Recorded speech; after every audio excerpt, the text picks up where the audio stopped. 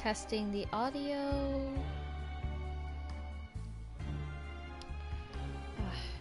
Keeps on showing me this. I don't want to stream with anybody right now. Okay.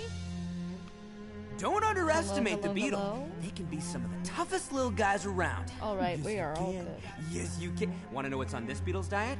Sweat and realized my tears, headphones that's weren't what. connected on my computer. That's how it gets stronger. I think That's we can fine. all learn something from that. That is fine. I should do that again. There we go. Plug in headphone instead. Alright, besides the point, we are here. Because 5.0 finished dropping maybe an hour ago. I know I'm a bit late. But we're gonna check out first goals for tonight. Finish Fontaine so I can get the music's a little too out on my end for my ears. Just to finish Fontaine so we can check out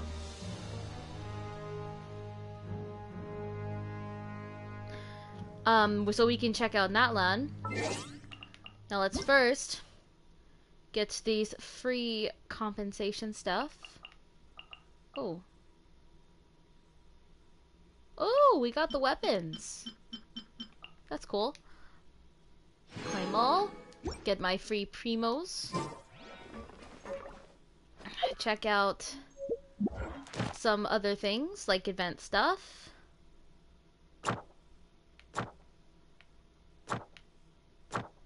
Oh. Oh yeah, the artifact transmuter. Oh, I just got it. Awesome. So awesome. Okay, besides the point. Oh. Sanctifying elixir. We'll have to find that, of course.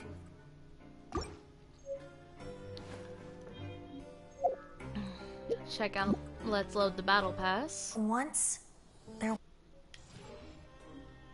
Checking out all the new things in the 5.0 update. I'm actually super excited. We're gonna do sanctifying elixirs. Confirm. Beautiful. Oh, and we can change it at any time.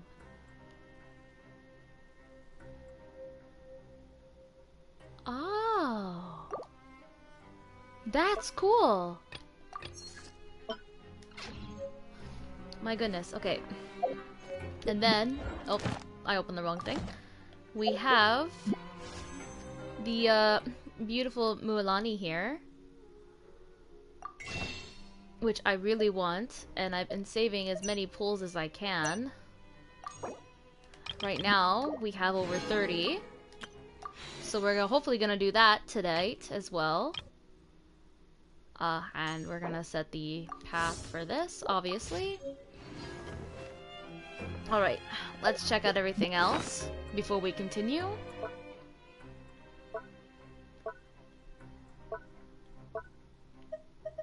Ah, the artifact transmuter. Huh.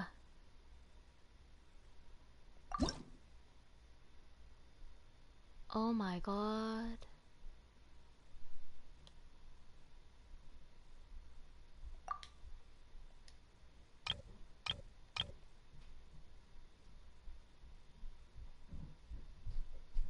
Huh.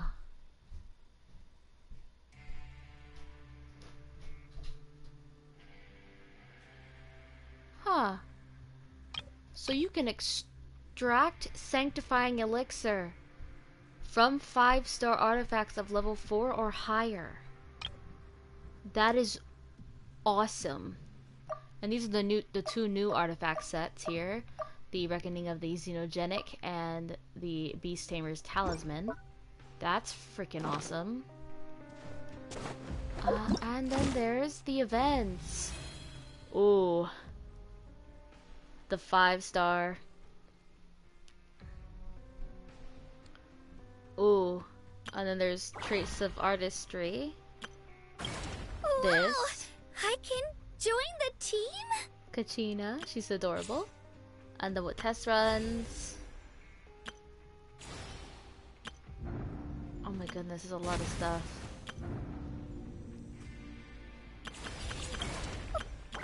Ooh.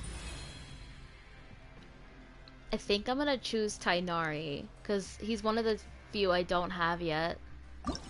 And I heard he's really good. Yeah, we're gonna invite Tainari. Yep. Hi there, I'm Tainari, Forest Watcher of the Avidia Forest. My duty is to preserve both the rainforest's ecosystem and the safety of its visitors. If this is your first time here, I suggest you first peruse the Avidia Forest Survival Guide, paying particular attention to the chapter distinguishing between edible and poisonous mushrooms. Awesome. Oh my gosh, there's so much school stuff for this. Oh, I accidentally went to Kuching. I know I have Diluc C1 and Mona C2.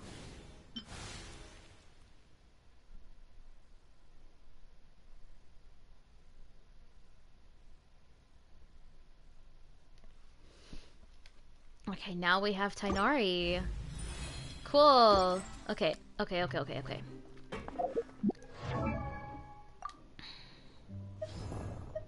He's probably like all the way at the bottom. But that's cool. So cool, so cool. Alright, let's continue. Why is this still up? Ah, notices. I'm not gonna bother. Oh wait, I just realized. I always change my avatar when I get a new character. And my new character is now Tainari. I'm hoping you'll be Mualani so bad.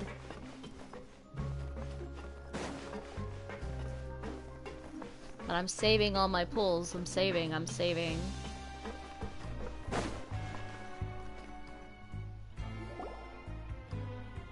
You really are something. To be able to fall asleep like that and even sleep talk the entire time, you scared Paimon half to death! Did I say anything I shouldn't have?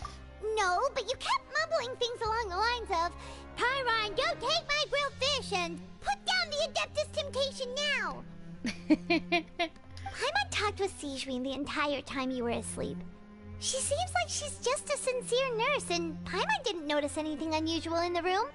Are you sure we're not going off track with the infirmary? Are we really off track though? There are still a few weird things about the place. The movable hatch on the ground, as well as the questions Sigewinne asked Lurvine. And also, were they really talking about their meds before we walked in?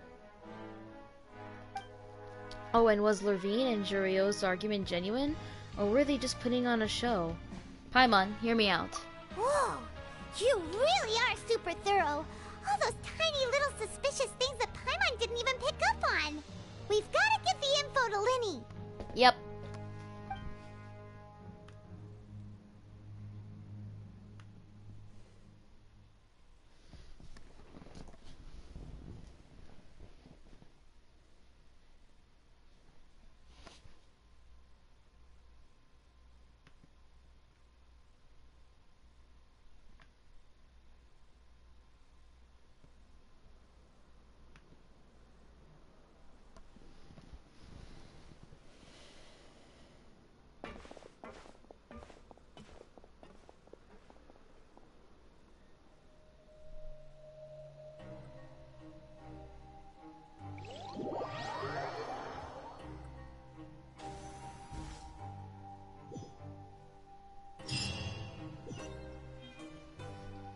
Alright.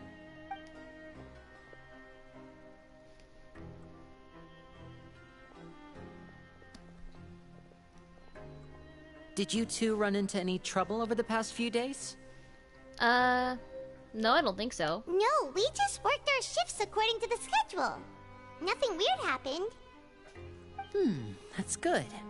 That means you didn't raise any suspicions when you infiltrated the infirmary.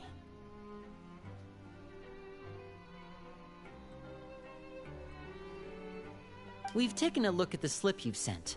Fremine successfully left the grounds via the pipes 2 days ago, and as of last night, Lynette has also infiltrated the infirmary after faking an illness. Ah, interesting. Wait, why is she getting involved as well?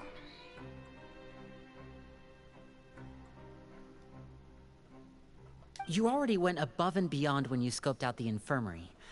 To put it more bluntly, even if we were to view that as something you did in exchange for Fremenay's help, you've already done more than enough. Infiltrating a guarded stronghold is a different kind of job from a one-off investigation. We want to avoid using the same faces over and over and reduce the amount of suspicion that will fall on any given person. Lynette also felt like you have already taken the first step for us, so she should be the one to finish the job. So that's what Lynette thinks. Oh, Paimon hopes everything's going well for her. Yeah, I'm not opposed to helping you. Perhaps that's true. You're both very good people, and we've come to appreciate that more than anyone else. Unfortunately, there's still one thing that could get between us, lest you've forgotten. True. The matter of our respective loyalties. Yeah, we're not loyal to the Fatui in any way, shape, or fashion. We never will be. You've mentioned before that you've had some run-ins with the Fatui. I can understand that feeling, so I assume you're just helping us out of the kindness of your hearts? Yeah. Well, everyone could use some more friends. We'll be counting on you to help us in the future, too. Exactly. Since I see you as friends, then it's even more important for us to protect you from any peril. Fremenay and Lynette feel the same way. I get it now. Glad to hear it. Then, let's go check on Lynette before Fremenay returns. If everything went well, then she should be wrapping up her investigation right about now. Is now really a good time to go over? According to my observations, Sigewinne always spends around half an hour away from the infirmary right before lunch. Lynette knows this as well, so this should be a good time to meet up with her. Oh yeah, we heard about that too. Also, I'm her brother, remember? It's only natural for an older brother to care about his younger sister's well-being. You guys are twins. Okay, then let's head over right away. He's not even that much taller than her.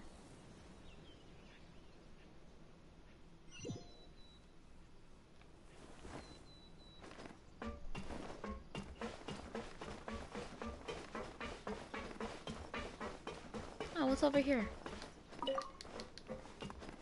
It's a sword! I didn't realize they had swords in prison that weren't under the guards' belts, but then Lynette again, they have guns should be here. here right now. Then again, they have guns in Fontaine, so... Huh. Oh, where is she? Strange. Lynette? Oh wait, she might be under that trapdoor. As expected, Sigewinne isn't here, but why isn't Lynette here? She could have found a lead and left to follow it. No, Lynette rarely deviates from the plan. We agreed that if she were to make changes on the fly, she'd find a way to let me know. Unless... Let's see if there are any clues around here. We can look while we wait for her. Who knows? Maybe she'll be back soon. Okay.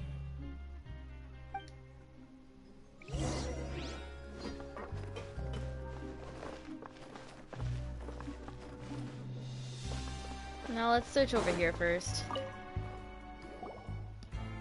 There are some books here and a few files. They all look like medical records. Advanced nursing, how to raise the spirit of your patients, a quick guide to the psychology of emotions, and the meaning of laughter. These sure are some interesting books. Who knew Sigewinne would be interested in these kinds of things?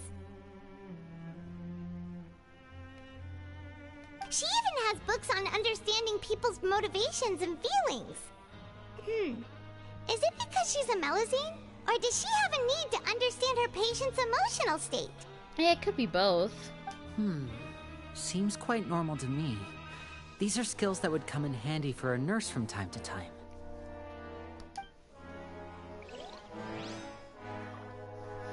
Alright, check the bed here. None of the beds have any signs of having been slept in. Except that one over there. That's the one Lynette must have used, right? You said she was pretending to be sick. She would have said her migraine was having a particularly bad flare-up. Generally speaking, the head nurse would then ask her to lie down and rest, while she left to retrieve the medication. But this bed is still unmade. Which means either the head nurse didn't return the entire time from when Lynette laid down up until she left the bed, or the nurse intentionally left it this way. Maybe. Oh no, that's not a good sign.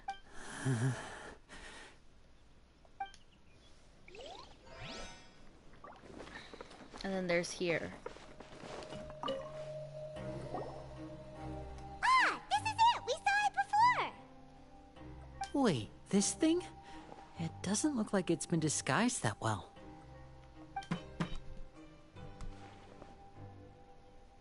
The space behind it is empty. From its size, I don't think it's an entrance that is meant to be taken apart. There's probably a mechanism around here somewhere. Okay, good to know. Could Lynette have tried to get inside? But if that's the case, she would have contacted me for sure.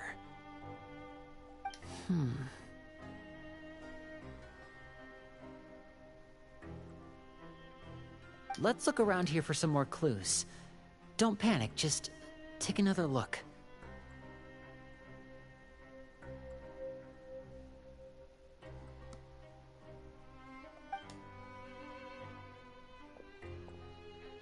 The look on Lenny's face, he's definitely beginning to panic. Don't panic. He probably said that subconsciously more for himself than anything else.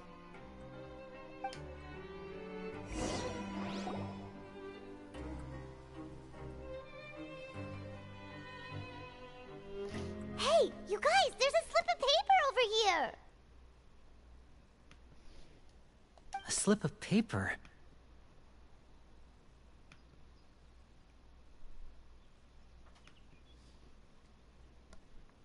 It's right over here, and there's a bunch written on it too. It reads,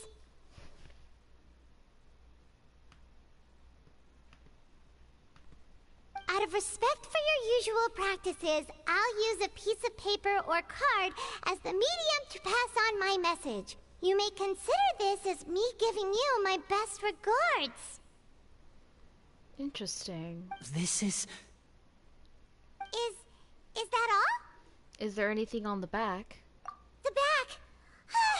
This is... Show me! Now! Oh no, what's happening? That look on your face. Paimon's reading it now. Would you care to guess where Miss Lynette of the Fatui could be right now? No. Could she have... Is she already... There's no way. Wriothesley. Did he deliberately leave the infirmary unguarded to use it as bait? Oh no. Oh no. Wait, you mean he was aware of our goals from the very beginning? But why? We didn't run into any trouble last time, and he also never reached out to us since. Why would he choose to act during our second infiltration attempt instead of the first? Yes, that is a crucial question. Wriothesley, he doesn't do anything without a clear goal or reason. So this means he had no concerns about your activities from the very beginning. You're not from the same camp as us. You were sent down here by Nervulet, so you have no conflict of interest with Wriothesley. We're a completely different story, though. Why did he only go after Lynette? I'd like to know that, too. Why did he only go after her?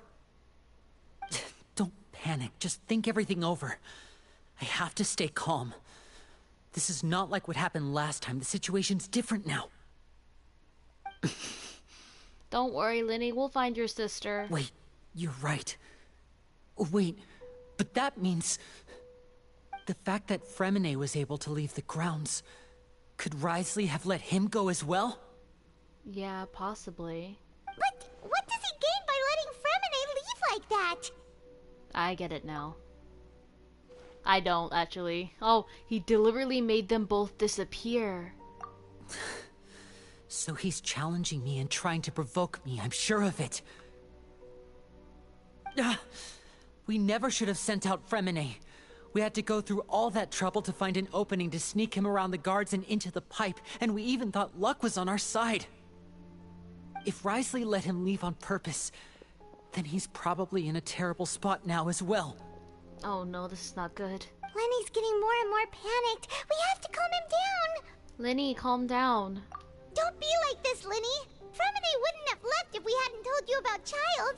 That was our fault. Yeah, but we didn't know this was gonna happen either, so... No.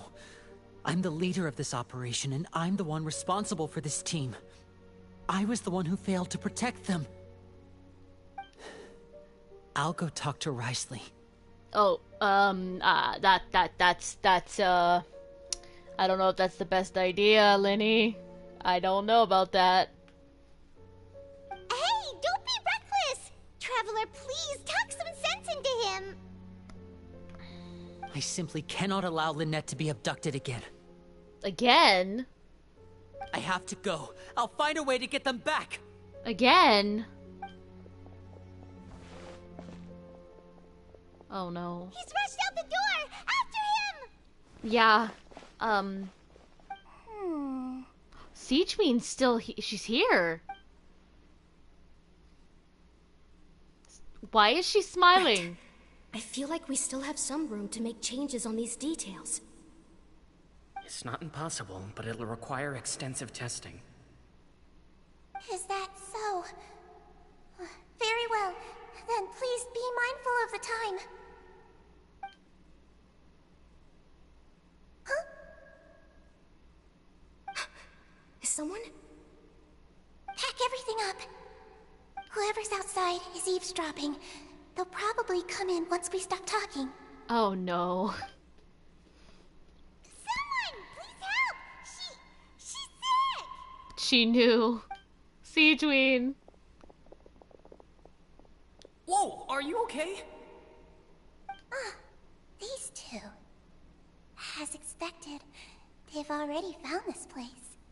Oh, they are quite sharp. What a delightful turn of events. I like smart people, but I also like playing dumb. I like the feeling of being trusted. Huh. What's wrong, little one? There's no need to panic. Take a deep breath before you begin. Being able to read human expressions is quite the useful skill. Damn, Siege Queen.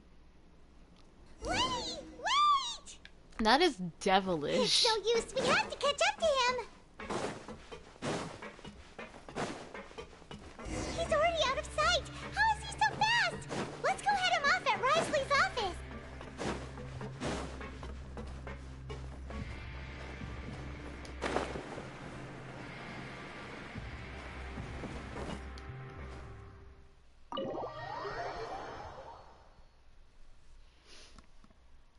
Oh no, I don't like what's about to happen here. This is not going to go good at all.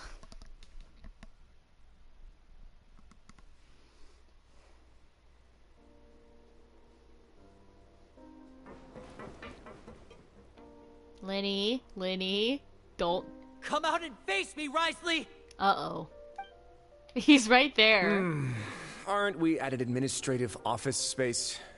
Why don't you at least try to follow even a couple rules from the fortress's indoor management regulations? What did you do to my sister? I ran into the young miss at the infirmary. I'd heard that she was suffering from quite the migraine, so I decided to invite her over for a cup of tea. I do have some teas in my collection that can work wonders against such an illness. Stop joking around! Where did you take my siblings? I have also heard that your performances are quite the spectacle. Miss Lynette would sometimes enter a box filled with water, only to emerge the next second from another place altogether. Lenny, calm down, please. Maybe she'll appear behind you right now if you were to turn your head. Why does something gotta freaking install while I'm freaking streaming? It blocks like a quarter of the freaking screen. Is he trying to trick me into turning my head? No. He's probably not looking to attack me right now. All of the hostages are in his hands, and he's even in the mood for small talk. That means Lynette is probably still alive. You knew we were investigating the infirmary from the start, so you deliberately aroused the Traveler's suspicions and baited us into continuing our investigation, just so that you'd be able to kidnap Lynette. As for Fremine, No, you probably didn't even interfere with Child's escape. You let him go, so you could purge the Fatui members that we had planted into your ranks. Oh. There was no need to do so. The Fortress of Meripede is a pretty pleasant place. Most people enjoy their lives here. The only ones who act differently are those with personal agendas. It was quite easy to identify your colleagues. You removed our original members and spread the news of Child's escape so Father would assign our team to come down and investigate. Fremine has also fallen into your hands, right? If you're oh so omnipotent and so in control, why would you need hostages?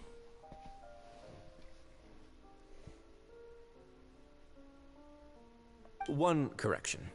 Lynette is in my hands right now, but Fremine is not. He's not. What do you really want? He's spilling everything right now, Lenny. Lenny, stop. Lenny! What are you doing? Oh, wonderful. Everyone is here, so I'll only need to say this once. Thank you so much for cooperating with me. Where are Lynette and Fremine? Eager and to the point, I see. Alas, only Miss Lynette is currently having a cup of the fortress's finest tea. Yeah, I don't find any reason not to believe Wriothesley at all, to be honest. Although, as per your original plan, Mr. Fremine should also have returned to the fortress by now. But he has neither shown up within my gates, nor has he been taken into any kind of custody. So, where do you think he may be right now? I don't know. Wait, you can't mean... You locked him outside in the sea? What? I closed the fortress's gate to the outside world. That's all. Fremine's a star diver, so he should be fine, right? No, we're still here, so he definitely tried to find a way to come back for us. So we can't assume he might have made a break for the surface. But why would I do this, you may be asking? To have an audience with you, of course. My intel tells me that Mr. Linney is a great magician, so it's only natural for me to want to have some cards of my own when it comes to negotiating. Interesting. Besides, I do recall you mentioning to Miss Lynette that you've always wanted to have a face-to-face meeting with the Lord of the Fortress of Meripede, regardless of whether it was in a personal or a professional capacity. Well, you got your wish. So, you've been keeping tabs on us before we even set foot in the fortress. Oh my god. Some of my folks just happened to hear a thing or two, that's all. In any case, I will be straight with you. I was willing to play dumb and turn a blind eye, so we had a pleasant few days playing games together here. But once you started focusing on the Forbidden Zone, all of that changed. Mr. Linney, the cards are stacked against you right now. Miss Lynette is in my hands, and Mr. Fremine is still slowly being pickled out there in the brine. You know just as well as I that he cannot last out there forever. You need do but one thing to guarantee their safety. I would like you to contact your superior, and ideally invite her over for a cup of tea with me. He wants to have tea with Arlecchino? You want to see Father? But why should she bother giving you an audience? Well, if she cares for the well-being of her dearest children, she should have plenty of motivation to join me for a parents' evening. I'm sorry, that's funny. I've heard that the bonds between the members of the House of the Hearth are like the bonds of family. I don't see why she would refuse. Yeah, we'll see. Why did you think Father sent us to handle the Fortress of Meripede? This place is basically a no-man's land. It wouldn't be fitting for anyone as important as a harbinger like Father to come here in person. Oh, I see. So it's because she doesn't care for my place here. That's such a shame. After all, I've amassed quite the tea collection. I was looking forward to sharing it with her. Both Monsieur Neuvillette and Lady Farina have already received many samples as gifts. Why is he so funny? Was this the extent of your master plan to get to Father? No matter how much pressure you may put on me, I won't allow you to use us to blackmail her. You people really are difficult to get along with. All I'm asking for is a face-to-face conversation. Does she truly have no interest in the fortress's secret? Mr. Linney, You have one last chance to invite your father here. If you refuse... Lenny, just do it, I swear. Be smart. Like, this would be the smart decision here. He has all the power. Lenny! Why do you have to do this? Instead of asking why I'm doing this, why don't you try to see things from my perspective for a second? From the very beginning, the Fatui has been actively infiltrating my fortress. Okay. I gave you a warning by cutting off the first few operatives I found, but that only caused you to double down. Had you given up on the fortress then and there, I'd have no reason to want to talk. I can understand. Mr. Freminet left the fortress on his own, and Miss Lynette tried to pry out my secrets right in front of me. No matter how you look at it, the responsibility for this falls on you. I shouldn't ask Father to do anything because of us. 6, 5... He's counting down. Oh my god. Wait, 2, 1. Where's 3 and 4? Time's up. It really is a shame, Mr. Linney. Risley! Negotiations have broken down. Please leave, ladies and gentlemen. It's time for my afternoon tea. Damn. Please wait, can we really not talk about this some more? Yeah, listen to the Traveler. If you can't talk to Lenny, can you at least talk to us? You do realize that I'm only letting you go because of Neuvillette, yes? You're here helping him out, and I've already done my best to stay out of your way. But that doesn't mean you can just do whatever you want. The fortress may be small and remote, but it still has its own set of laws. I want to save Freminet and Lynette too.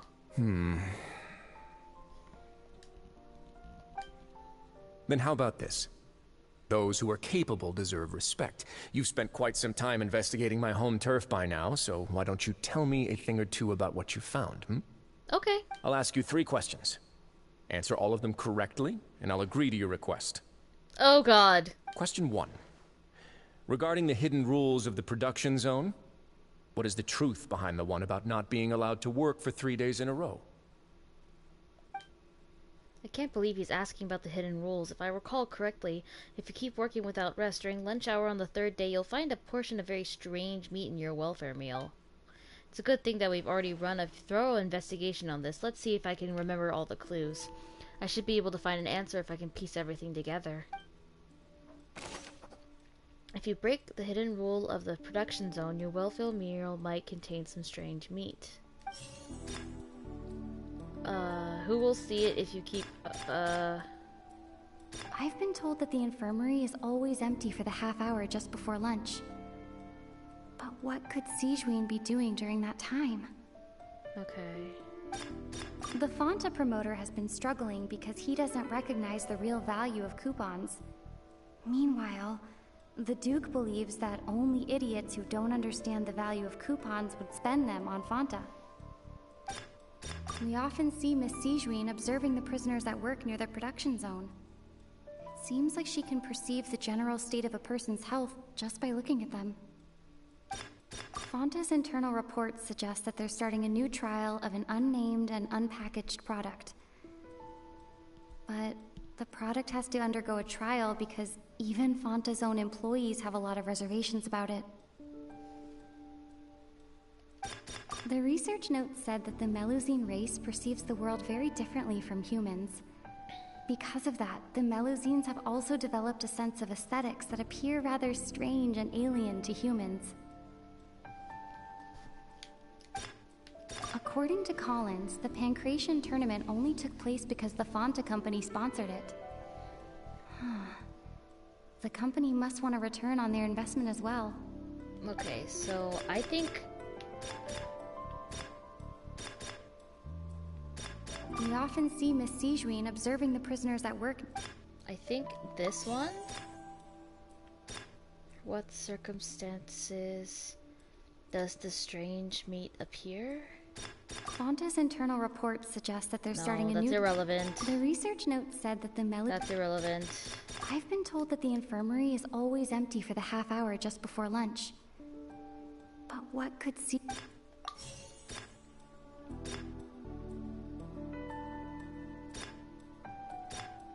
Why does the... I've been told that the infirmary is always... The Fanta promoter has been struggling because... Fanta's internal reports suggest that they're starting a new trial of an unnamed and unpackaged... The research note said that the Melusine race perceives the... Yeah, that's what I thought. Nice! I actually did this correct the first time for once.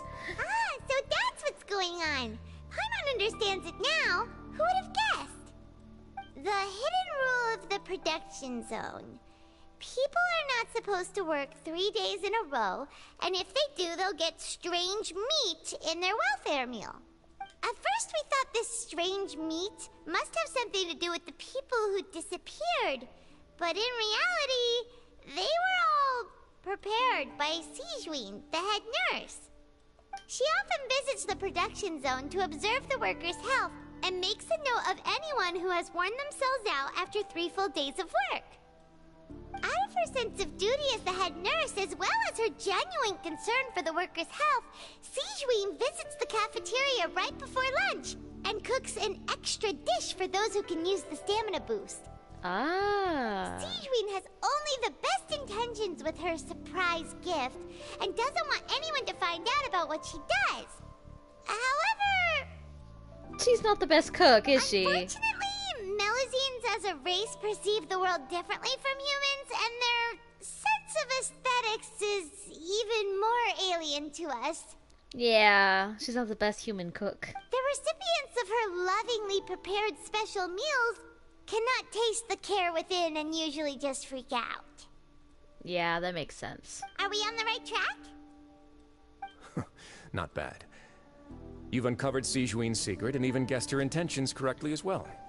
It's nice to know that her efforts have not gone unacknowledged. Alright, now for my next question. There are also some hidden rules in the Pancration Ring, including the one that you're not allowed to support both sides of a fight. Why is that? Okay. The hidden rules of the Pancration Ring. I remember. If someone tries to support both boxers at the same time, they'll receive a package the next morning which contains a strange blood-colored liquid. We've done a lot of research on this matter. Let me sift through what I found and come up with the correct answer. Okay, so this is definitely has to do with the Fanta. Who sent the package? I've been told that the infirmary is always empty. No, not that one. Fanta's internal reports suggest that they're starting a new... I don't know if it's we that often one. see Miss Sijuin. It's not that one. The Fanta promoter has been struggling because he... According to Collins, the Pancration tournament only took place because the Fanta... The research note said that the Melusine... Okay, so it has to do with Fanta. Why does the strange blood... Wait, does... Okay, so...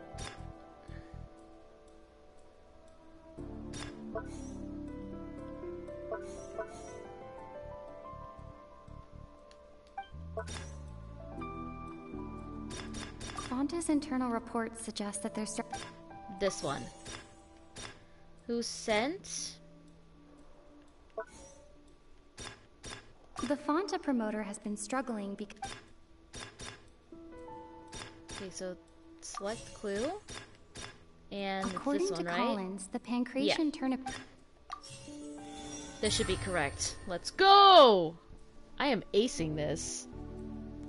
And now, no help required. I'm just, like, actually thinking for once. Gets this rule too now, so there really was nothing to be afraid of. That hidden rule of the Pancration Ring is about how, people are not supposed to bet on both boxers at the same time. And if they do, they'll receive a package containing a strange blood-colored liquid. People get scared when they see it because they've subconsciously begun to associate it with the missing boxer. But really, it's just a bottle of the latest yet-to-be-named and packaged new Fanta trial product. A blood-red drink. It's no wonder even Fanta's own staff were questioning the company's decision-making. The company, facing backlash from its own staff, decided to try to trial the product on a smaller scale to see how it might be received by customers. They came to the fortress of Meropede and offered to sponsor the Pancration tournament so they could push their new product. But the Duke completely refused to even entertain the idea. The Duke, knowing how valuable coupons are in the fortress, knew that only total idiots who didn't understand their true value would bother buying a Fanta product here. And so, only those who proved their stupidity by being dumb enough to bet on two opposing sides of the same match were selected to receive the drinks. That makes a lot of sense. I acknowledge the effort you've put into bringing the truth of this mystery to light. Although, based on your description, that Fanta promoter is a bit too careless with his words, I may just reconsider my collaboration with the company. Wow. All right, and here's the final question. What's the secret behind our head nurse and all of her patients in the infirmary? Ooh, we haven't collected enough info to answer that question. Stop your cruel and pointless games, Risley! You know that we haven't finished our investigation, so there's no way we can answer the last question. The thought of sparing Lynette and Fremine never even crossed your mind! Oh my god. Lenny. You'll pay for this! Oh, Lenny, calm down. Ah! Lenny, are you alright? Oh, close one. I owe you, Sigeween. That was a fantastic shot. Sigeween! It was nothing, Your Grace. Sigeween?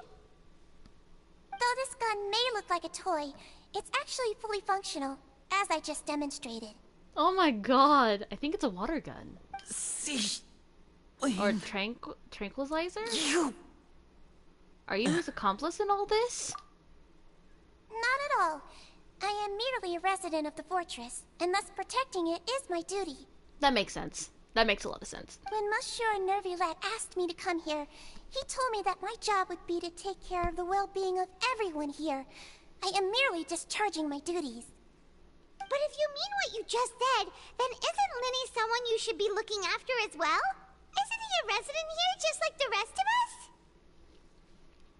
If you're close with Neuvillette, why not learn a thing or two about virtue from him? But I really am just doing what Monsieur Nervulette told me to do. Everything I did, I've done to protect them. Had I not, they would be in far more dire straits right now. True. His Grace knows it too, right? Your Grace? Mind proving my innocence to them? My dear Sigeween, whatever shall I do with you? Would it have killed you to just wait another minute or two? Well, it's nearly time after all. The way you do things can be truly frustrating sometimes, Your Grace. I figured I should try to talk some sense into you. Wow. What are you talking about? What time? Take me if you want. But let them go. Lenny, stop. How touching. Can you just give me one more minute? Don't be like that, Your Grace. All right, everyone, calm down. 2 more visitors will be arriving any time now. I wonder who they could be. I'll go get a cup of tea. Miss Sigeween, I leave Miss Lynette in your care. You... What are you doing? I believe I hear footsteps. I wonder who they could be. Is it, Oh, it's Clorinde. Please. Ah, And... Miss Clorinde. My door. Navia? Was that Navia? Fremine. No, Fremine. I couldn't tell. It was very Fremine. similar colors. Clorinde, What's going thank on? you. What is Clorinde doing here? Work. Okay, that makes sense. I'm sorry about shooting you, Mr. Linney. The tranquilizing effect will begin to wear off soon. Please take it easy in the meantime, though. She's too cute. What happened to Fremine? Wasn't he diving just outside of the fortress? Why is he looking like this? These symptoms, it can't be.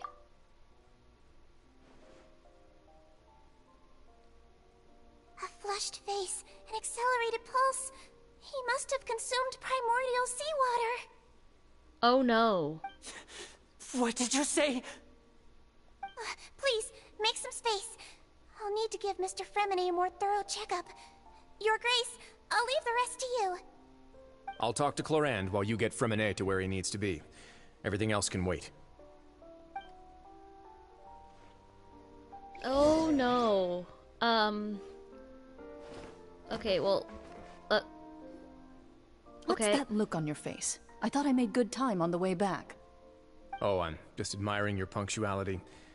Had you arrived just a few minutes later, Sigewinne may have been forced to shoot Mr. Linny again. How's the situation I'm out there? sorry, why do I find this funny? The water has changed. It's pretty much as expected. The concentration of primordial seawater has increased significantly. Oh no. I was only out there a short time, so it wasn't too bad. But if one were to stay for any significant amount of time... Well, you can see how that boy's doing. So all in all, he didn't intend to leave Fremine out there. He had Clorand going and getting him anyways. Where was he when you found him? The abandoned zone at the end of the pipes. A good distance into the water. Closer than I thought. He must have recognized it early on and tried desperately to swim back. Locking the door was necessary. I don't think we could have saved two. Well, I did try to convince them that I had my reasons. Never seems to work, though. It's the way you speak sometimes, Ridesley. It would probably work on Neuvillette. He has a knack for picking out who had good intentions, even when the outcomes were all terrible. That's a bad sign if you're having to plead your case to Neuvillette. Yeah, that's true. Want some tea? Not particularly. If you want to drink some that badly, just say so. Fine, I'd like to get some tea. Want me to get you a cup too, since I've already made it? Might as well then, I suppose. Actually, do you have a towel? I would like to dry my hair.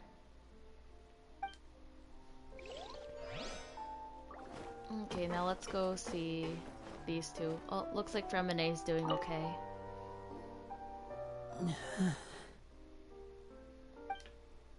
Lenny's expression looks disgusted. It seems like he'd rather not have Sigewinne touch Fremine. Still, he didn't stop her, since it's obvious that Fremine does require urgent medical care. Sigewinne's examining Fremine carefully. She doesn't look too upset, which is a good sign. I hope Fremine will be okay. How is he? These symptoms are probably caused by an acute ingestion of a large amount of primordial seawater. Still, his condition is not critical. Okay, that's good. Of course, it would be best if he stayed for further observation. Let's leave him here for now, and move him to the infirmary once he's recovered a bit more. Sorry. I am aware that the infirmary may not be your favorite place in the world at the moment.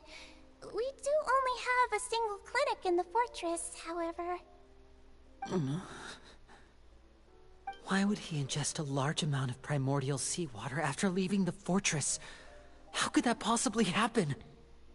Please, look after Mr. Fremine for the moment. I'll go fetch some medicine and a respirator. Oh, I'll bring Miss Lynette back with me. Where is she? How is she right now? I think she's fine. Oh, she just took a nap in an empty room after I tranquilized her. If my calculations are correct, she should also be waking up right around now. You might not believe me, but His Grace and I actually made some snacks and tea for her. Lenny has finally begun to stop tensing his muscles on his face. It seems that he trusts what Sigewinne just said. I would trust her too.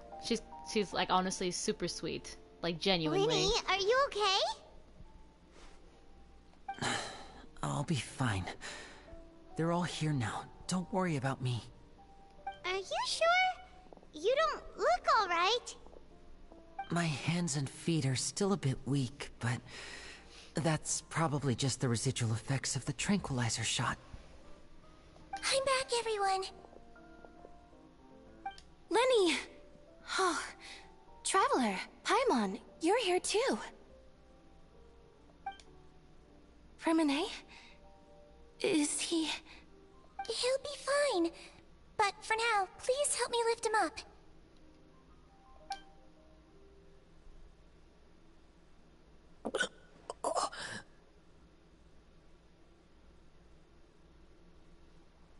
Oh, there he is. Well, seems like he's at least he's alive. That's a good thing.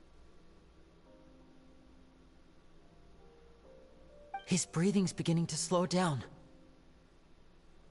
That's a good thing. Give me a hand and help me get him to the infirmary.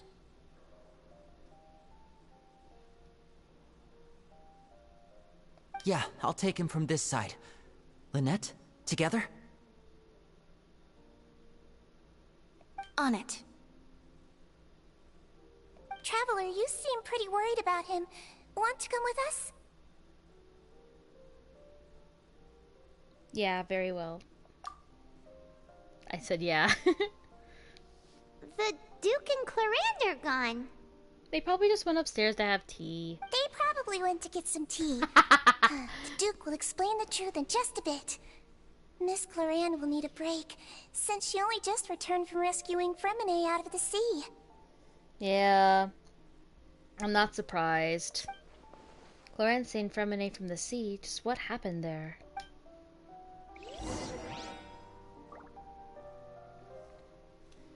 Alright, let's go back to the infirmary.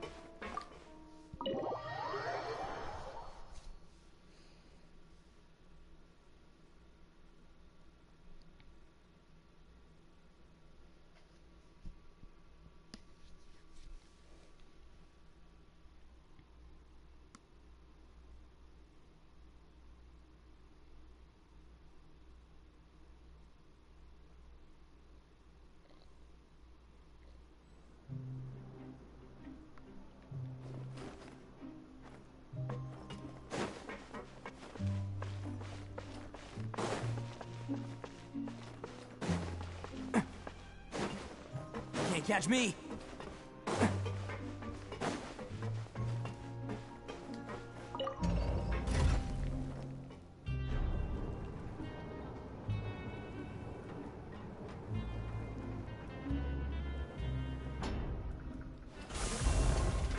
Can't catch me! Probably could have just taken the easier route, but who cares?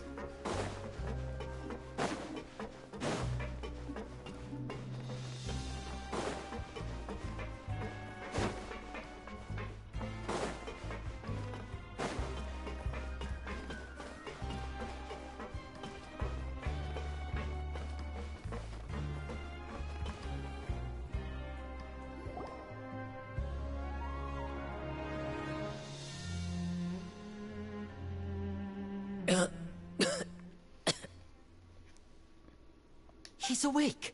Fremine, how do you feel? Lynette. We're all here. Yeah, we're all here. Where am I? The infirmary, at the Fortress of Meripede, Mr. Fremine, and you are no longer in any danger. How do you feel? Don't push yourself if you're not feeling up to it. Traveler. Paimon. It's been so long. The sea. There's something wrong with the seawater. Shh, it's okay. We can talk about it after you've recovered. No, listen to me. This is really serious. There's primordial seawater mixed into the regular seawater. I don't know why it's there, but no one should touch it. What happened after you snuck into the pipes? Pipes. Right, the pipes. It's all coming back to me now.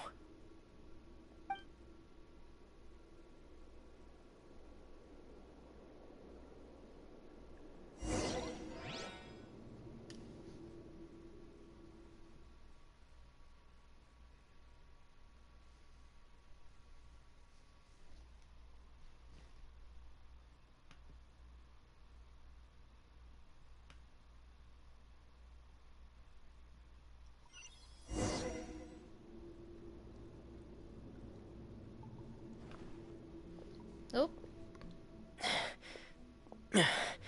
I'm in. Seems like this pipe hasn't been used in a long time.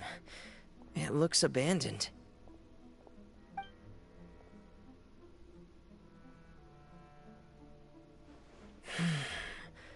Where could Master Child be?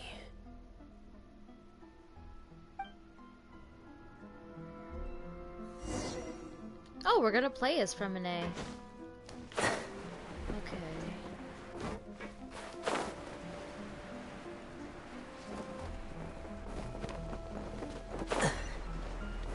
So let's see what weapon he has. I'm kind of curious. A royal greatsword. Okay, that makes sense. Noblesse, as always. C3. Alright.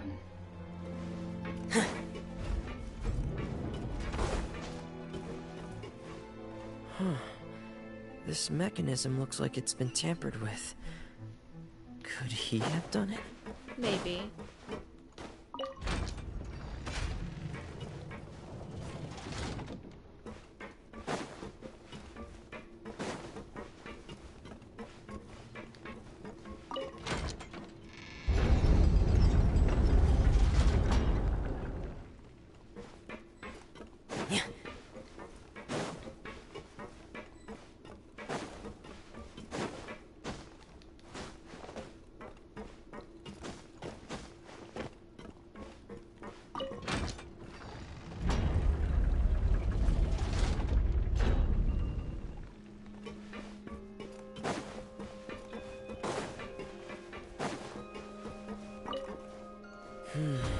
It's getting stuck on something. Seems like I'll have to avoid those obstacles while I turn it. Okay, so I should lower it first. Lower it. And then I'll turn it. I think that would be our best bet.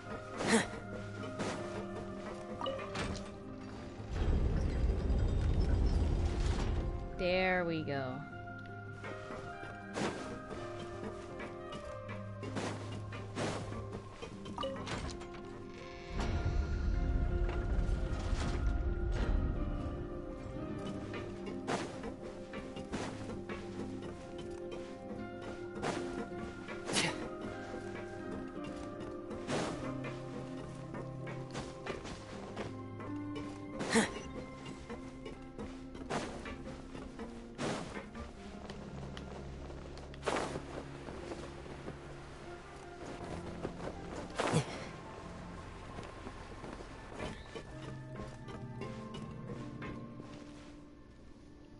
This is where the water starts.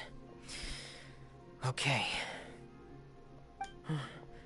Master Child probably dived into the water. I'll go take a look as well.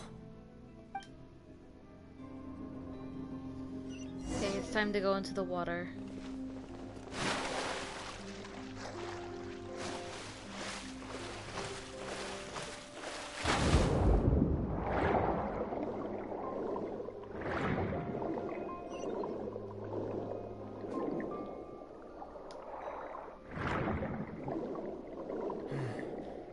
The vegetation here is a bit more sparse. These traces aren't natural. A person must have left them, and recently. I should be going in the right direction. There are traces here too. I need to keep going. Huh? The traces are gone. But I don't see where he could have gone from here. Wait, what the?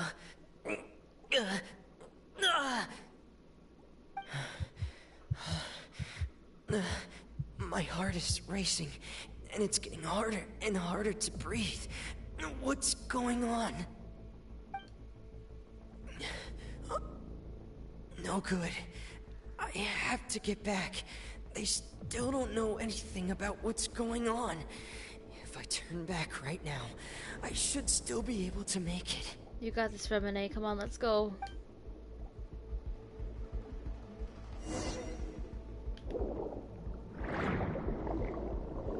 We got this, Fremine. We got this.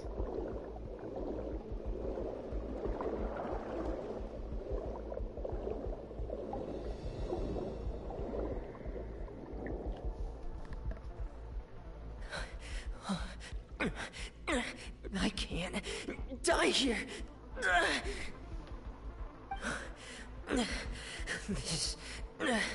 This is bad. I'm feeling worse and worse, and I'm still underwater. I have to push on. Yeah, you're almost there. Oh, there's Clorand. There's Clorand, I saw her.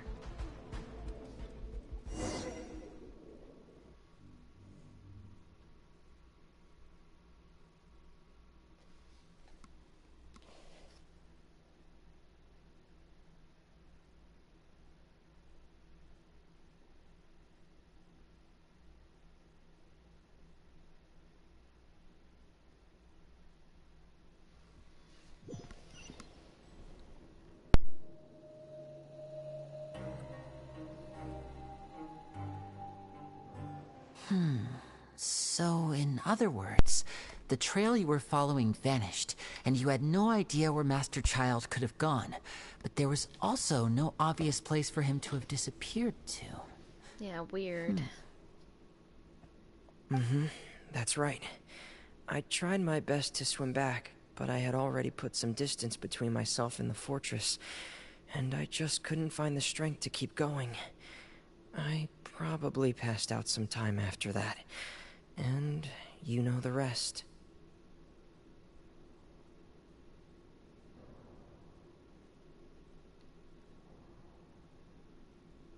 Miss Clarand brought you back, but we also don't know why she just suddenly appeared at the fortress, or why she went out to save you. Miss Clorand, you say? I must go thank her in person. You're still too weak for Monet. You can go after you've had some more rest. Yeah, exactly. Miss Lynette is right. I believe Miss Clorand will stay here as a guest for another few days, so there's no need to hurry.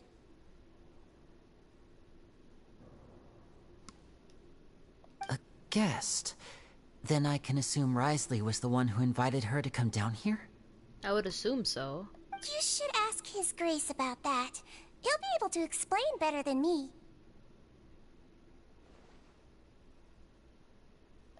Yeah, it's about time he actually told us what's going on.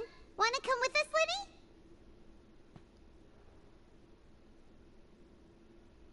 Liddy?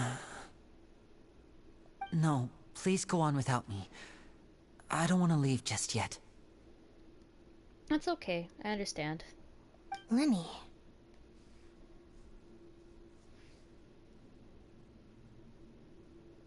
The logical part of my brain is aware that we're safe right now, but I still can't bring myself to leave.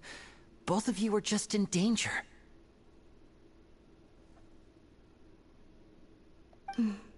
Understood. Then let's just sit together for a while.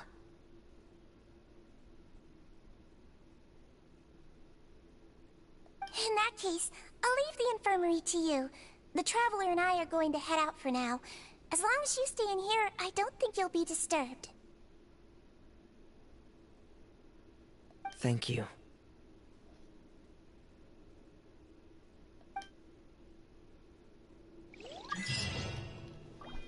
All right.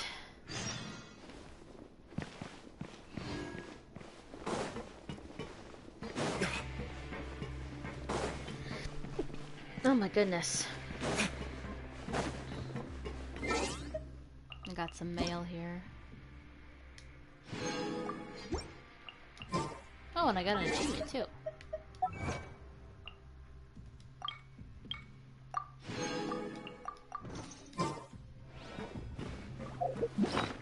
How many primos do I have now?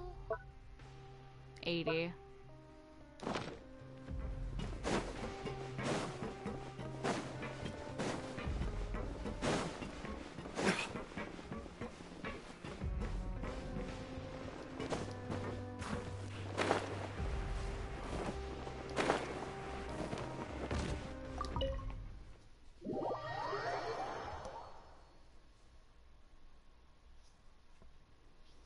Like, I hope that at least if I don't get Mualani, I'll get at least Kachina. Hopefully. It's a hope. I know it's a lot harder to get 4 stars than it is to get 5 stars. Like a specific 4 star, obviously, that's what I mean. Excuse me. I take it Mr. Fremenay's condition has stabilized? Of course. I wouldn't have left the infirmary otherwise. I've been expecting those two, but might I inquire as to the purpose of your visit, Miss Siegeween? I wanted to check up on Miss Cloran. How are you feeling? Mostly fine, I think. If you don't mind, I'd like to perform another quick physical exam. It'll just take a few minutes. All right. Thank you for looking out for me. I'll take my leave for now, then. Well, want to explain yourself, Risley? Paimon, relax. Of course, but I'm not partial to the word choice of explain. How about enlighten? Oh, please enlighten us as much as you like. Where should I begin? How about you start by asking me any questions you have? You can start with whichever one you'd like to get answered the most. Then Paimon will begin. Did you know about Lenny's goals from the very beginning? No.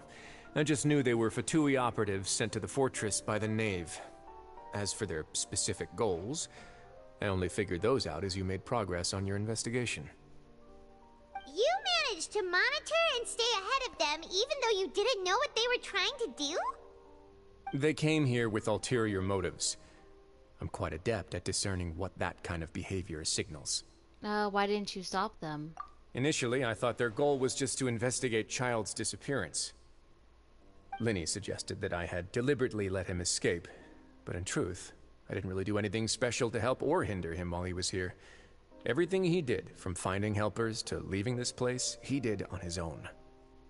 I'm not surprised. Of course, it's inevitable that the Knave would make a big deal out of her fellow Harbinger's unexplained disappearance. I'm also quite curious about where that Harbinger went, so I figured I might as well let the Fatui do their own investigative work. All I care about is the answer. So you were hoping Lenny's group would just do your work for you?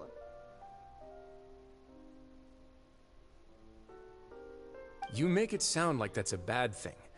Unfortunately, things didn't go as planned. I assume that Fremenay has told you already, the ratio of primordial seawater around the fortress of Meripede is on the rise. Yeah. The Forbidden Zone has always been Linny's target, and you got roped into that investigation after running into him. I began to intervene out of concern for your safety, and also to prevent the fortress from becoming entangled in more irksome matters. Are the rumors true? That you're also a former criminal? Why would you put it like that? Isn't staying here all day and serving as the manager of the fortress a kind of sentence unto itself? Another form of prison? I just happen to have some support from the rest of the inmates. That's all. Oh, right. Paimon wanted to ask, who invited Cloran down here? Me, of course. I paid her good Mora to come down to the fortress for some field work. That makes sense. As a champion duelist, Miss Cloran could be considered to be an independent party. I needed to find an exceptionally capable person to help me get through the impending crisis. And saving Fremenay was part of that crisis? You can think of it like that, yes. Credit where credit is due, that boy is quite adept at diving.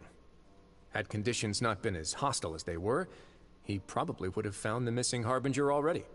So the Forbidden Zone really exists. What's inside of it? That's not something you should be asking after.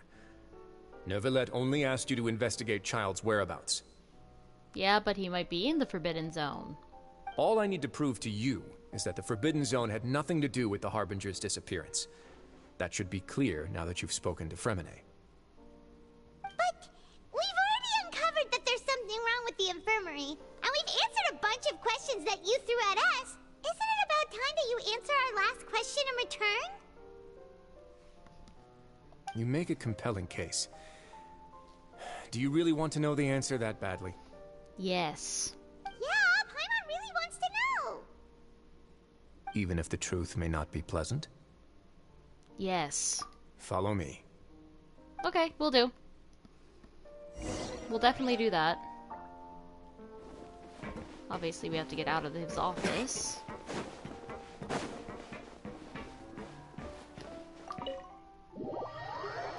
Right? Were we supposed to get out of his office? The game will tell me if I was supposed to leave his office or not.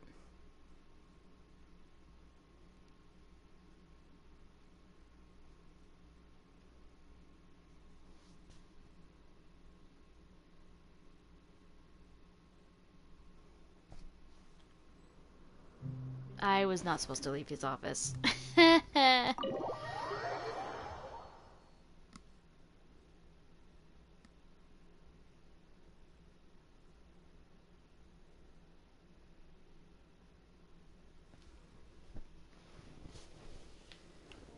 Oh, right here.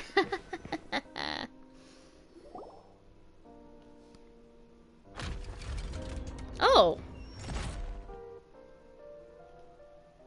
There's a hidden door here? And a whole basement behind it? Huh. You're pretty good at hiding stuff, Risley. It seems you've forgotten just what kind of place the Fortress of Masquerade is. Yeah. Paimon.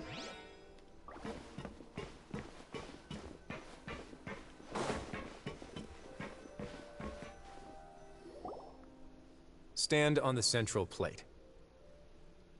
Wait, is there a secret mechanism or... Whoa!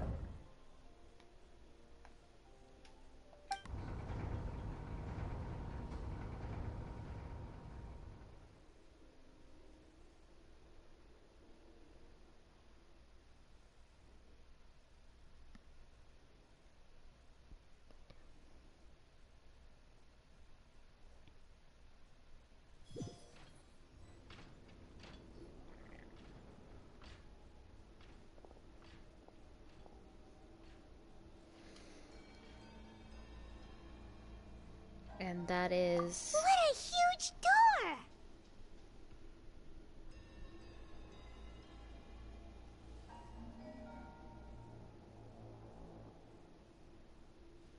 There are 3 such isolation gates in total. Generally speaking, I'm the only one who's allowed to go inside.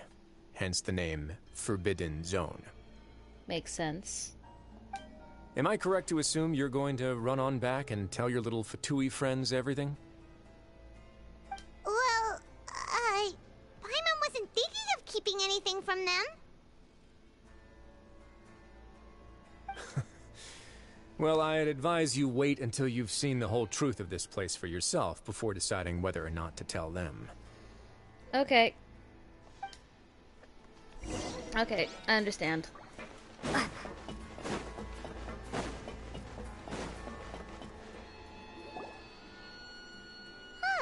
So there's a switch on the side.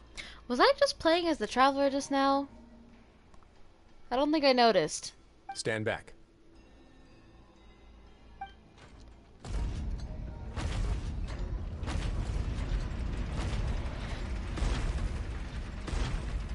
Whoa. They all just went up one by one. What's that in the middle of the room? Go on, have a look. Okay, I'll go have a look. Yep, I'm playing as Traveler.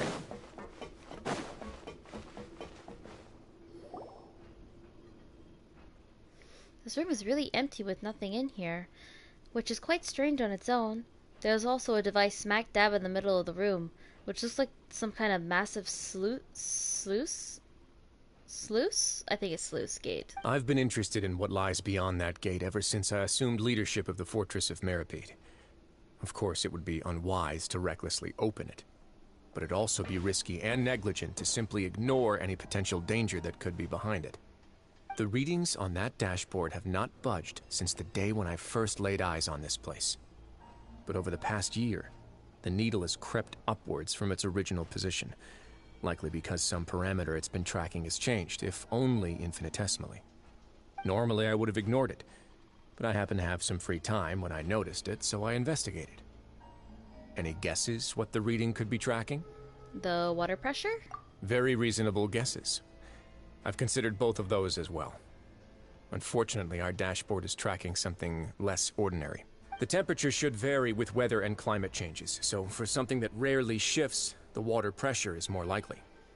We ran a few tests to increase the pressure from the outside, but the readings didn't change at all. Okay. Later on, a few more possibilities occurred to me, such as a potential connection with the primordial sea. I began to make a few preparations based on that hypothesis. Okay. Over the past few days, the needle has moved again.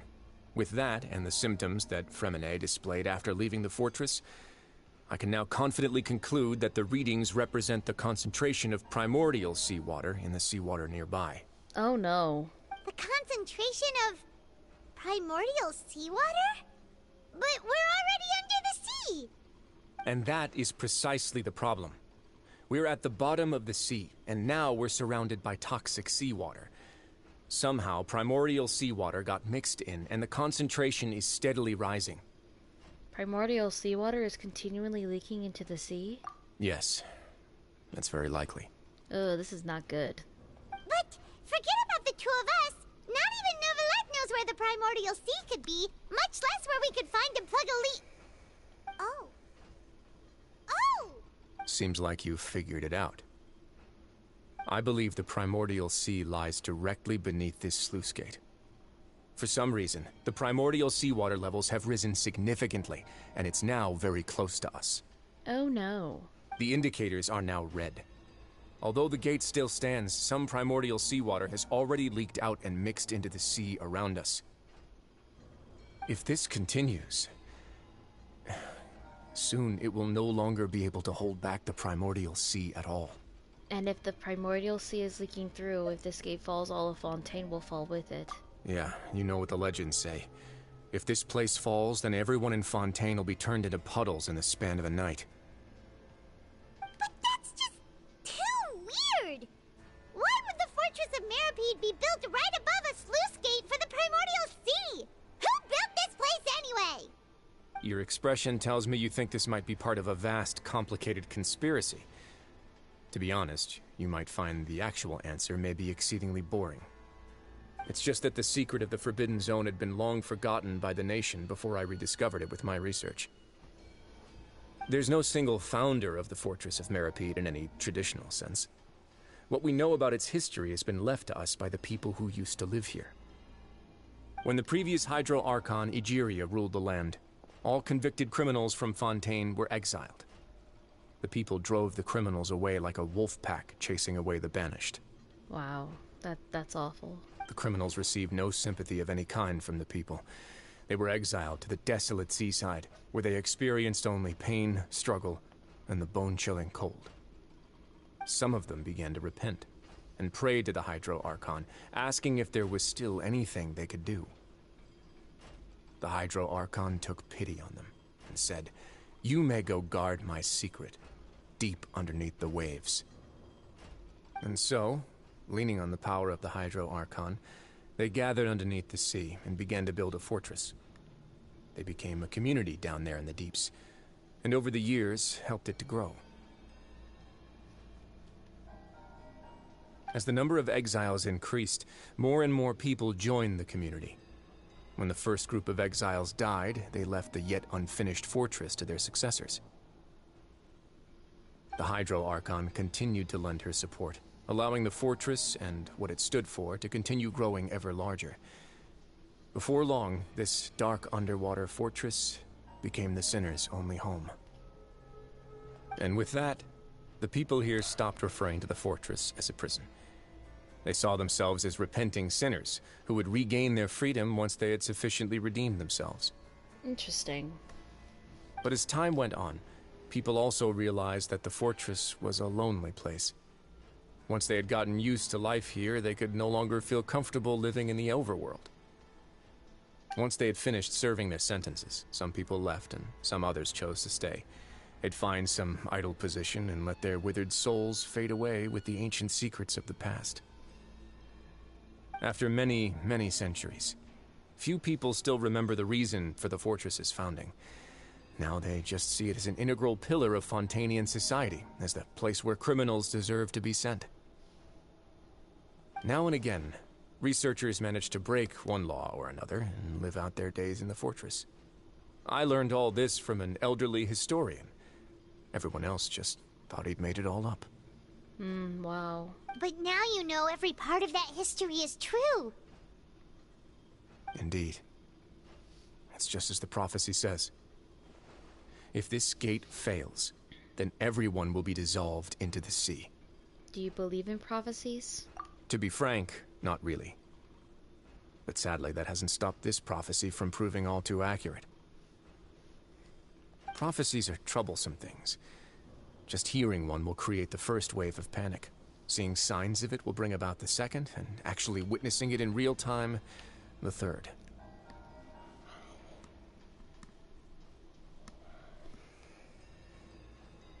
So as the Duke of Meropide, just what do you plan to do about it? Let's go somewhere else.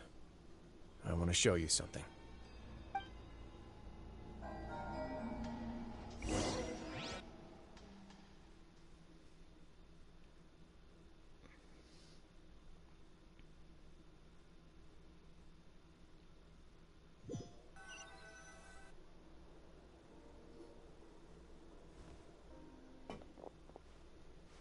Your Grace, perfect timing. The results from our last round of experiments have... Wait, Jurier, he's not alone. It's fine. Huh? Lorvine and Jurier? No need to panic, you two. I've already told them about our plan. What? After you warned us not to tell a single soul about any of this? I'm skeptical as well. Are you sure they are trustworthy? The results speak for themselves, don't they? These two may already know more than you could ever imagine. All right then, if Your Grace insists. They seem harmless enough, so I'll trust them for now. Well, how about some reintroductions? This is Jurier, one of the highest-ranked researchers from the Fontaine Research Institute. He used to work under Edwin. I trust that you've heard of Edwin? Ed who? He's the one who blew the whole institute sky high. Everyone knew he was a bit crooked in the head, but you're not a local, so I guess it's possible for you not to have heard of him. Edwin's main areas of research were archaeum and gravimeters. As his assistant, Jurier is quite familiar with them as well. I hired him to be my technical consultant. You want to blow up the fortress of Meropide? Ah, what a lovely idea. I'm already imagining it in my head. Stop. Gotta admit, I'm tempted as well. Stop. Guys, focus! Focus! That taskmaster over there is Miss Lorvine, and is also one of my technical consultants. While Jurier used to be Edwin's assistant, she used to be Jurier's assistant. Ooh, are they together? Was that really necessary? See, everyone keeps asking this question. Are you too sure you're not a couple and just using your work as a convenient cover? Your Grace, I am not in a relationship with this man. If I dated her, I'd officially be madder than Edwin. Jeez, forget I said anything then. Follow me. Whoa, there's another door that goes right up. Your constant amazement makes it seem like the fortress can do anything. But Paimon really thinks everything's super cool. Is this just a normal room? Well, let's spice it up a bit. And here you go. Whoa, this is... What a huge ship? This is also a production zone that Paimon's never seen before. What's going on? Oh my gosh. I have a feeling I know what might be going on. How much do you know about Fontanian history? Not much at all. Well, then maybe you haven't heard the story of ancient Lemuria. To give you a quick rundown, Fontaine used to be ruled by the Lemurian dynasty. According to legend, the Lemurian king Remus came to this land after being inspired by divine revelation and found the seer Sibila, who had taken on the form of a golden bee. taking the Golden Bee with him and riding on a huge ship, the Fortuna. He created his nation above the surging waves. Interesting. He called his nation Lemuria, and used the Fortuna to incessantly search for new tribes and islands, calling on them to join his empire. There's a ship in this story too? Where there's water, there'll be ships. People believe that hope can always be found at the end of a voyage. Do you believe that too? To a point, I think. As you've already seen, I have a whole factory's worth of labor, materials, and technology at my disposal. Certainly can't hurt to give it a try.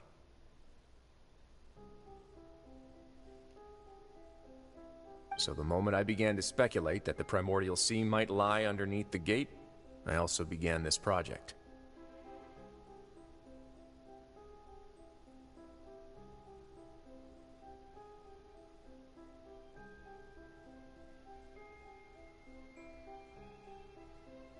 Were you inspired by the legendary Fortuna? Maybe. Fontanians need something to hold on to cope with the impending disaster. This is a plan for the ages. Can't you share your plan with everyone? Were the workers to find out the truth behind this ship, riots would destroy the fortress faster than any catastrophe. As the fortress's administrator, I'd never make such a reckless call. Alright, that's enough talking for now. I'll need another 3 cups of tea to soothe my throat. Do you have any other questions? Seems like you're good. Come on, I'll take you back. Man, this man really loves his tea.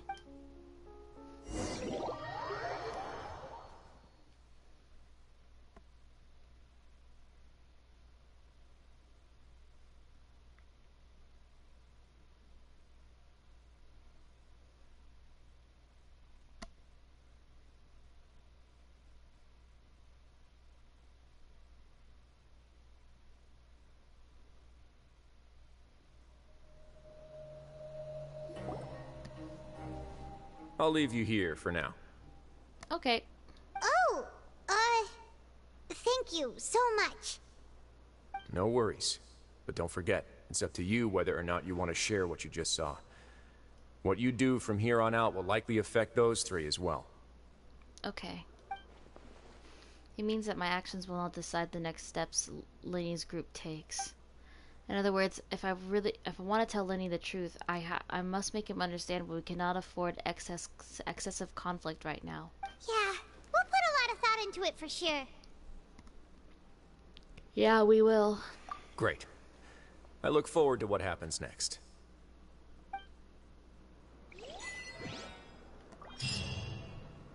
Alright. Another achievement. Let's go.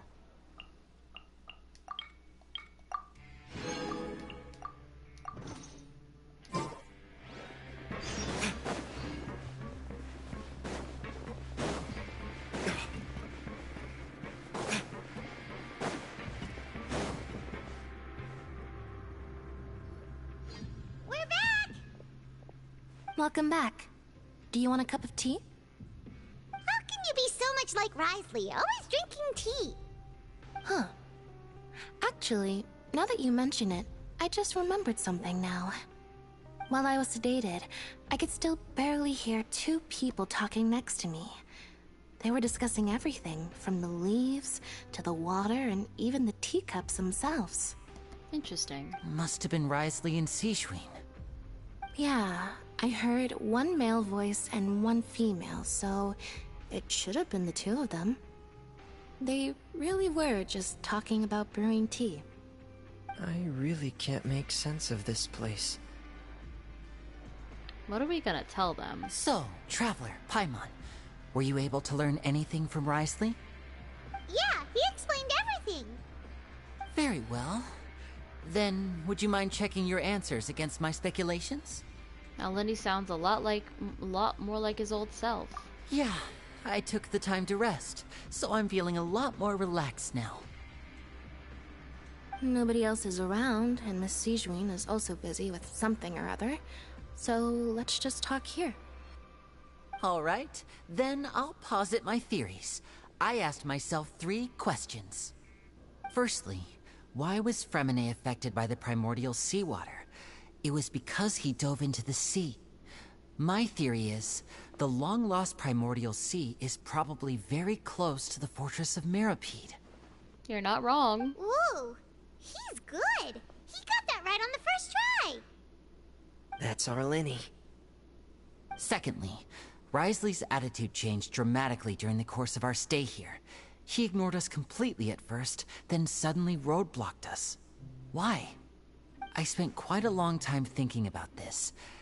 If he has been monitoring the Fatui since the very beginning, he probably ignored us at first because he was hoping we could find Master Child for him. What's more, the Fortress of Meripede is not part of Fontaine's court system, nor does it report to Udex Nervulet. Wriothesley is basically the king of a no-man's land. Yeah.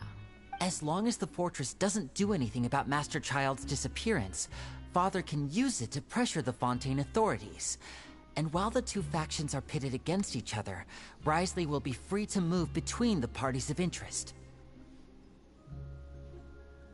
If I had to guess, he probably has something that he's working on himself. It's likely related to the secret of the infirmary, but I just can't think of what it could be. Lenny's grasp of the big picture is amazing. You're super smart. Thanks so much. Then finally, there's the last question. If Wriothesley does have a plan, what could it be? All I know for now is that his plan probably has something to do with the changing nature of the seawater. He's even gotten Cloran to help him out. That can't be the full extent of what he's doing. There's probably a secret passageway behind the block in the infirmary, and there's something big in the fortress that most people here never get to see. He has a bargaining chip, and it could be important enough for Father to deal with him directly. I don't have enough information, so I have no idea what his chip might be. But let me guess. You have the last piece of the puzzle.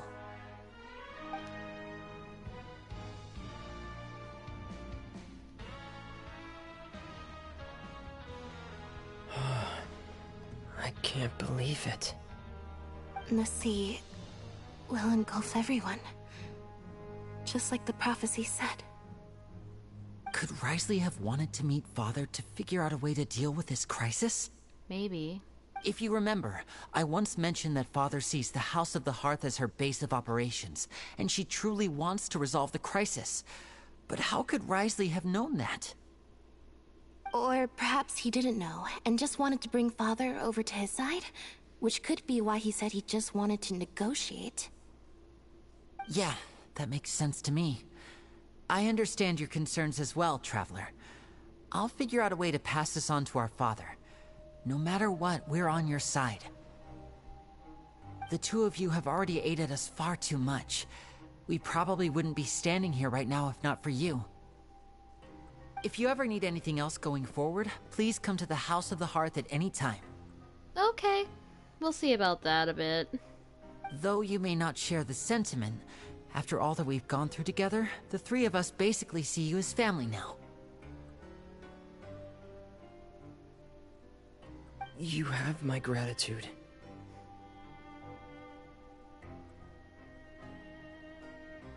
Thank you for protecting Lenny when it really mattered. And thank you for sharing the secrets of the fortress with us. We didn't think you were going to do it.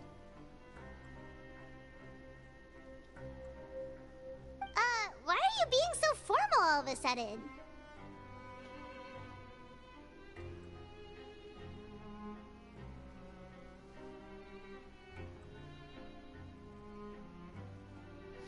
Don't mention it. What was that? Paimon's hungry. Of course Paimon's hungry. Oh, you've done so much already. Go get some food. Alright, then we'll catch you guys another time.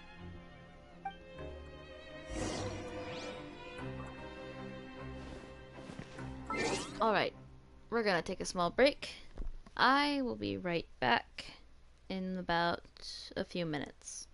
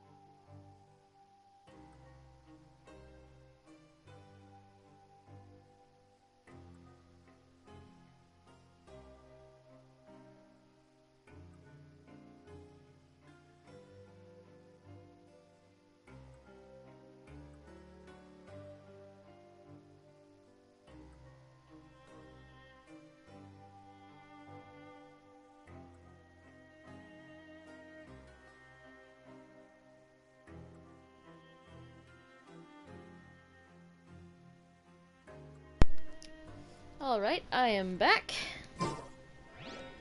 Let's continue on. Oh, does the cafeteria happen to be like right outside the No, it's under.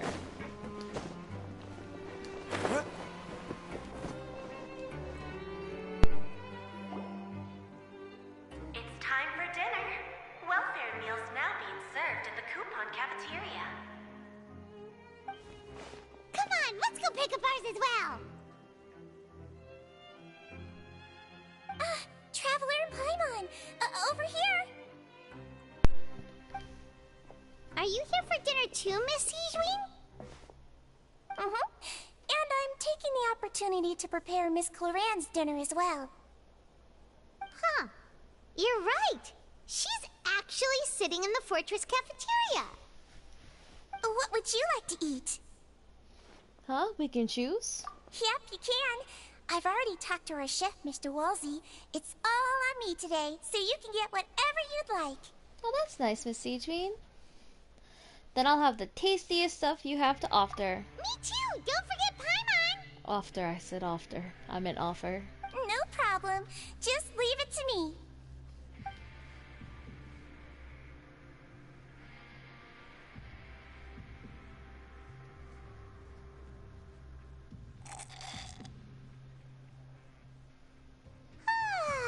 So delicious.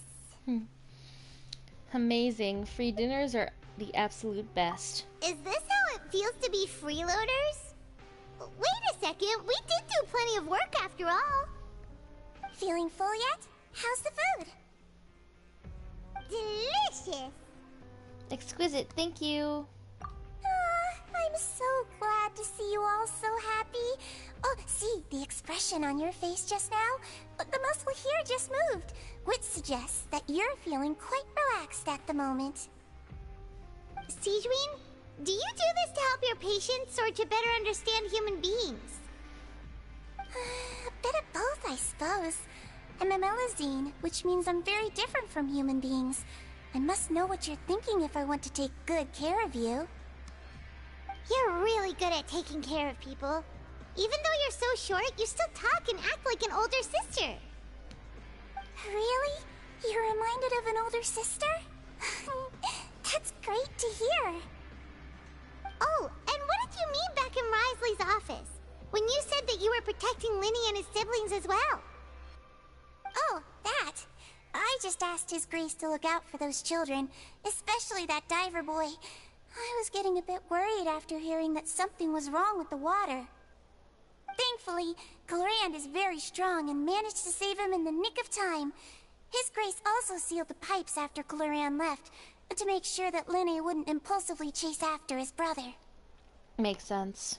Although the path was blocked, we still stationed some guards there to stop anyone from approaching. They were instructed to only open the door once Miss Clorand had returned. Oh, and I was keeping an eye on Mr. Linne as well. We had to press him, but we couldn't allow him to be in any real danger. You were all super considerate and really thought everything through. It's just what we do down here at the fortress. At least this has been His Grace's style for as long as he's been the leader. Oh, okay, that makes sense. Oh, I really wish Monsieur Nervula would come down here more often too. I feel like he'd like it here, with all the darkness and chaos.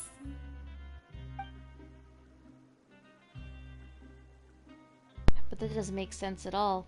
It's hard to imagine Neverlet outside his office. Get a good night's rest, you two. You both worked very hard.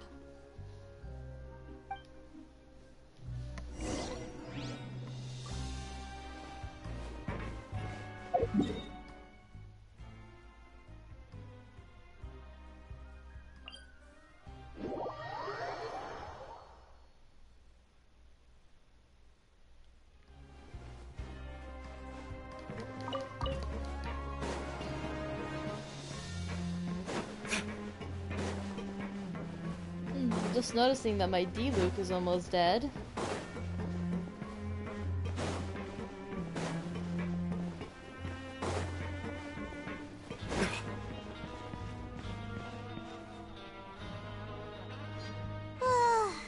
much has happened. Paimon just feels absolutely exhausted now that she's finally relaxed. Paimon's super sleepy. Are you sleepy too? Yeah, I'm also getting there.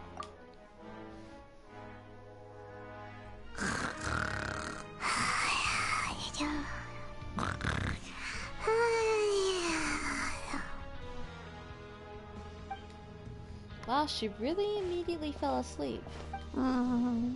Delicious.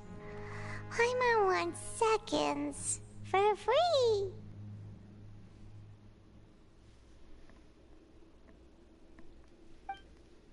Good night. Out of my way! Get out of my way!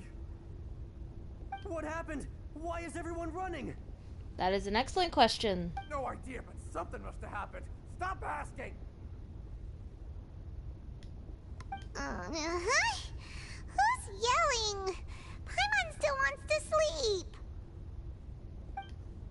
What's that sound? Paimon, wake up. We need to go out and see what's going on.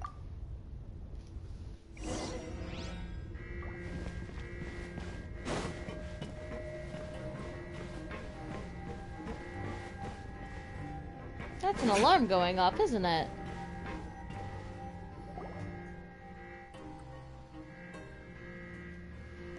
What happened? Why is everyone running around? Hey, what are you doing? No time to explain, mate. Goodbye. Oh my god. Hey, wait! What's wrong with these people? They won't even talk to us. There must be something going on. They're here! There you are! Oh, thank goodness! Quisto and Laveroon, do you know what happened here? Yeah, what happened? We came here especially to inform you. Something seems to have gone terribly wrong just now. His Grace is telling everyone to evacuate and get out of here. Okay. Laveroon was saying you two are new here and you don't have many friends, so you might slip through the cracks. Haven't you heard all the stories like that? An evacuation is successfully completed, yet you only find out once you do a head count that 1 or 2 people are missing. Oh, thank goodness for these guys. Wait, weren't you the one who brought that up? Why is it suddenly my idea? Hey, shut up! Okay, whatever. The point is, you should come with us. You said His Grace said to evacuate outwards? Yeah, he said to get as far away as possible, upwards and outwards. Then that means whatever happened must have happened down below. Oh no, isn't that the gate at the very bottom? Oh no, it can't be that thing! Whoa, wait, what? What? Hey, where are you going? We have to go find the Duke! You two just go and get out! Go on without us! We'll be fine. Hey, hey! Be careful! We will, don't worry, we'll be fine. Attention! Please evacuate upwards and outwards, upwards and outwards. If you're already at the topmost layer, then try to move as far outwards as possible. I mean, we'll be fine, because, like, literally, we're not from here, so we should be fine. The primordial seawater won't do anything to us anyways.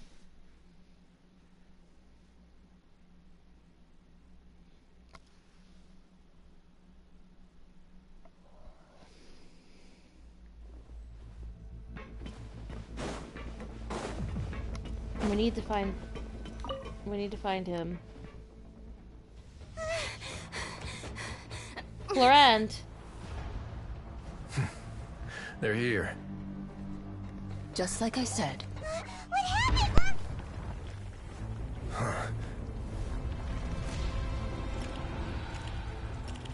This is not You're just good. in time. But be ready to run.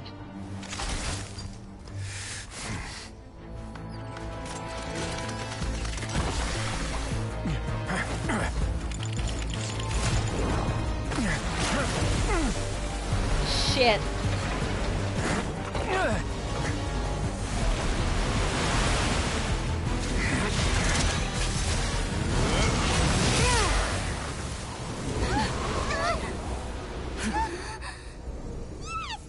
He just froze it. Well, thank God he has cryo. My goodness. run.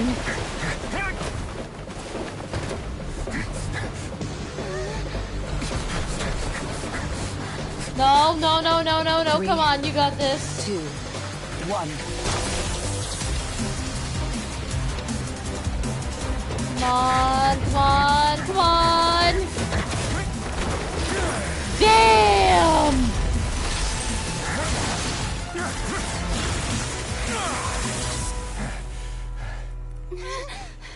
This won't hold it for long. Find Neuvillette. Tell him the defenses are about to collapse. Then what will happen to you? Until he arrives, we're the last line of defense. Yeah, we'll go get him. We'll go get him. The gate. How long do you think it'll hold? That depends on us. I believe in them. They've got this.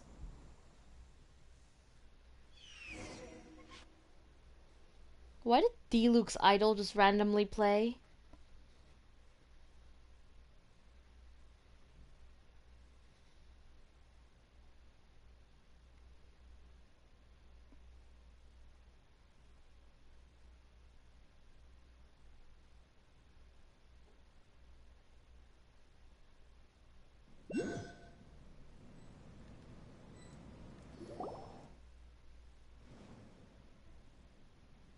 Traveler, I need you to head to the Opera House immediately. Okay. Farina will soon be meeting with the knave there. You must protect Farina, and make sure she doesn't spend too much time alone with her. Okay, you can explain everything else to me later. Will do. You have my sincerest gratitude. Well, we're right next to the Opera House anyway, so... let's go.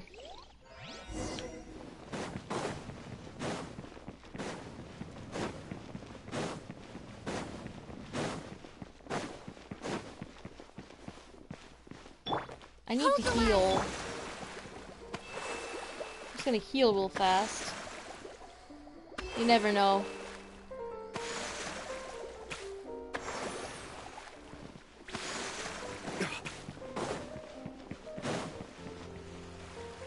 Of course, Fatui are here. Look! There are a ton of Fatui and Palais Mermonia people over there. The knave is probably here already. We need to hurry. Yeah. Are you two the Traveler and Paimon? Monsieur Neuvillette has left instructions. Please follow me. Okay. Though I'm sure he's already explained, this should be a mostly cordial conversation, unlikely to give rise to violence. But it would be most appreciated if you could protect Lady Farina to the best of your abilities. I will do my best.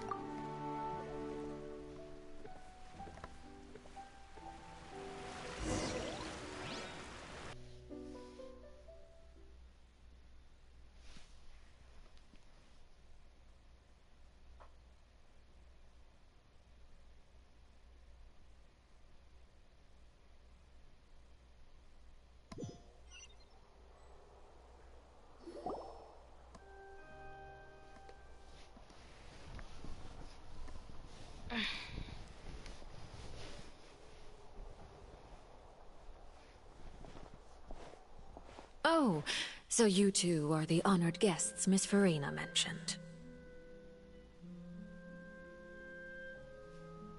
Yep. Of course, of course. How could they not attend a meeting such as this? I must always have 2 or more guests at my dessert table. Otherwise, the occasion would be too lonely and unbecoming of my station. It is my pleasure to make your acquaintance, Traveler. I have heard much of your accomplishments.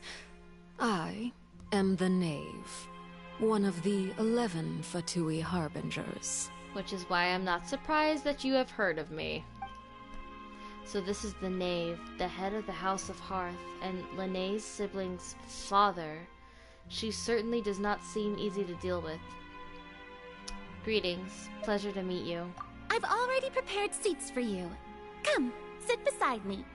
Okay, Farina. Perhaps you two are unaware of how Miss Farina and I do things. You see, we actually recently agreed to get together for tea when we had the time. See this? This is a limited type of confectionery that Miss Farina simply adores. There are only 16 slices sold every day. Here, Why don't you and Paimon have a taste? The music in the background is not helping the situation. She seems friendly enough, but that can't be all there is to her. The knave is a force to be reckoned with. I should be very cautious around her. Traveler, what do you think of this cake? I mean, it looks good. It's quite tasty, and I think Paimon agrees too. That's good to hear. So what Child said was on the mark after all. You do share a taste in desserts with Furina and I. Wait, Child should have no reason to have said something like that. I wonder how he's doing nowadays. You must have heard, right? He's suddenly gone missing. I'm really worried about his safety, you know. Here's to hoping that he's an excellent swimmer. I have faith in his abilities. Since we're talking about him, I feel like I should add something. His martial prowess really looked certainly pretty impressive, yeah. Furina looks quite nervous. There must be some kind of bad blood between her and the knave. Oh, so you're also familiar with his aptitude for fighting, Miss Furina. Oh, right. I almost forgot. Child was subdued by Udex Nuvillette right in front of you. Against ordinary people, my colleague would never be on the back foot.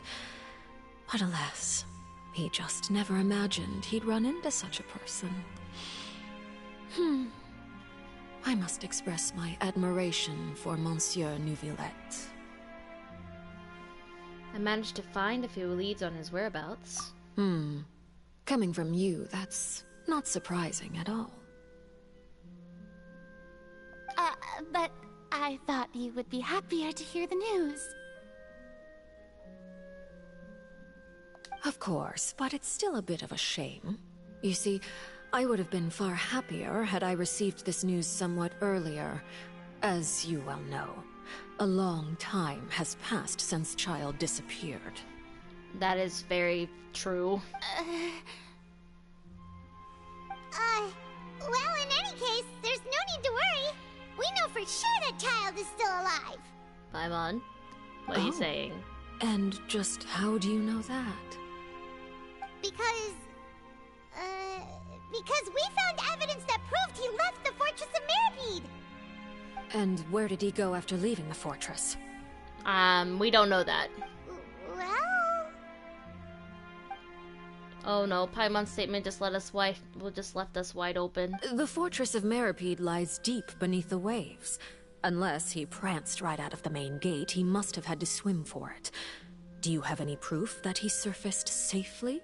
We do not.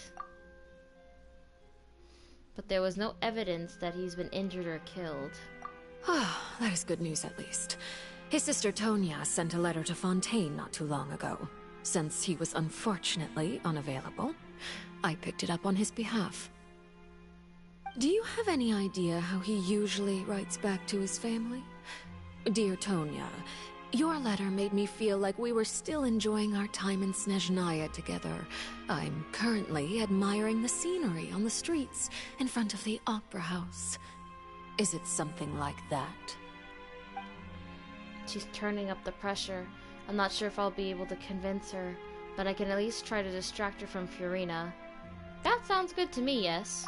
All letters tend to follow the same few formats anyway, right? As long as the contents are accurate, it doesn't matter so much how it's written or how it's worded. Hold on. The water in the teacup is shaking. I suppose this is also a sign of things to come, Miss Furina. That's so weird. I don't quite understand what you're trying to say. Have we entered into the next stage of the prophecy?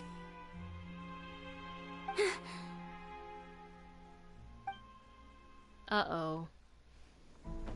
Arlecchino knows something, but oh, here's Neuvillette. He's here. My thanks to you both. I will take it from here. Ooh, what's he gonna do? What's he gonna do? Sure you don't need a hand? Quite sure. Wow. So, what's your secret, huh? Let me guess. Nah, who knows? Maybe it's just your sense of responsibility. Sounds about right.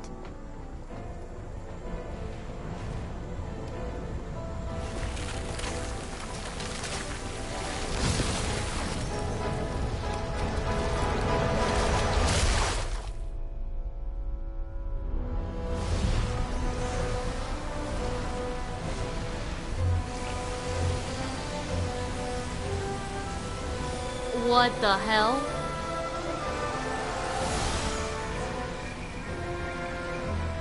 A day may come when the prophecy is fulfilled, and the waters burst forth. But it is not this day! This ancient power could easily obliterate an entire race. A tsunami of fury would unleash endless catastrophe.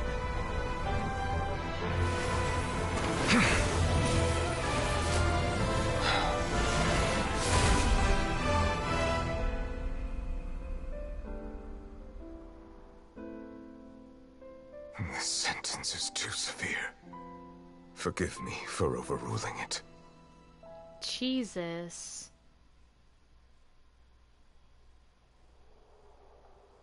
That was so in character for him. For him to say that at the end, that's crazy.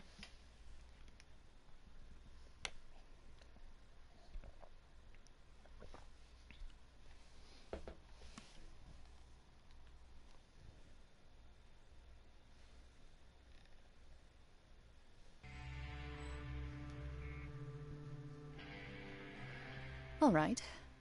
Seems like the problem inside has been suppressed. Yeah, at least. Let me guess. We're safe for now. Indeed. But only for now. I win this bet. You owe me a present. Very well. It was indeed just as you said. You made a bet? Of course they did. We made a bet on the size of your entourage. Cloran thought you wouldn't come down by yourself. I figured you would have at least brought a few people along for appearance's sake. It appears I underestimated just how confidential the mission was. Shouldn't you have gotten used to confidential missions by now? That's just how the courts operate. So what gift must the loser give? Tea? I bet it's tea. He already has tons of tea in his office. I'm thinking about a set of legal codices. That wouldn't happen to be a dig at my lack of legal awareness, would it? Well, I'm sure His Grace doesn't consider the fortress to be outside the law. I was under the impression the residents of a place like this would be uninterested in the legal codices. That was obviously a joke. Anyway, you've still got some unfinished business to attend to in the overworld, correct? No need to stay here if you have a pressing matter. We all know you can't leave Palais Mermonia for long. Thank you. I hope everything went smoothly with the Fatui Harbinger. We don't know about that, Neverlet. I am so sorry. But it's not like it's our fault anyways. She's the one who brought it up, and it's not like we can't just, you know, not answer.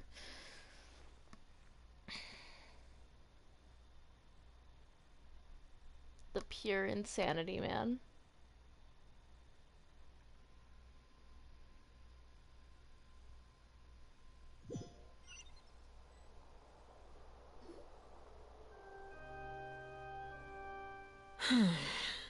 I must say, we've spent long enough playing house.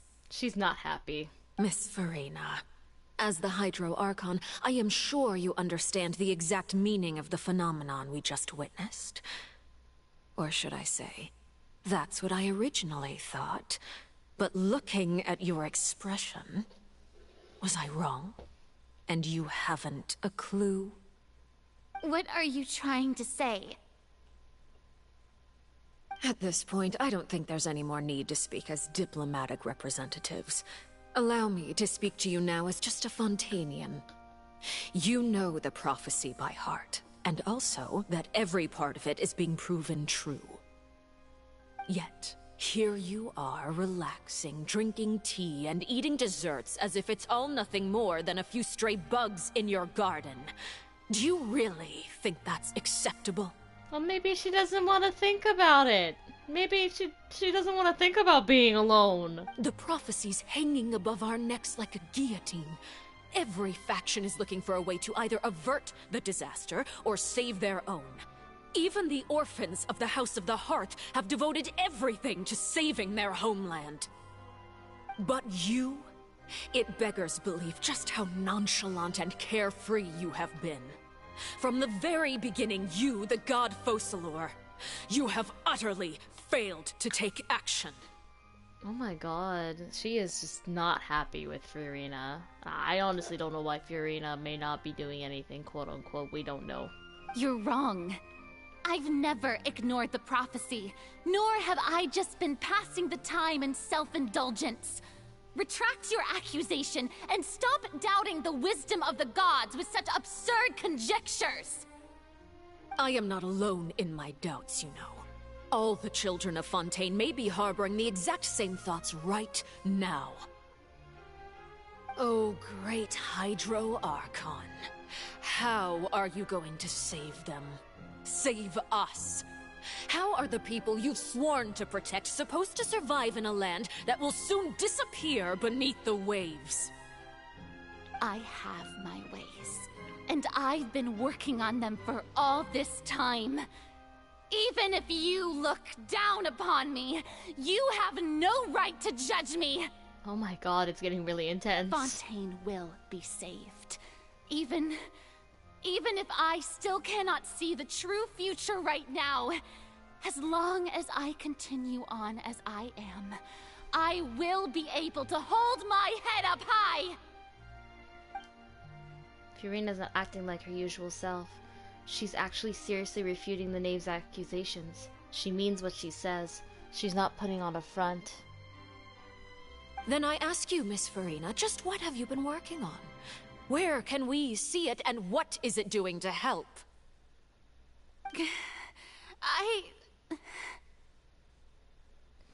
She doesn't have to tell you that info. So was that all a lie, or can she really not tell us? She was so full of conviction and confidence just now, and now she's deflated like a popped balloon. My machinations are just like the prophecy itself. They will only reveal themselves at the fated time. It is just that beings like yourselves are unable to perceive them as of yet. Okay. She could be telling the truth with that. I see. As a god, the proof of your labor always lies beyond prying mortal eyes. Allow me to be so bold as to ask another way. Would it be possible for you to tell us the parts of your plan that are not confidential? Such as your emergency response plan for the impending disaster? An emergency response plan? Oh, that look in your eyes. Have you not even prepared one of those? The emergency response plan is also strictly confidential. Then allow me to jog your memory. Miss Farina, what is the purpose of your Oratrice Mécanique d'Analyse Cardinal? And what do you plan to do with the massive amounts of indemnitium that has accumulated over the years? The Oratrice? It's just like it appears to be. So you also have no idea. If I'm not mistaken, someone's using it to prepare for something. But unfortunately, it would seem that someone is not you, Miss Farina. I first caught wind of this when Linny tried to investigate the Oratrice in the Opera House. You see, even just getting close to the core contaminated him with an extremely large amount of indemnitium. Oh my god, is he okay? Like, but even if that had nothing to do with you, then what could you possibly be working on, oh great Hydro Archon?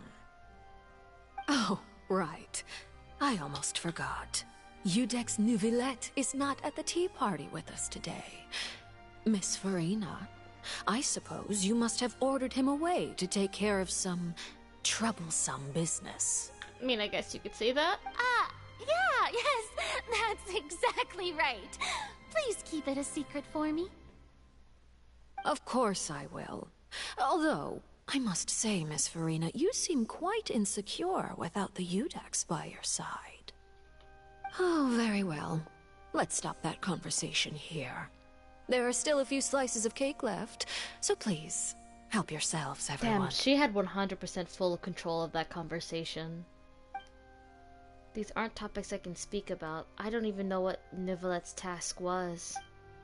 If I had to guess, he probably went down to deal with the surging primordial sea, but can he really deal with it all by himself? And is Farina being truthful or not? Traveler, I heard that you were recently commissioned to handle a few matters on behalf of the Udex. Why don't you take an extra slice of cake? Those who work hard deserve gratitude and praise. Oh, that's such a dig at Farina that hurts. You too, Paimon. Thank you. Paimon will take you up on that offer. Nah, she's just doing that to dig at Farina. That's so mean.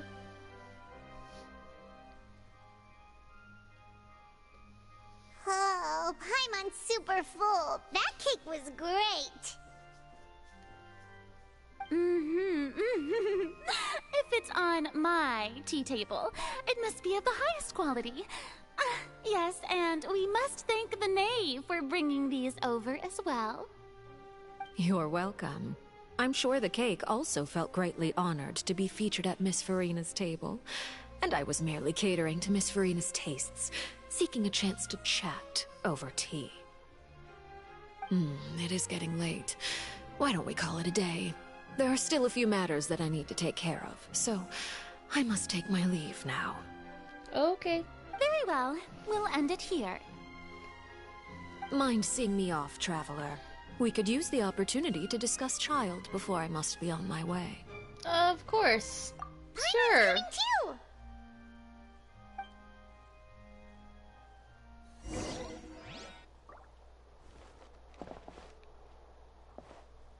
We're on your side, Farina, don't worry. Now, where is she?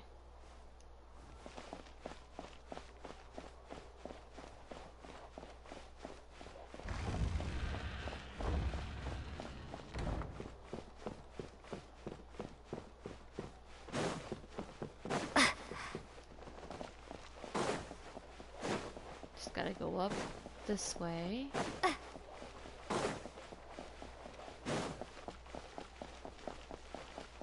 Here.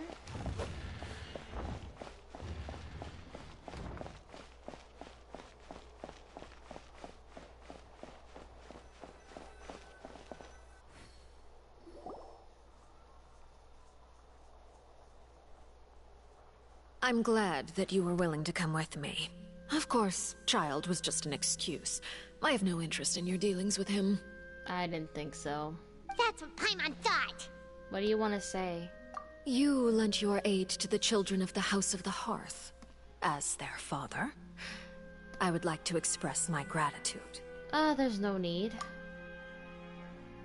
Was there nothing else you wanted to say? That was all.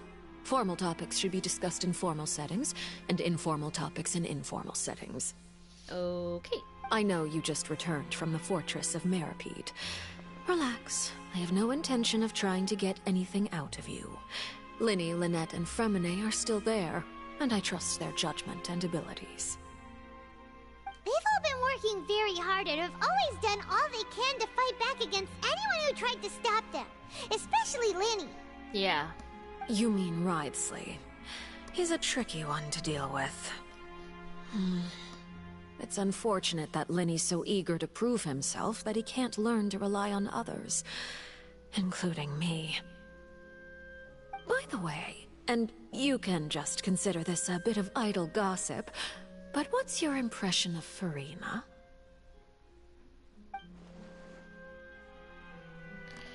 And gone goes this chat. Alright.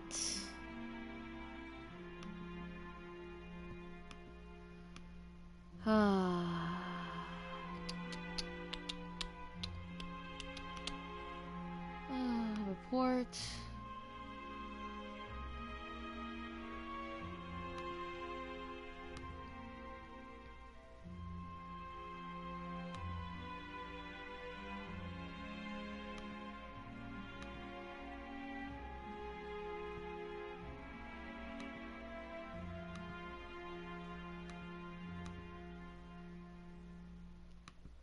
Scam.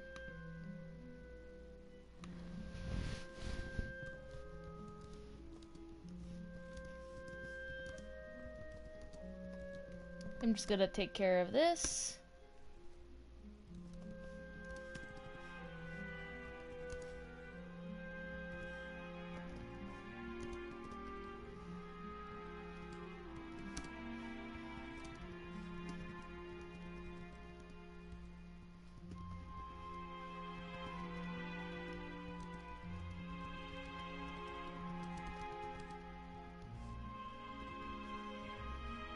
You are outside of our disputes, and the freest person in all of Fontaine, able to move around most easily. Allow me to share my perspective with you. And done. I'll take care of that. And that's everything that happened during the trial. Master Child was declared guilty and immediately transported to the Fortress of Meropide. Didn't he say he was coming here on vacation? Does he not feel an ounce of shame for all the trouble he has caused?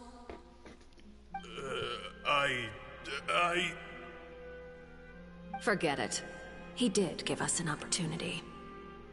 I will be meeting someone shortly. Do you require help with any preparations? No need. I will take care of it myself. I need to meet with Farina, a Hydro Archon. She is at the heart of Fontaine. But what's fascinating about her is that she often seems more like a celebrity than a working Archon. Oh, come over here, you little critter, you! Has she been spying on her? You dare to run from me? Stop right this instant! Furina! My goal is just to discover the location of the Gnosis. But I didn't expect the chance to approach Farina to be handed to me on a silver platter.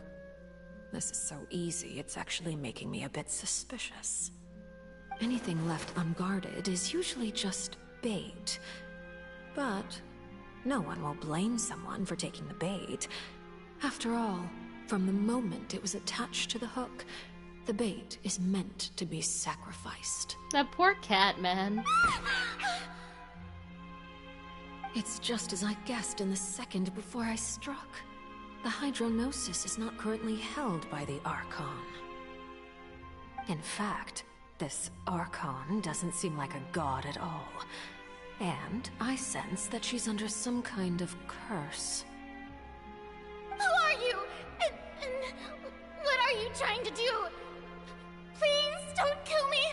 I'm begging you, please! The fear in her pupils is genuine, so perhaps she's not bait after all. Either way, targeting her has lost all meaning. Interesting. I left the scene with ease. Nobody came looking for me, and nobody could serve as a witness to my near assassination of Focalor. I suspect even Farina dares not mention this incident to anyone. Not long after, my informants confirmed what I had guessed. After returning to her quarters, Farina quietly cried alone. She was so scared that she could not sleep that night, nor could she even bring herself to eat her cake. There's no doubt that there's something wrong with her. I began to entertain the possibility that she is not the true Hydro Archon. Perhaps Eudex Neuvillette is actually the genuine article. No, I think Furina is the real Hydro Archon. I have to find the Gnosis. If the Neuvillette hypothesis is correct, he is probably in possession of it. Alternatively, it might have been hidden in a place that's hard for ordinary people to access. Yes, Father. My dear children, please speak.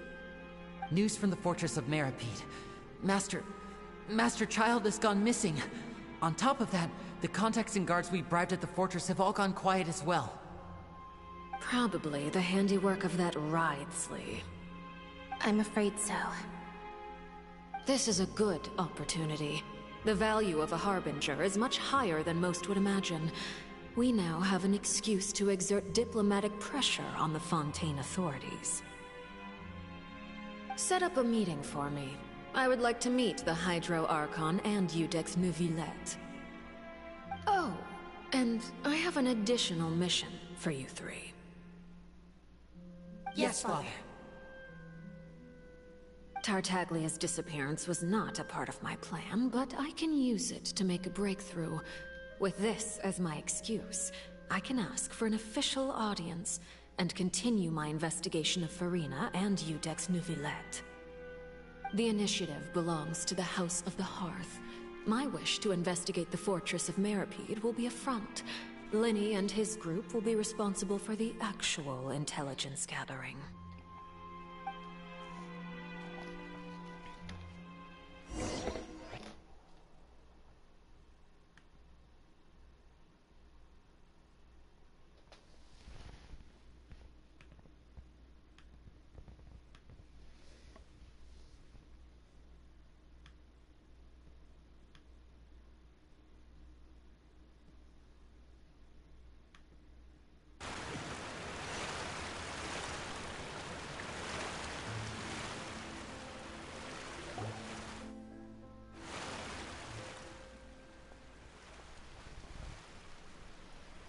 And of course, the audio is messed up, like always. Yeah, I'm actually gonna play it. Oh, I can't. You attacked the Hydro Archon? Yeah. It wouldn't mean anything, even if you shouted it from the rooftops. After all, even Farina herself is still pretending that nothing of that sort ever happened. Alright then. I've now had 2 chances to enjoy tea with Farina. I have to say, the leadership of Fontaine is even more inscrutable than I had imagined. I once surmised that Iudex Neuvillette must be the Hydro Archon, but now, that doesn't seem right to me either. How'd you come to that conclusion? I am a servant of Her Majesty the Tsaritsa. Over my years of service, I've learned how a real Archon conducts and carries themselves. Whether Iudex Neuvillette or Farina, neither fits the bill. It's hard to imagine either of them as the Archon. Of course, that is all just how I feel. Gut feelings often do not require justification. It is, however, quite amusing to me that after all my years working in intelligence gathering, I've come to realize I am at a complete loss regarding the identity of the god of the land of my birth. Don't you think Fontaine is quite intriguing? A catastrophe looms, yet many secrets have yet to rise to the surface. It looks like Fontainians will have no choice but to save themselves. We'll see about that. Ultimately, though, one must survive in order to do anything else. Should the need arise, I would be happy to cooperate with you. You don't need to commit to anything right now, of course. I have a feeling that the situation will continue to evolve, and as your name is often connected with noble deeds, I'm sure we will work together someday. Oh, there's Neuvillette. Neuvillette? He certainly returned quickly. You must want to catch up with each other, so I'll leave you to him.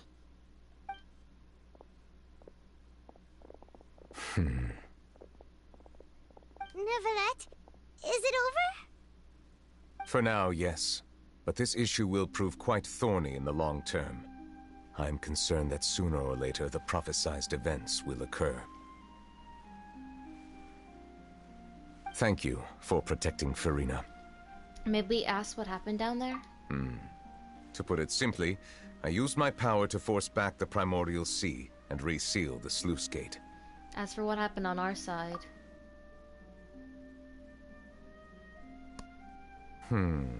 So as expected, the Knave has turned up the pressure on Farina. She's trying to feel her out. though I'm still unsure as to her motives. Can I ask you some questions? Permission granted. You have enough power to force back the primordial sea. Does this mean you have some deeper connection with the Hydro Archon? Whoa. It can't be that you're the real Hydro Archon, right? But that's just a speculation on our part, though.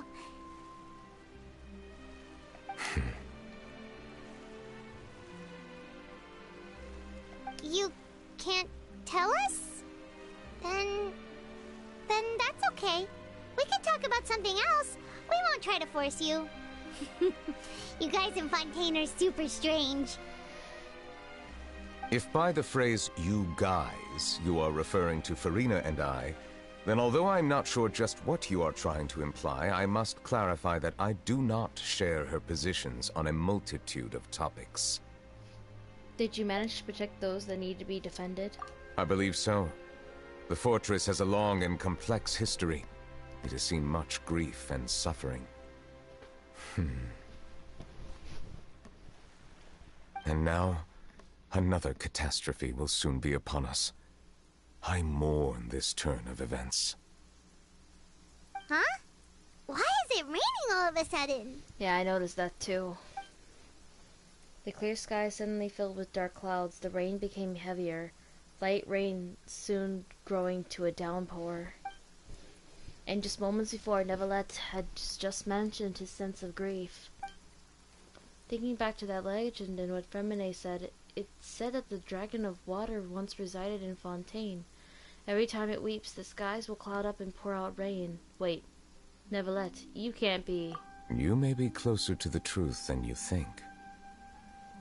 Oh? And what are you thinking? He's the Dragon Sovereign of Water. The Dragon of... what? Huh? Please do not be so surprised. He is a water dragon! Oh, there's Farina. Farina? What is she doing?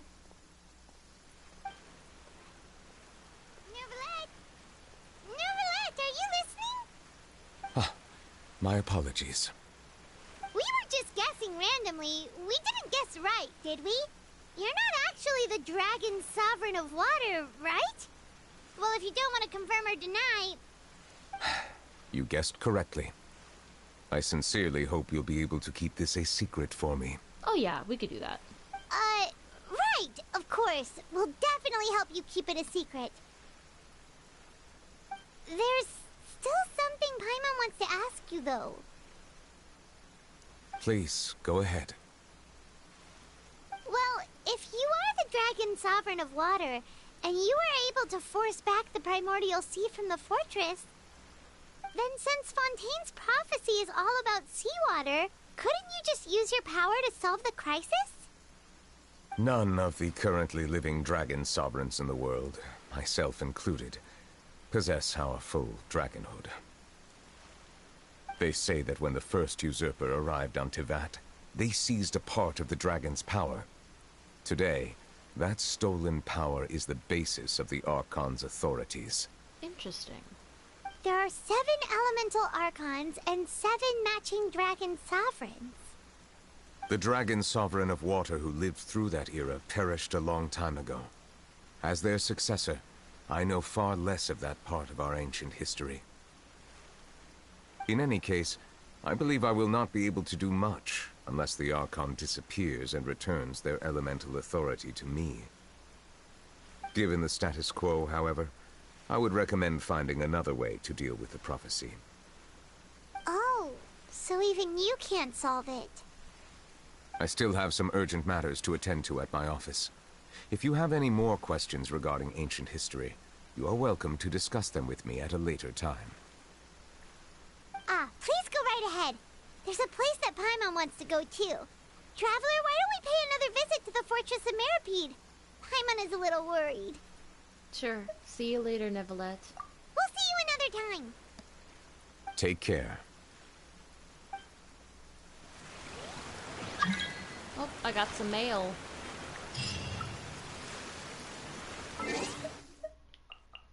Oh, I clicked the wrong button.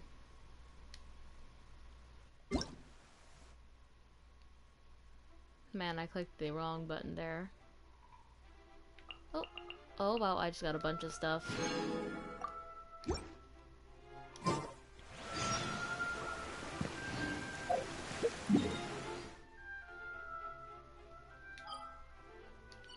Okay, the Fortress of Meropede is over here.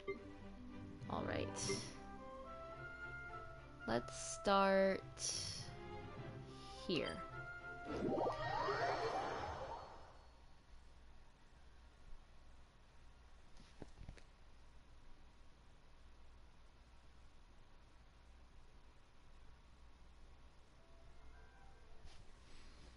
Okay. Actually, we're gonna go to the store for a second. The shop. Oh my goodness.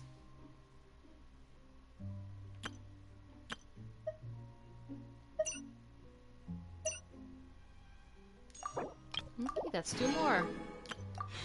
It's two more for fools in a little bit.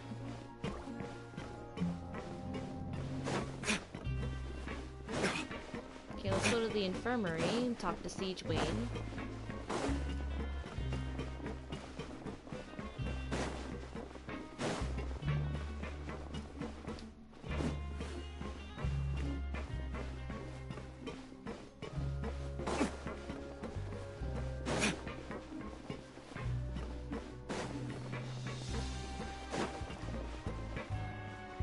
Oh no, Siege Wayne's not here.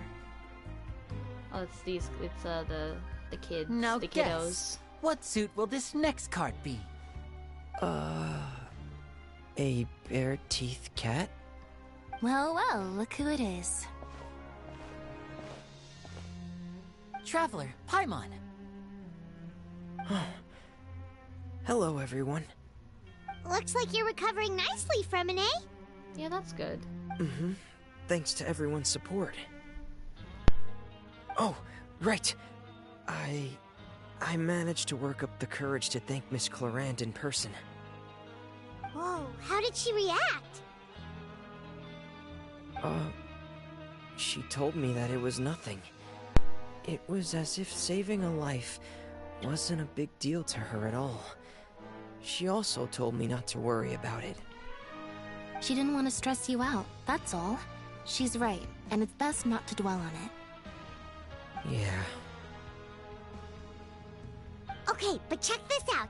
We went back to the opera house and we met the knave. You met Father? Did she say anything to you? Yeah, she said a lot of things. She said a few things that were, a bit hard to understand. And also that she's looking forward to working with us in the future. It was a little surprising. Her attitude towards you is even better than what we'd imagined. That's fantastic. You should believe her. She has her own way of doing things, and she'll do everything in her power to help those she considers close, which now might also include you. Mm-hmm. Father is very capable, and also trustworthy. Oh, Paimon just remembered that she thought Lenny was a bit too proud as well. She said that you should learn how to rely on others sometimes.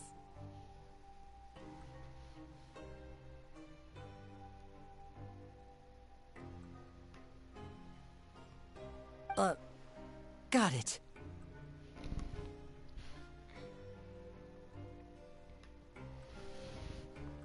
Huh. That does sound like something that Father would say. Hey!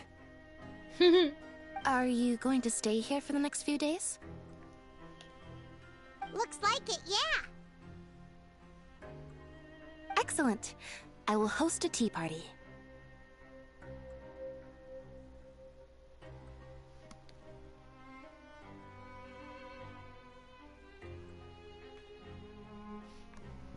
For real?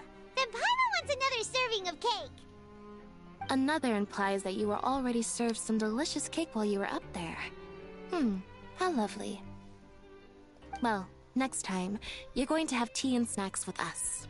Sure, I wouldn't mind. Alright, that's talking to the three kiddos. I guess we can call them that, I guess. That seems weird.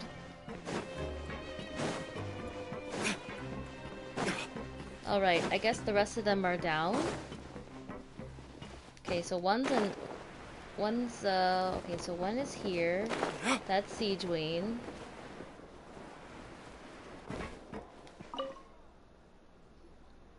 Siegewayne! Traveler, Paimon, you're back! Are you still doing alright? Did either of you get hurt? Oh, don't worry, we're both doing great. We're fine, but what about you guys? It was such a huge mess. How bad was it?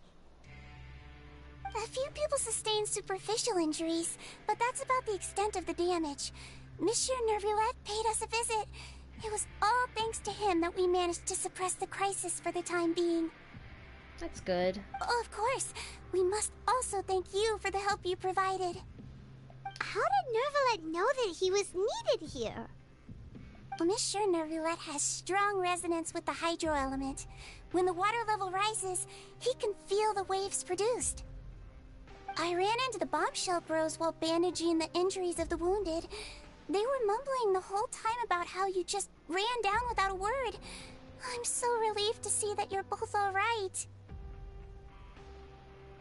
If you're not too pressed for time, please stay with us a few more days. Just let me know if you get a craving for any particular dish, so I can have Mr. Walsey get your meals prepared. Oh, and please feel free to visit the infirmary for a break at any time. Okay, Siegewayne. I'd like to take the opportunity to spend some more time observing your facial muscles as well.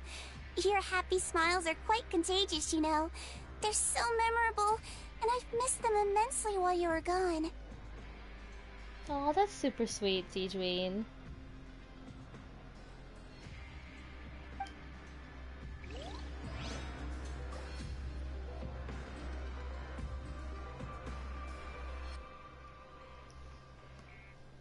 Okay, let's go talk to everybody else.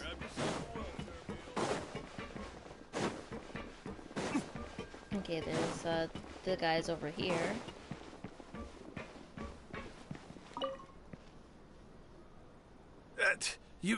You guys are back? Yeah, we're back.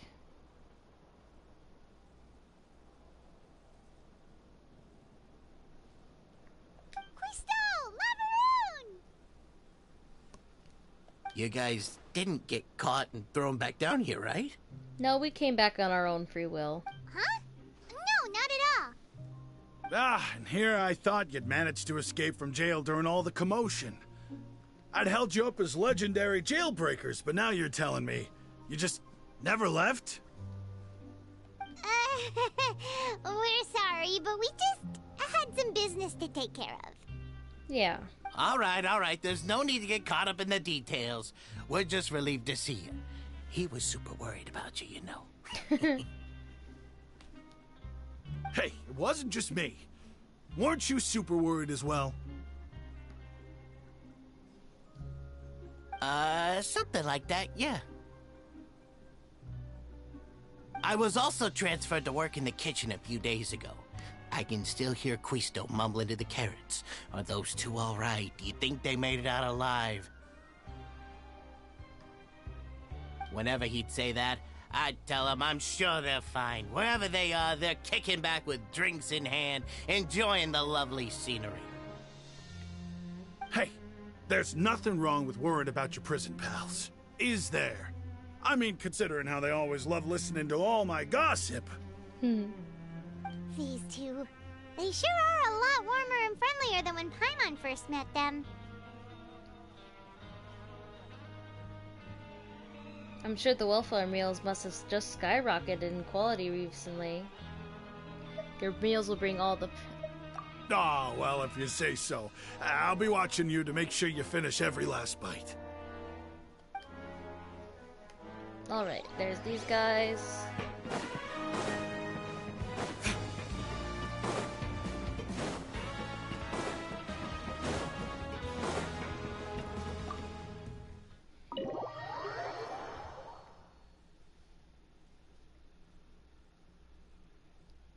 And after we finish this Archon Quest Chapter 4, We'll do some pulls on the Mualani banner. Cause I really want Mualani.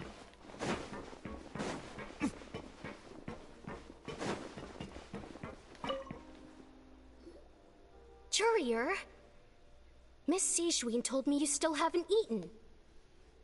Yeah, I was working on something, so I forgot. That's no excuse for... Huh? It's you two. Junior, Lurvine, we're back! Hello there. It's been quite the mess here recently. How have you been? Oh, we're fine, thanks. And you? Are you still taking the secret passageway from the infirmary to work on the ship? Yep.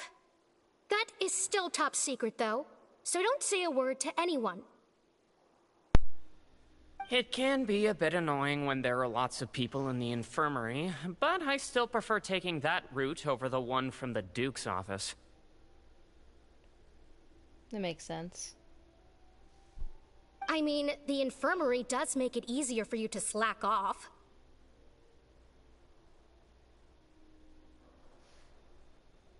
Oh yeah? Then why are you also here so much?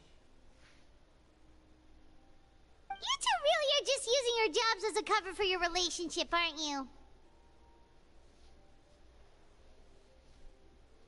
Not at all! Jesus.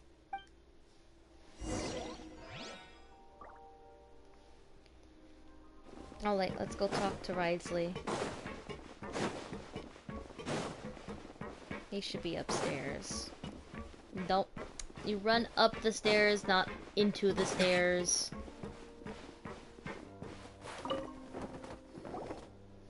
Do my eyes deceive me, or did I just see two inmates come back after making it to the surface? Some strange winds blowing of late. We wanted to see how the fortress is doing. Is everything still alright? We're fine, for the most part. Neuvillette came down and took care of the worst of it.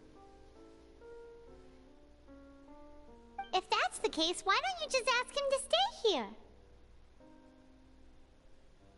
Oh, yeah, what a brilliant plan. Let's go convince the Udex himself to exchange the Courts of Fontaine for a puddle of water in the middle of nowhere. I don't think that's going to work. He came here in a hurry and left without even stopping for a cup of tea. He did remember to take Miss Sijwin's gift with him, though. He sure sounds super busy. Miss Cloran has left as well. She also took her gift from Miss Sijwin. Were the gifts milkshakes? Neuvillette got the milkshake. Cloran received lipstick instead. Ah. Those aren't even remotely alike. Well, it's Neuvillette's own fault for making Sijwin worried about his health by working so much. But besides that, our head nurse is still pretty fond of picking out beauty products for the ladies. Oh, and I have some gifts here for you as well.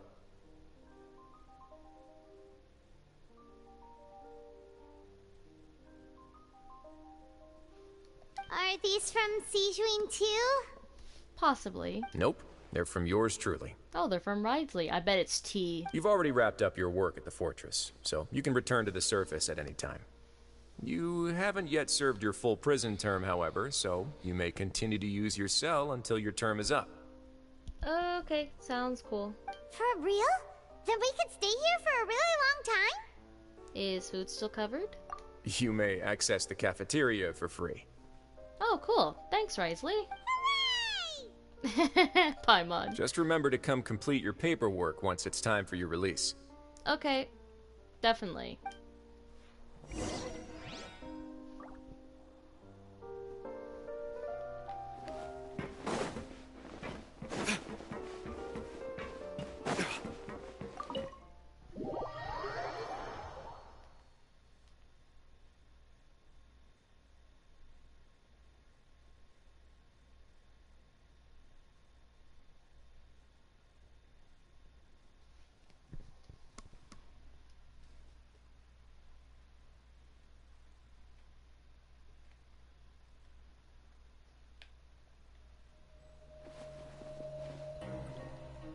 Alright. Let's go to the dormitory.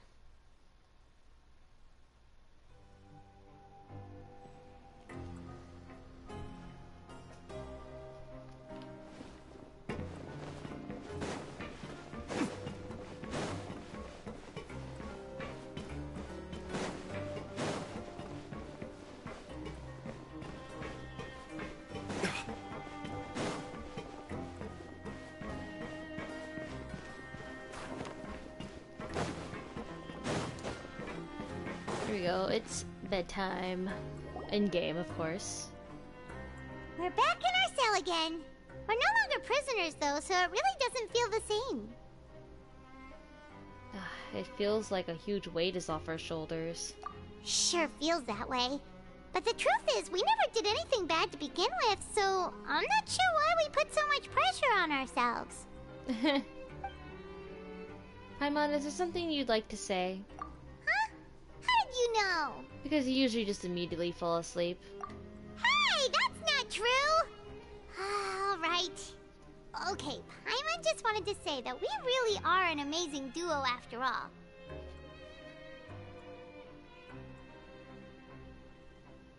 It's like we've now gone to so many places together and become friends with so many people.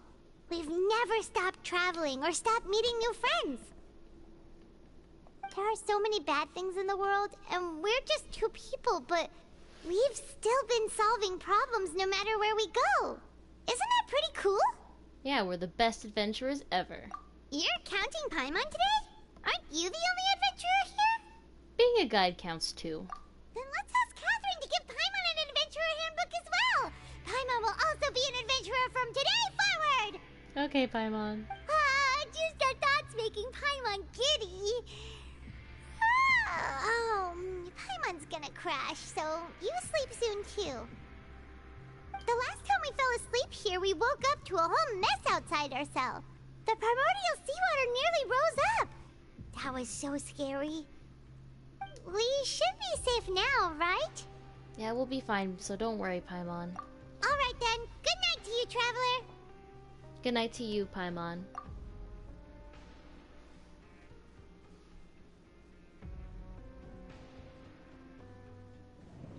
Oh, I had a feeling we were gonna get another child dream.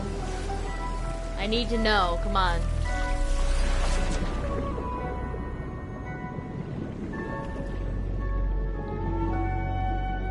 He's under the water.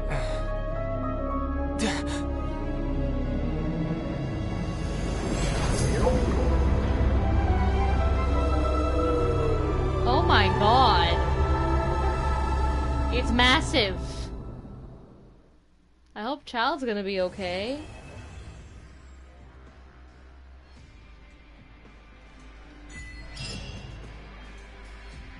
Oh my goodness. Okay, well, let's see what time it is. Alright. Well, I'm gonna get some achievements here.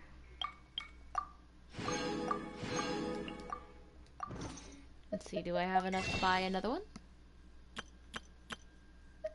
No. Alright. Let's do some maintenance here. Oh.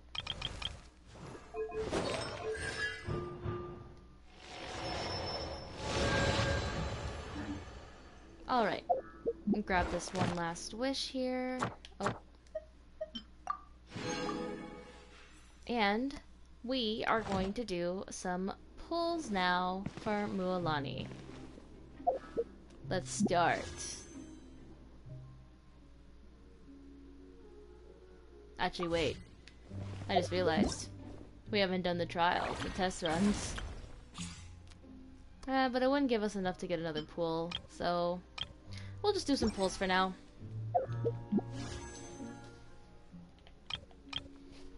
Alright.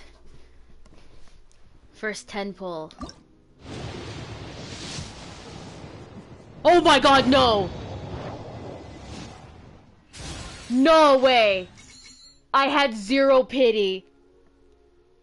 I literally had zero pity. We don't know if it's guaranteed or not, though. But I literally have zero pity. Oh my god. Am I really gonna get her on my first 10 pull? Because if that's the case, I'm gonna go insane.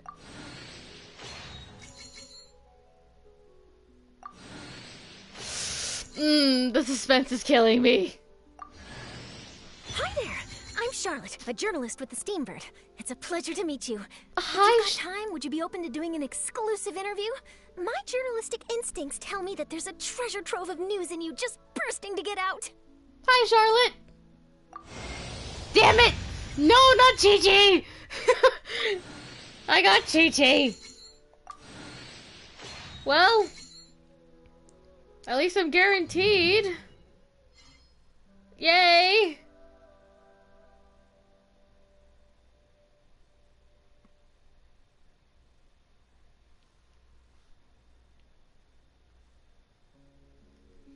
And I got Charlotte. That's cool. Yay. Well.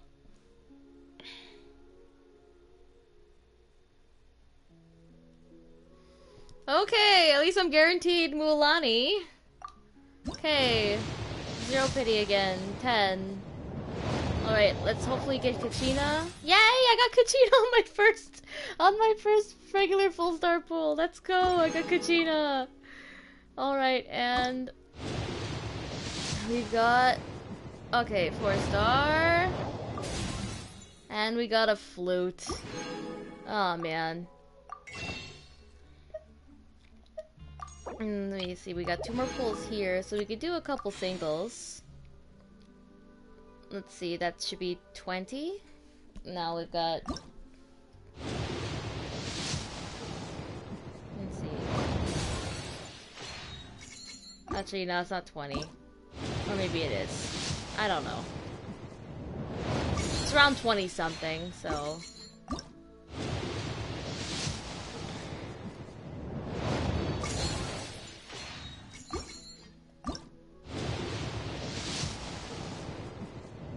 Oh, another 4-star. Let's see who it is.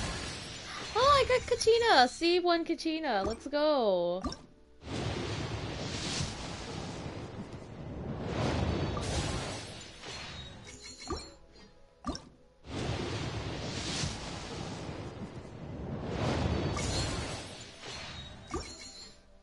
Alright, so even though... Oh, wait. I got another one. Another star glitter. One more, one more. Alright, nothing. Even though I lost my 50-50 to Chi-Chi.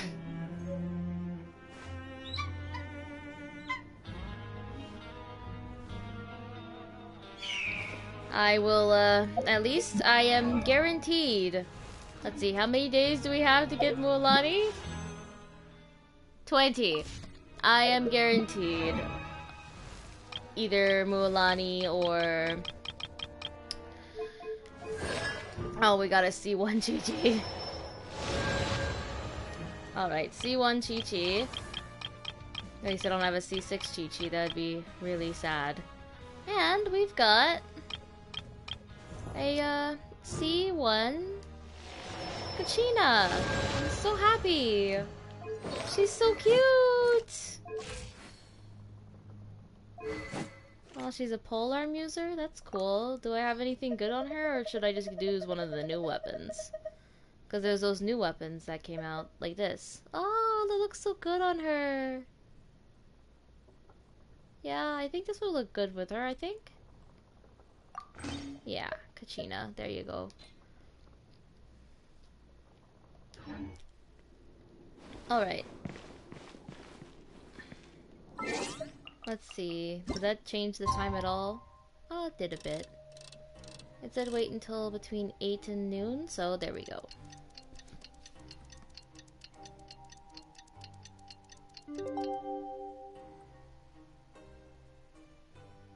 Alright.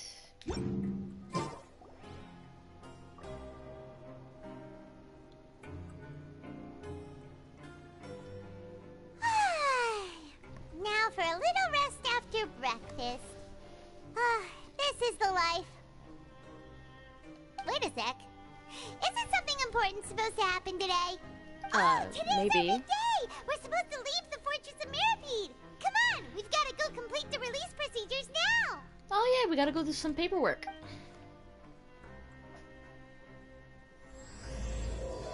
Masquerade of the Guilty, Act 5.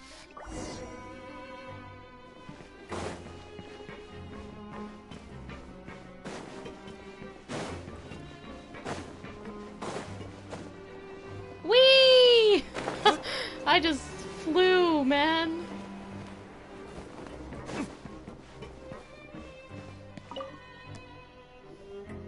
Please, sign here. This document will be effective immediately upon signing, and you two may exit the Fortress of Mirapede via the regular channels. Sounds good. It's been so long since we've been to the surface. Let's hurry up and... Huh? What's happening? That is an excellent question. Are you okay? I'm fine, thanks. But I wonder what that tremor was just now. Let's go ask the Duke.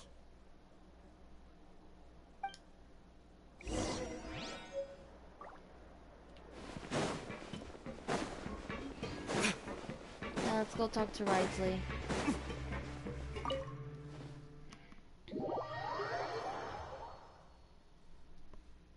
I'm just glad I have at least a guaranteed either Mualani or Kanish. Maybe Kazuha if I want to. Who's with Kanish again? Raiden Shogun, I think? I forget. Oh, what's this? Oh yeah, and unlocked a bunch of story quests. Might as well just use these real quick. Open Nevelet's. Open Ridesley's. That's it? Yeah, that's it. Your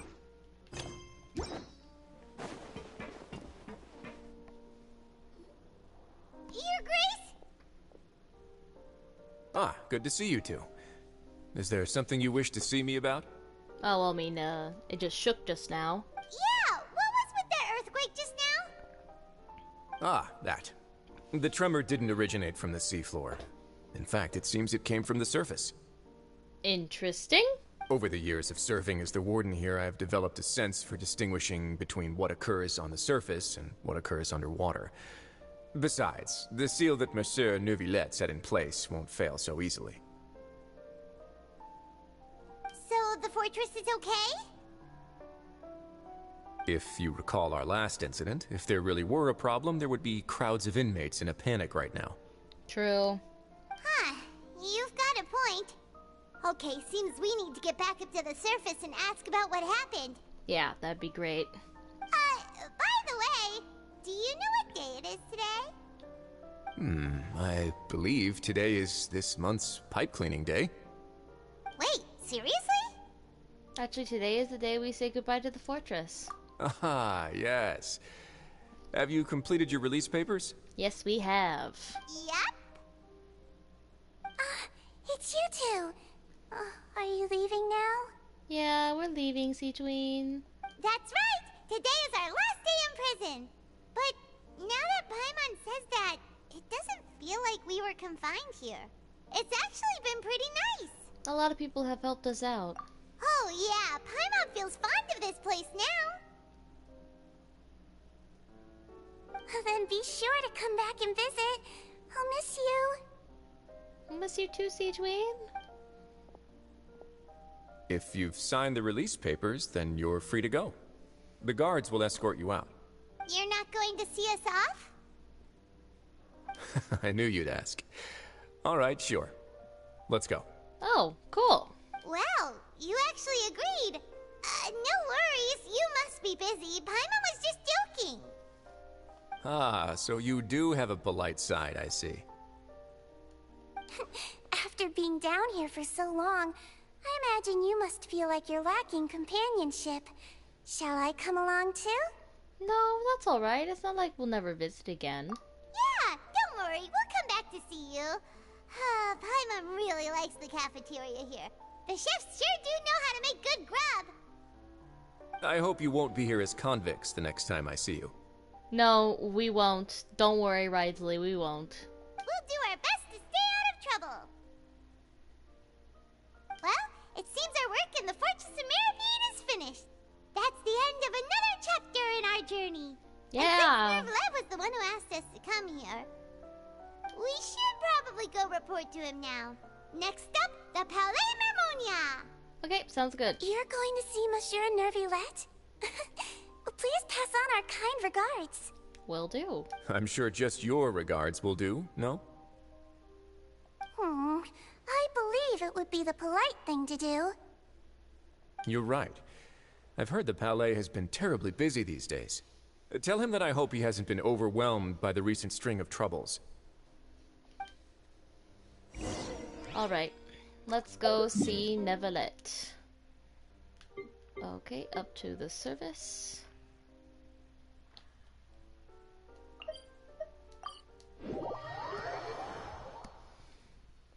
Man, we've been seeing this prison for a while.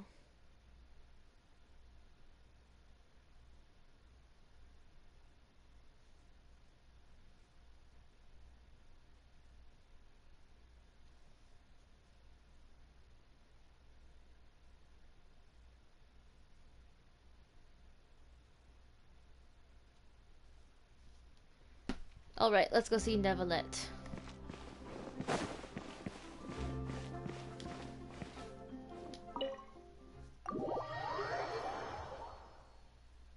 It's funny, as earlier in the stream I felt tired, but now I feel awake.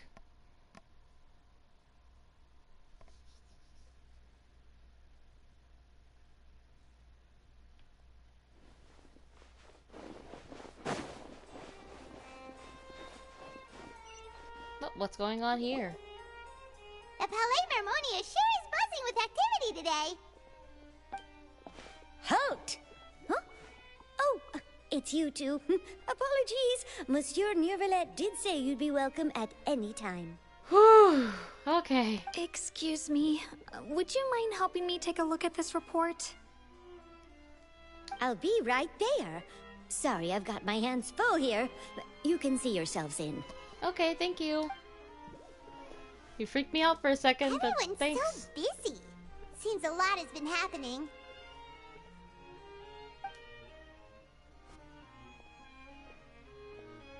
Yes, that beautiful angle of the flowers. Oh, they're so pretty. Hello. You've come at the right time, but you'll have to wait for just a moment, as there are some urgent matters I must tend to first. That's fine. In the meantime, please, have a seat. If you'd like to have something to drink, let the Melusine outside know. That's all right. We just ate. Very well, then. Let's take a break over there while we wait for him to finish his work. Okay.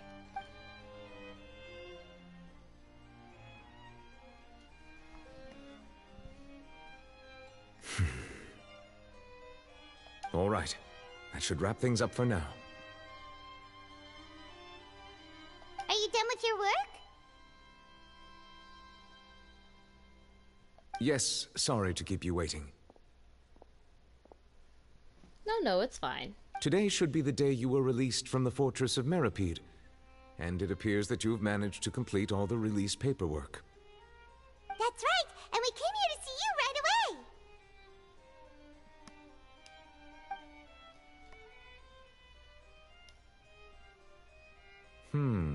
A massive whale.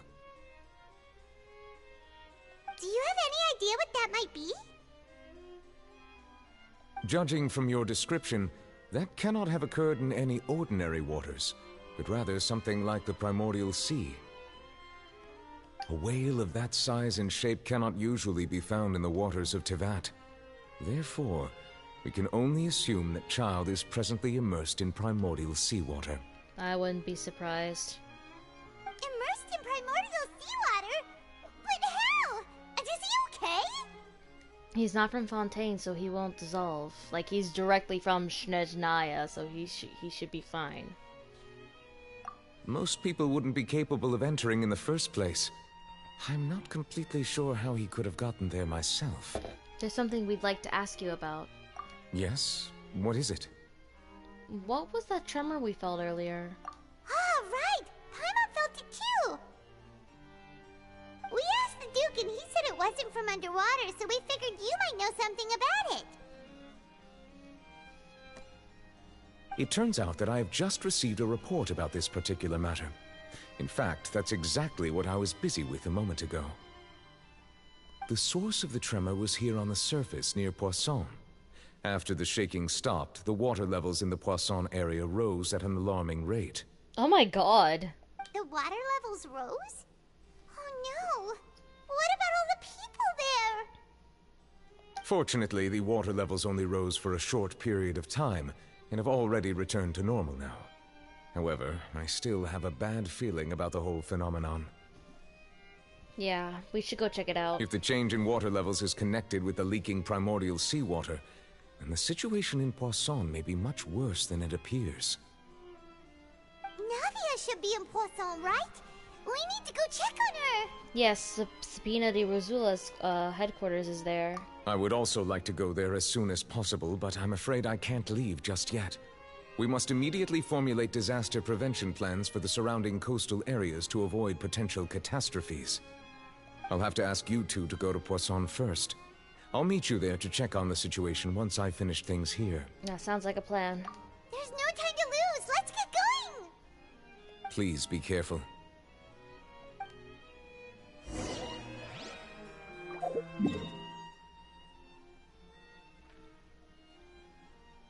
Oh, wait, I passed it.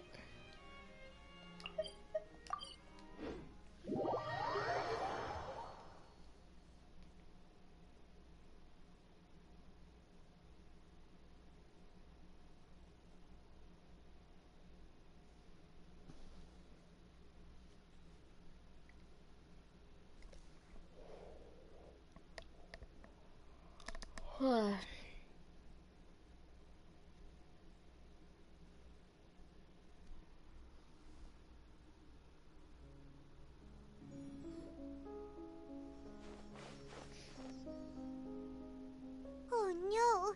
What happened here? All the buildings seem to be in pretty rough shape now. There's nobody around. Were they all dissolved? No, let's not assume the worst yet. Navia should be around here, right? We need to make sure she's still... Paimon means we need to check on her. Yeah, of course. Of course we're gonna check on Navia. Navia's the best.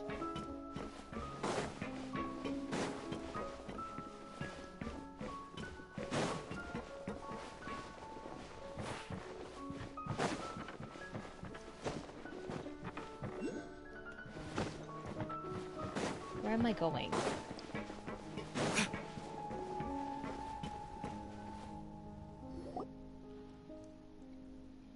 We haven't seen a single soul all the way here. Oh, this is getting scary. What will I ever do now? Look, there's someone on the roof over there. Just stay put. We're coming up. Watch your balance. All right, just hurry. We can help. Maybe not.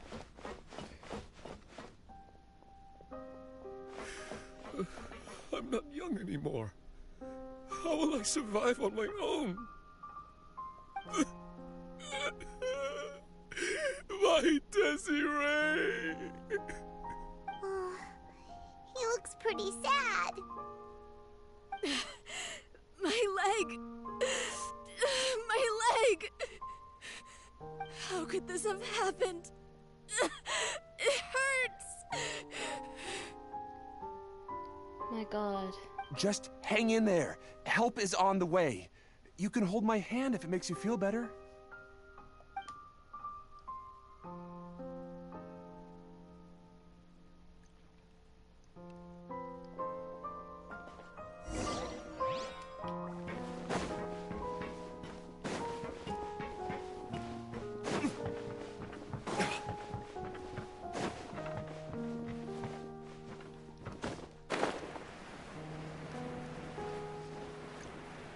Oh, there she is. I see her.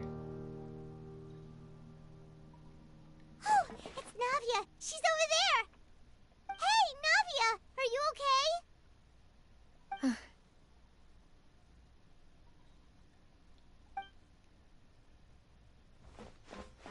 You're here. We heard there was a situation in Poisson, so we came as quickly as we could. Yeah. Yes. As you can see, the water level suddenly rose. It caused quite the disturbance, in fact.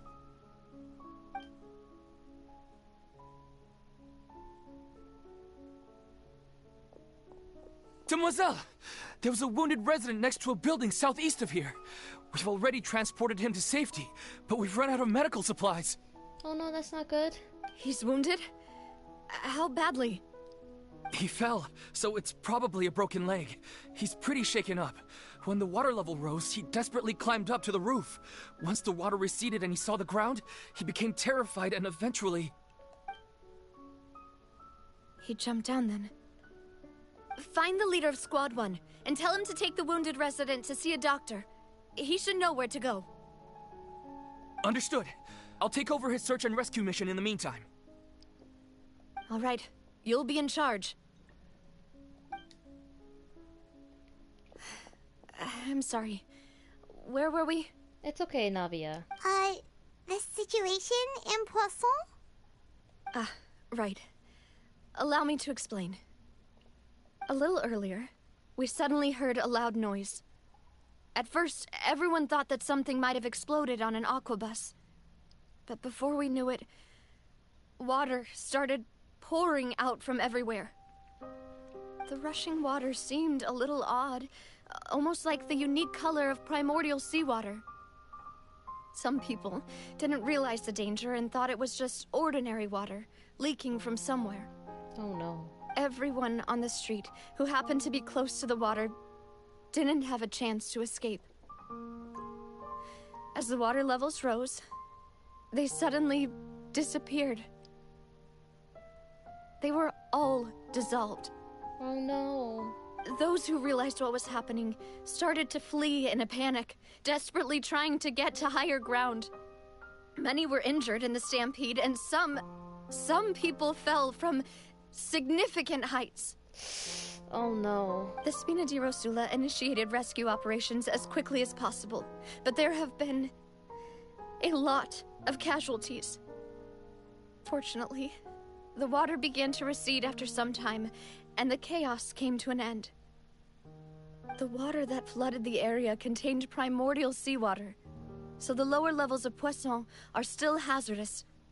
To ensure everyone's safety, I've asked the people there to leave as soon as possible. Good idea. No one knows if this could happen again. All we can do for now is try our best to help evacuate the residents. We still haven't completed the head count, but we'll have some numbers soon. How awful.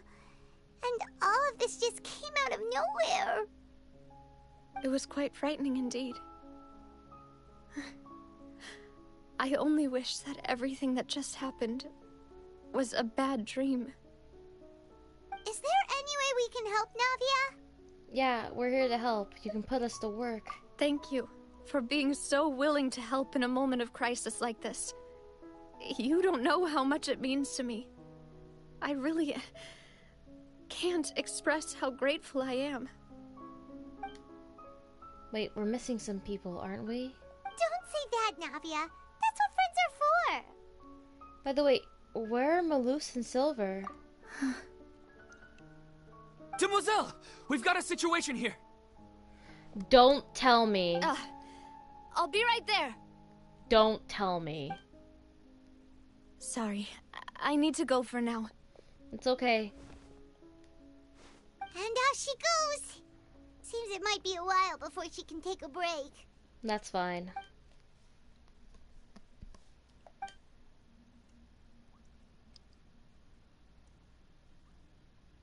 Okay, the wounded are being tended to, and we finished a preliminary head count. More support has just arrived, so I suppose I finally have a moment to focus on my own matters. Of course, we should remain ready for anything, and continue doing our best to rescue others. I'll be sure to have everyone at the Spina di Rosula ready to render assistance. Traveler, Paimon, would you two accompany me to my father's grave for a moment? Sure. Huh?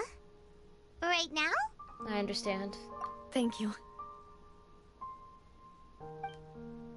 I have a sneaking feeling of what happened to, Silver and, Malus, and, it's not a happy ending, I don't think. Okay.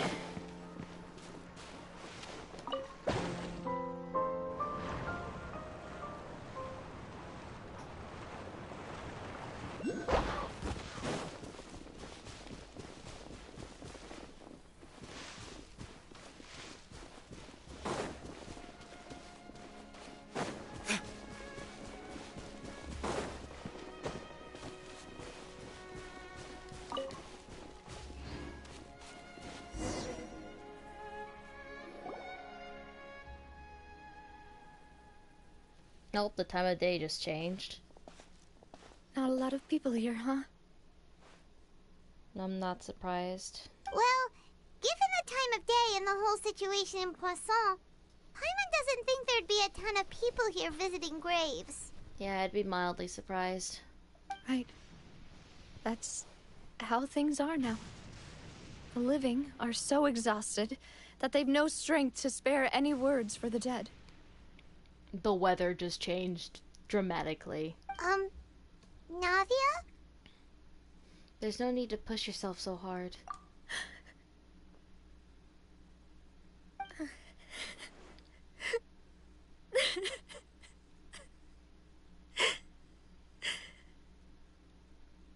Navia, what's wrong? Sorry. I just... Malus and Silver, they won't ever come back here again. Yeah, I had a feeling. What should I do, Papa? Huh? What happened to them? Navia, I'm sorry for your loss. Everyone agreed on the rescue plan, but still, I was the one who initiated it. They were helping evacuate the residents, but they couldn't leave in time. And they were caught in the seawater.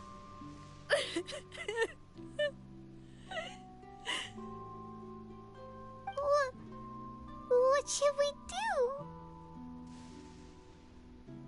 I've known them for so long.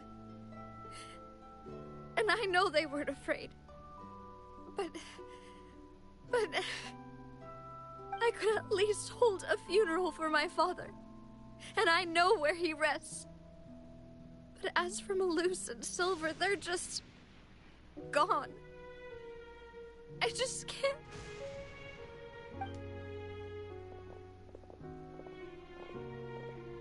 Everything looks so clean after it rains.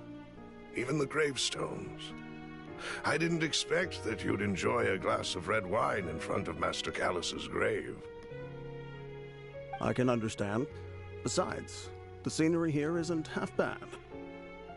See, it's not just me. I always want to bring something when I visit Papa. Perhaps we might even have a picnic. He wouldn't be angry, would he? Ah, how could Master ever be upset with you, Demoiselle?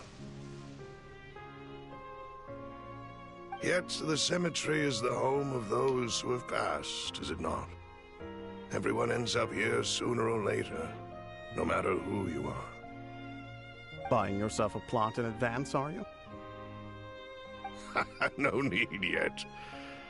But when I do, I hope you'll let me be buried beside Master Callus, Demoiselle. Hey, stop joking around.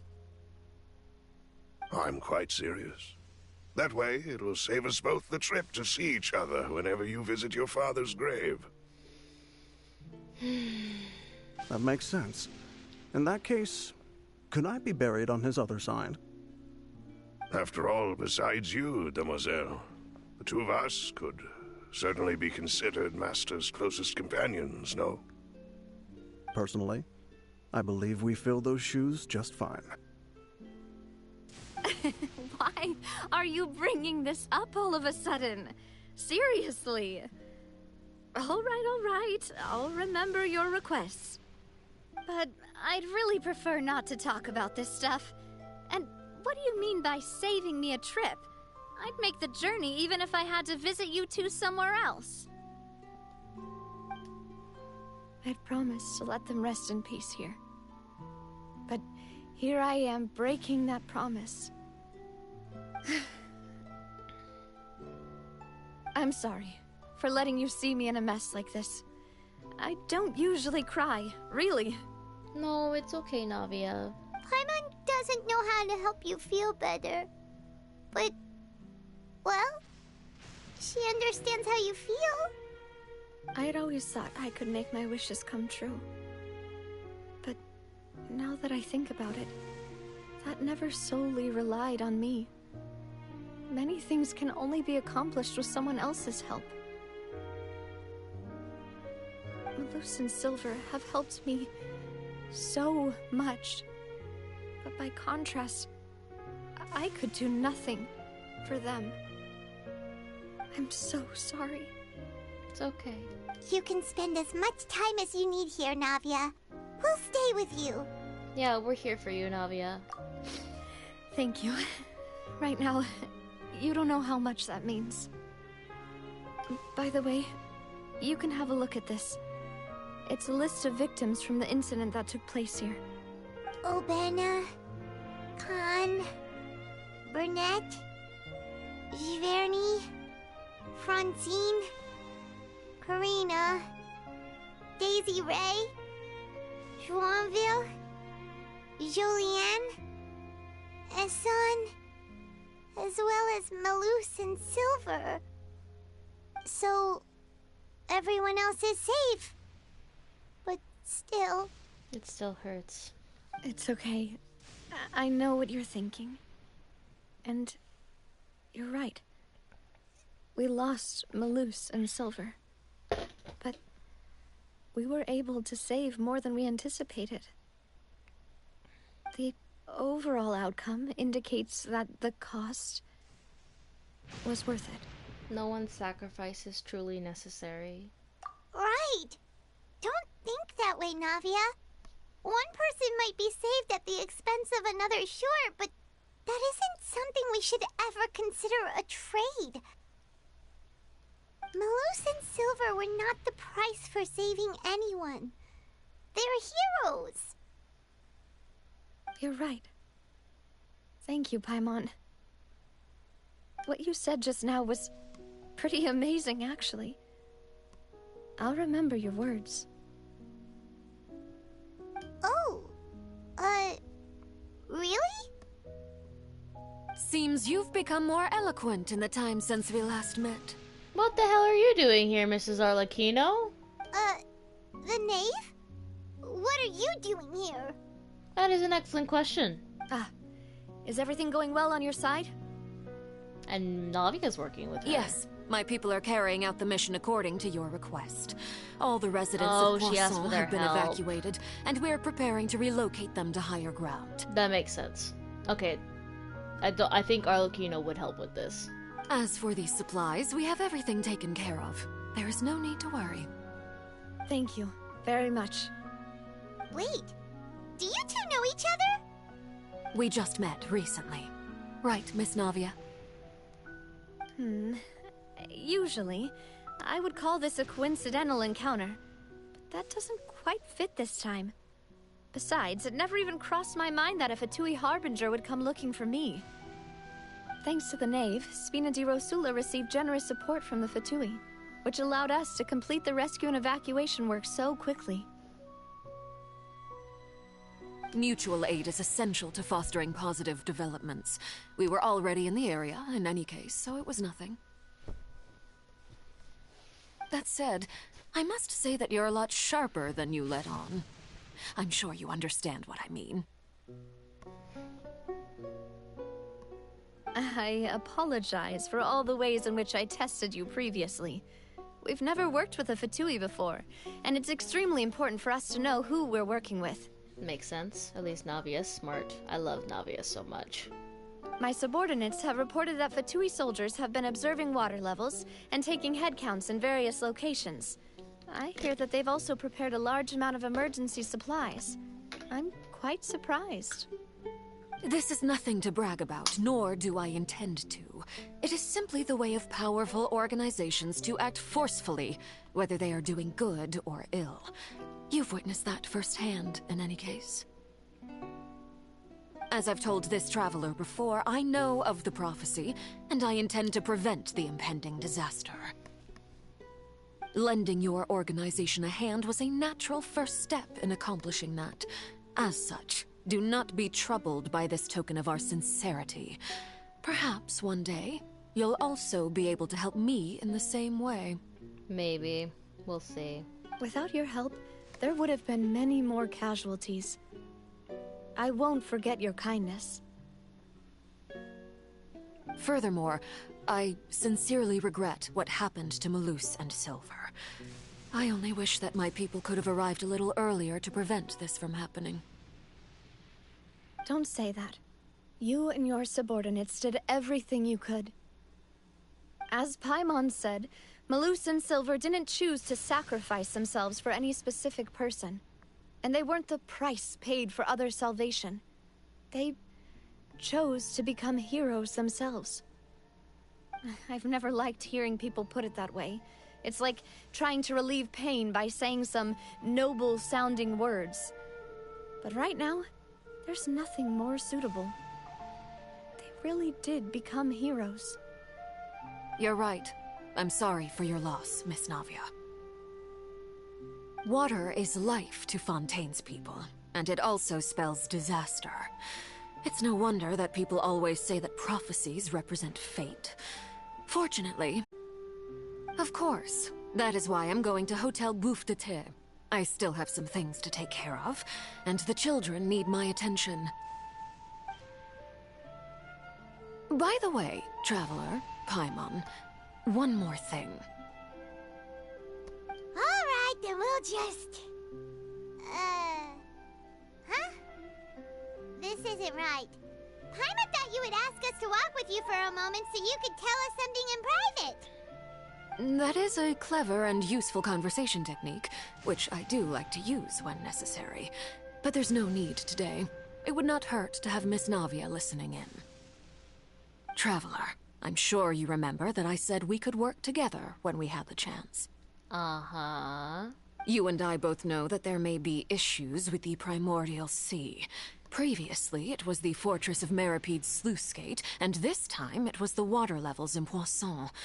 These are both signals. So the time for jolly cooperation has come? Indeed.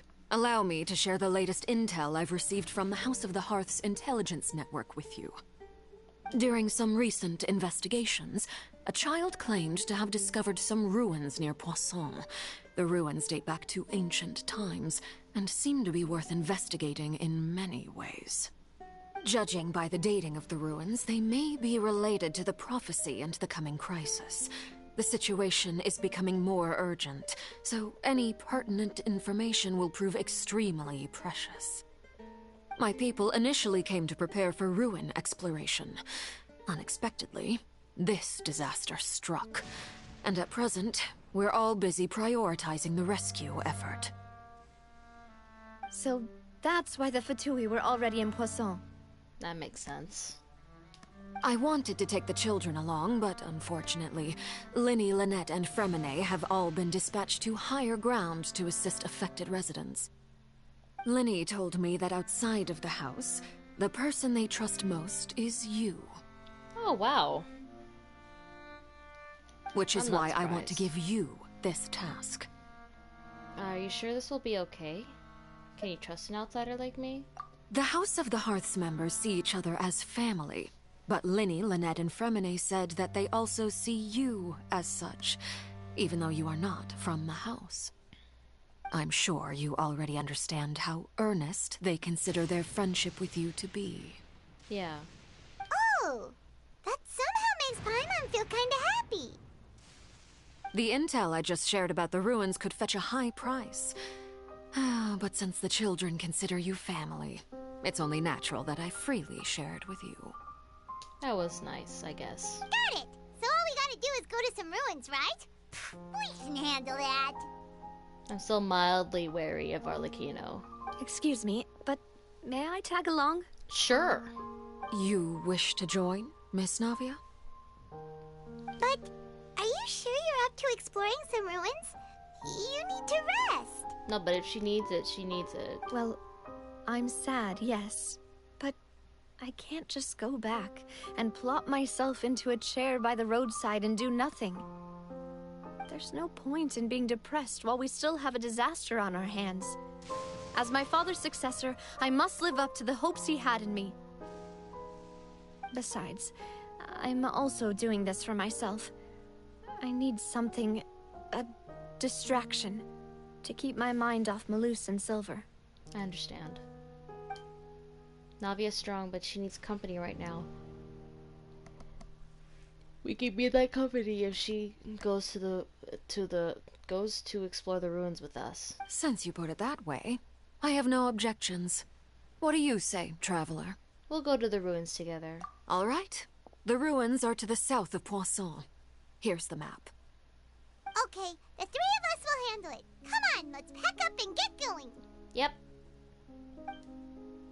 And it's still gonna be raining. Oh my goodness. Nope, I'm good. Or not! You gotta love it when the Electro Archon still wants to strike me by lightning, even though I'm in freaking Fontaine. What? What just happened?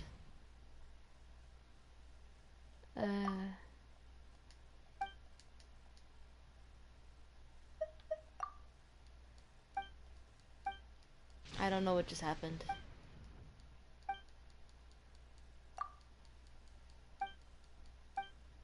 Okay, There's a child.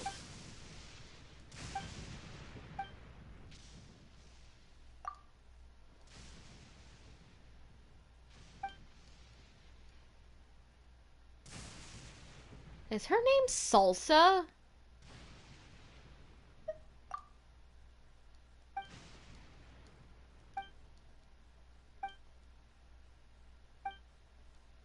I accidentally started something without noticing. I just thought it was a chest. How dare the map trick me like that? How dare.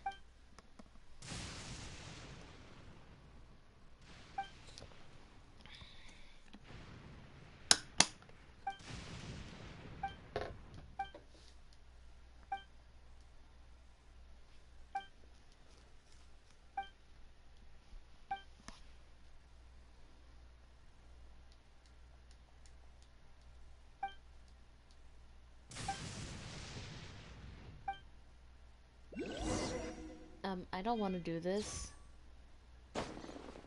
Oh, great.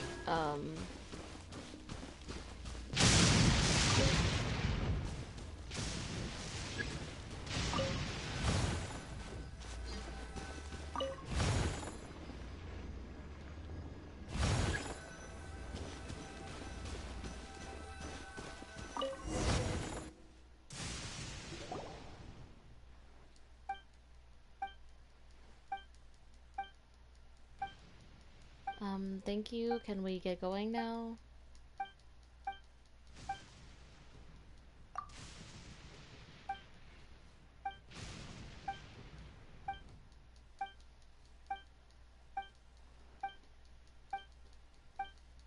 Oh my gosh.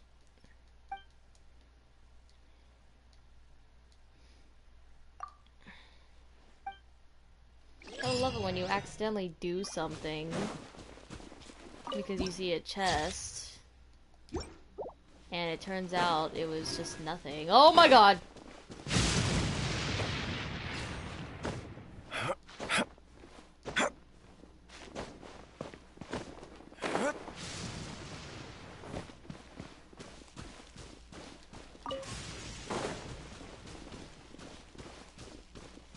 Looks like it's this way.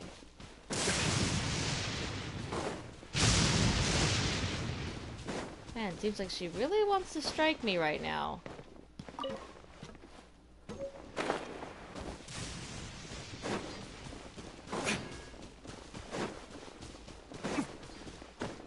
We're almost there.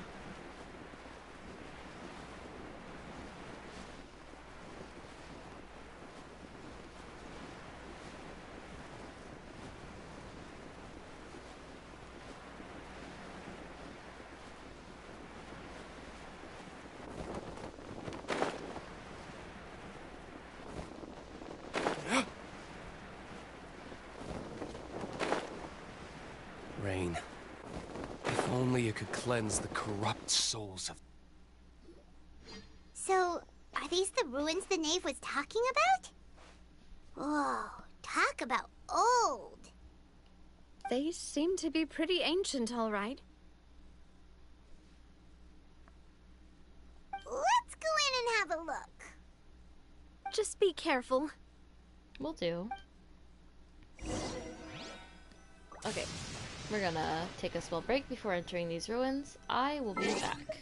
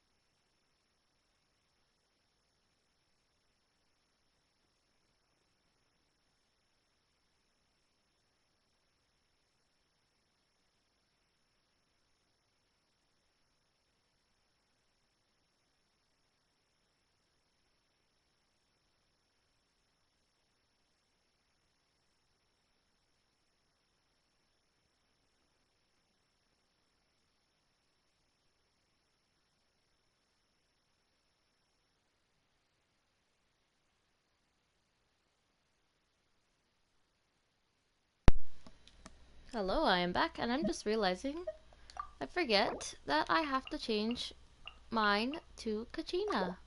I am Kachina now, and she is so cute and adorable.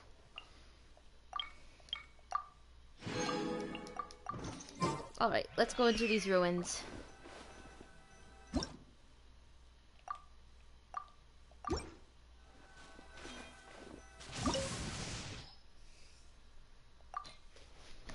I'll be high enough. I'm fine.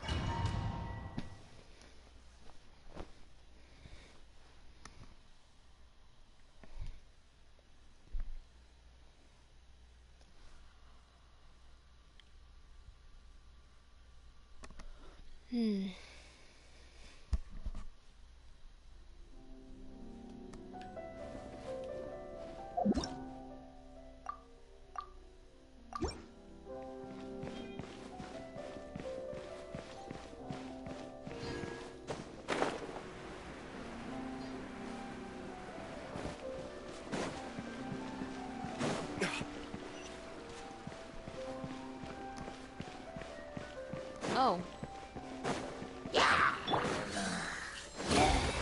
With sword comes shadow.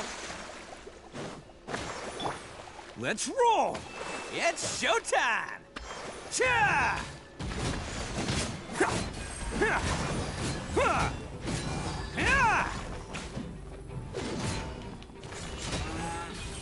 Cha!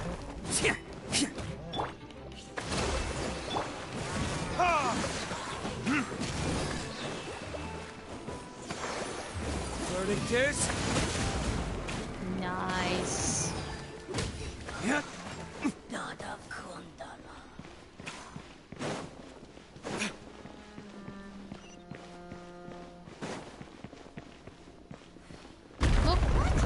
floor here isn't safe.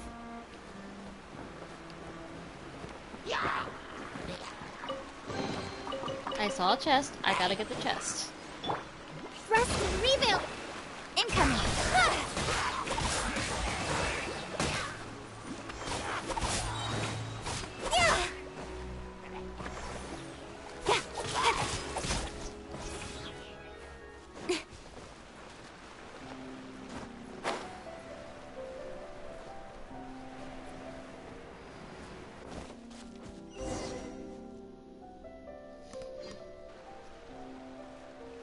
This place has also been contaminated by primordial seawater. Ooh, which means Navia needs to be careful. Yeah. And a lot of it, too. A Fontanian would most likely dissolve the moment they fell in. You should go back to safety, Navia. Right! You can't go down if there's primordial seawater. It's too dangerous, and it won't be any help for you to just stay here. Don't get Paimon wrong. We're not saying you're useless. It's just that... It's not safe. No, you're right. I can't do anything in this situation. I'll leave this to you. From the look of things here, maybe there's no way back.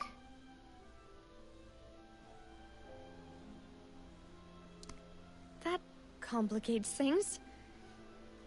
Maybe the only way left is forward.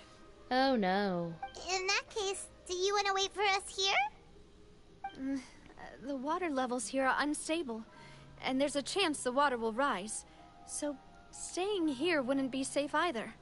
Oh no. I'll go together with you. Perhaps we'll find the exit just up ahead. Seems like there isn't any other option. All right. Come with us for now then, but please be careful. Yeah, we can't lose Navia. Oh no, it's a dead end! Let's try climbing over from the side.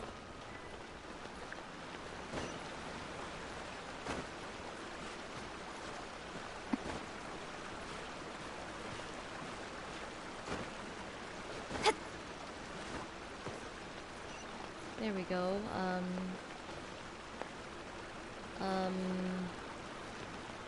This way.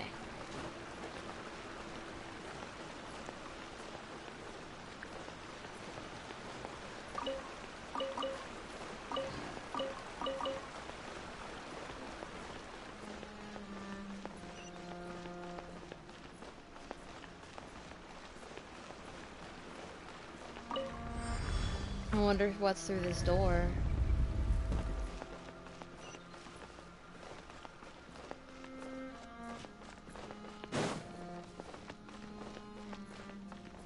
Whoa, what is that?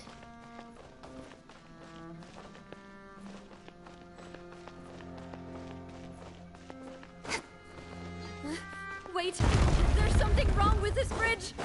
Run for it! I ran. Cutscene time? Yep, cutscene time. Come on, Navia! Come on, Navia!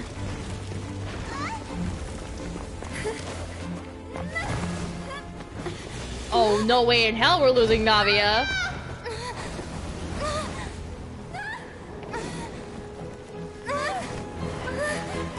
Oh, no way in hell! Nuh-uh!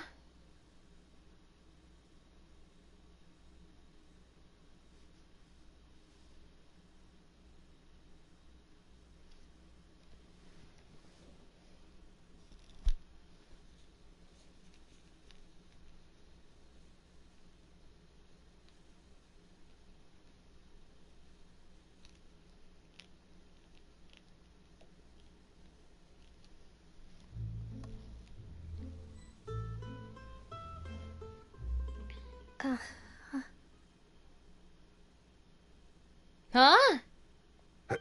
Demoiselle? Huh? Demoiselle, what are you doing here by yourself? Would you be standing here till dark if I hadn't come to get you? Huh? Maybe she just wants some time to herself, Malus. Hmm? Oh. Was I sleeping? Yes, it would appear so. I must be tired. That's quite possible. However, you were the one that suggested we go out for a walk. The screen's a little shaky. Oh, right. I Like nearly watery. forgot. It must have slipped my mind when I dozed off. I haven't had a nap today yet. Have I? This is a familiar feeling, yet something's a little strange.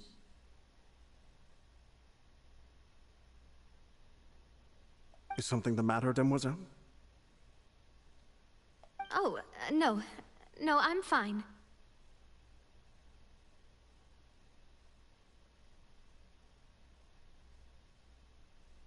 I was just trying to recall why we came out for a walk.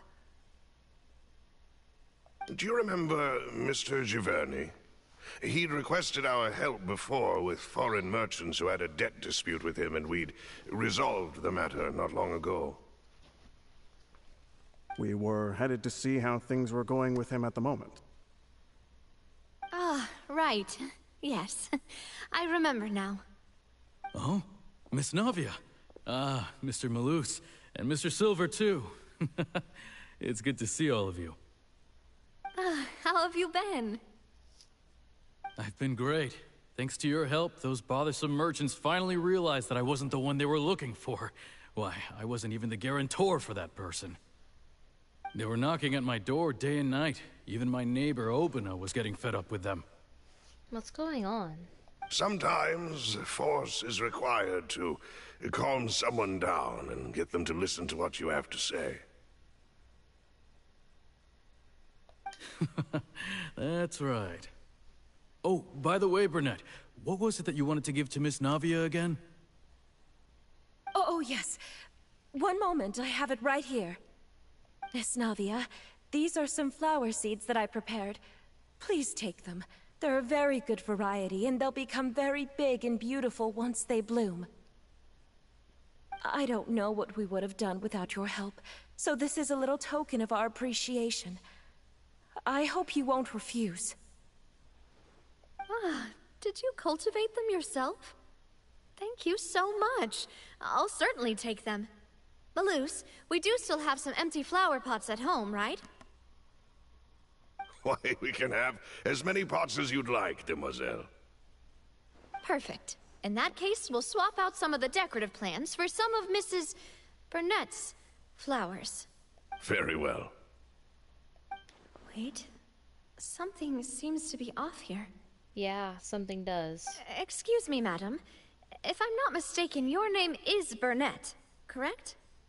That's right. Is something wrong? No, it's nothing.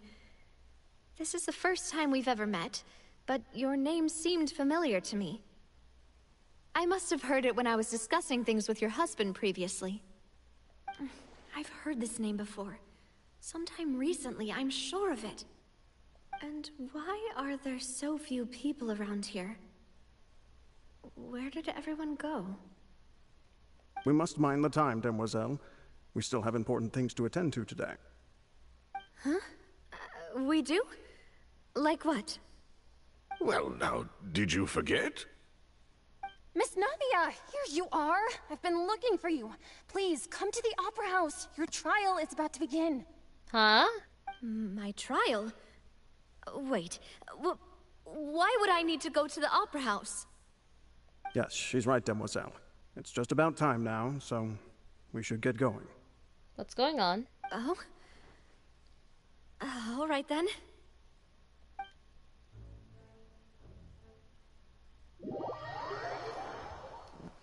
Something weird's going on.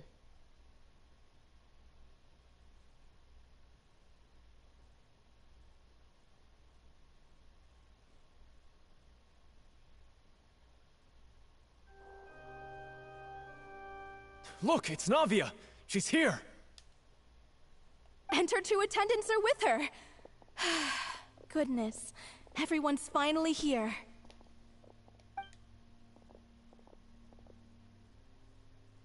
There sure are a lot of people here to see the trial. And they all seem to be oddly excited about something. I even know some of these people. Karina, Desiree, Joyville, Jolien, Essen. Why are so many people here? And why do I have no recollection of this case? That's an excellent question. And as for the judge... huh? Where's Monsieur Neuvillette? Please sit in the defendant's seat. Don't worry, Silver and I shall accompany you. All right. But are you sure you can stand behind me? Typically, it wouldn't be allowed, but today is an exception. Hey, what kind of place do they think this is? Come on. Do they have any idea what they're doing? Seriously. Enough with the whispering! Could someone please tell me where Monsieur Neuvillette is? And why I'm standing trial? My dear Miss Navia, have you not yet realized what you've done? In that case, allow me to explain. As all here know, you are Master Callus's successor, the head of the Spina di Rasula, someone held in high regard by every soul in Poisson. Uh-huh. After you took over the Spina, you treated all of us just like the late Master Callus had. If anyone in need reached out to you for help, you responded. Not only you, but your butler, your subordinates, nearly everyone in the Spina di Rasula fought for the well-being of those in Poisson. Wait a moment. Aren't you just proving that I'm a good person? Yes, correct. Absolutely right. And that is why you stand accused. You have helped so many people get through so many difficulties. You are one with us. We are inseparable. We are one big family, all of us who are from Poisson, inextricably linked. And with you being so important, we couldn't possibly do without you. Therefore, this fair and honorable court shall declare you guilty, and you shall stay here. You will be together with us forever. This is literally insane. Huh?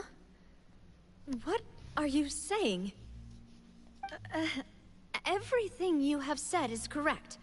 I have indeed done a lot for my hometown, and I would be willing to be with you all, but What is the purpose of having me stand here like this? What is there to discuss? Ah, well, if that's what you think, then I have no further comments. How wonderful, Miss Navia!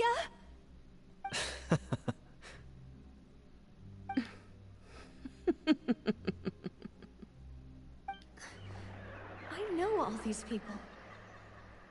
Why are they laughing? I seem to remember now. Yes, I get it. This trial is... Wait just a moment. This isn't right! Malus? What's going on? What was that, Mr. Malus? Our conclusion is very clear and unanimous. Let the court judge her now. She's guilty! Stay here, Navia! You're one of us! Demoiselle, don't admit guilt. This trial means to keep you here forever. I wish to exercise my right to defend Our Lady. Mr. Joinville, you only know of Navia's goodness, but nothing of her utterly independent mind. She was born a free and independent spirit. She has never been tied down by anything. Indeed, even the death of Master Callus couldn't stop her. Her actions cannot serve as proof that she identifies herself as part of any group. She merely acted as an individual, extending her hand to help others. Please do not mistake her actions as being otherwise. Really? As an individual, you say? Don't forget, we are all Fontanians here. This is the nation of justice, the nation of Hydro. Even if Miss Navia only voluntarily rendered her assistance, that doesn't change the fact that her beautiful soul must return to everyone. Water accepts all, blends with all. It will surely accept her kindness. Everything is measured here in the nation of Hydro, and in the end, everyone shall meld together. Thus, when a unanimous opinion emerges, that opinion represents justice. Oh my goodness. Now I speak for everyone. Our opinion is consistent. Navia should stay. We and Navia are one. No. And you would call this justice?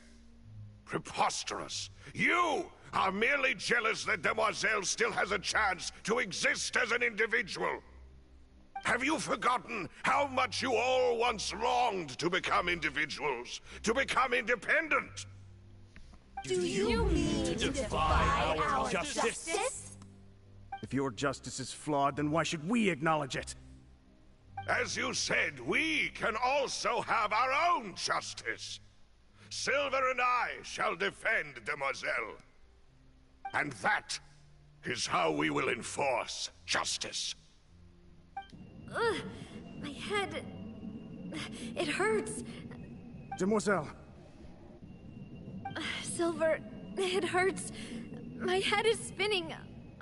All I can see is stars swirling in front of me. I remember now. Everything that seemed odd from the very beginning. Karina, Desiree, Joyville, Jolien, Essen, and Mr. Giverny and Mrs. Burnett, who we met earlier. Yeah. Even Malus and Silver. I don't want to admit it, but they're all dead. Don't be afraid, and don't admit guilt. We will protect you to the very end. Absurd! Who are you to say that she cannot be judged? We are the majority, and in the nation of trials, the majority is absolute justice. We are the will of all. Don't let them escape! We shall keep Navia here with us! Mr. Malus and Mr. Silver, must you be so stubborn? She's meant to live. How could the two of you possibly hope to stand against the collective? Do not resist. This judgment is fair and just. Navia belongs to us. After all that happened, she should not be left alone in Poisson. I had a feeling. What are you saying? No more excuses! He says we're jealous. Jealous? How could she possibly be an independent individual? What's with these people? Who's jealous of her? She belongs to us! Miss Navia, she... Silence! Neverlet. That's... What's he doing here? Monsieur Neuvillette! Such commotion is prohibited in the court. The accusations you just presented are nonsense and cannot constitute a proper trial. The court will adjourn for the rest of the day. In this, I shall hear no objections from any unauthorized party. Our thanks, Monsieur Neuvillette. Please leave with me, Miss Navia, while there is still time. But... Go on now, demoiselle. This is your only chance to leave this place. What, can't bear to leave us behind or something? Malus. My apologies. I couldn't resist making one little joke once I realized that this shall be our last goodbye. Aww. Malus. Silver. Quickly, you must come now. Come on. Navia, go with Neuvillette, come on. Demoiselle. She has been saved. Farewell. She has been saved. But unfortunately, we don't get to see Silver or Malus anymore. Sad.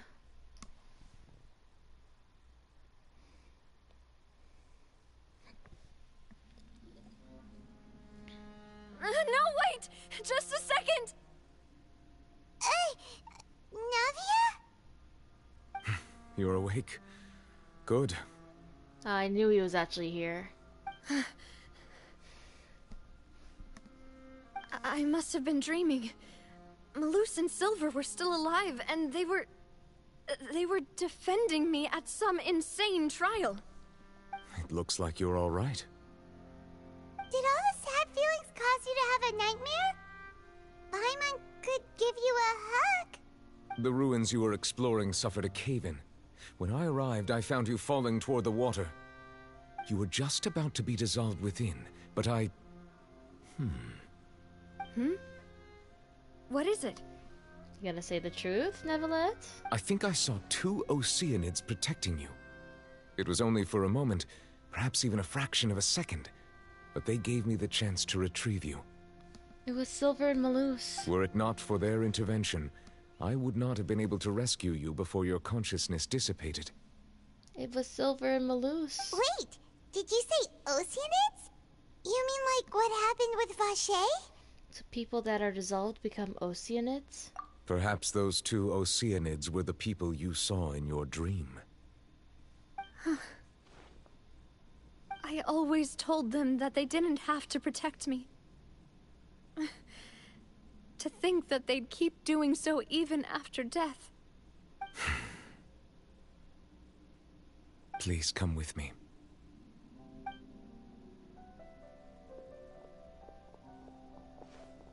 Neuvillette, are you okay? Oh, I am quite all right. Perhaps there's something we could chat about? Why do you look so stiff all of a sudden? That's an excellent question. Oh, Paimon knows. You're the type who feels awkward when there's nothing to talk about, right? I merely thought that we should give Navia some time to herself. Huh? Why didn't you just say so then? Don't you think it's even more awkward to call us over like this and then have nothing to talk about? I suppose so.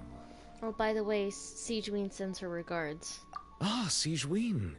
I hope all is well with her these days. Her work in the Fortress of Meropide has not been too much for her, has it? No way! Don't worry. She's doing fine down there. She's an amazing head nurse.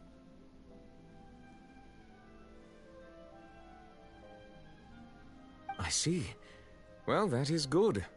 I have always worried that Sigewinne would need a lot of time to understand the world of humanity, just as I have.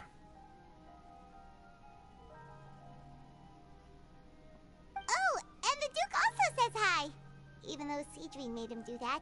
He hopes that you haven't been overwhelmed by all that's happened lately. Thank you. I have indeed been busy lately, and I also hope that everything is going well in the Fortress of Meripede. He still doesn't know what to talk about. Let's chat about something else then. You're the expert here, Paimon. What should we talk about? So, Neverlet, you're probably quite the swimmer, huh? Mm-hmm. Yes, of course.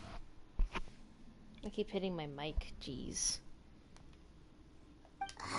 This isn't going anywhere. Let's try something else. How did you find these ruins? Did the knave tell you?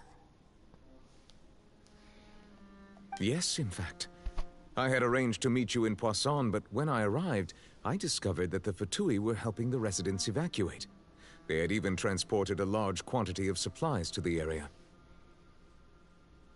Amid my astonishment, I ran into the knave, and we had a chat. She informed me that she had asked you to investigate the ancient ruins here. Oh, so he came in the nick of time then. Yeah, we originally planned to meet up with you, but we thought you might still be busy with all those official documents.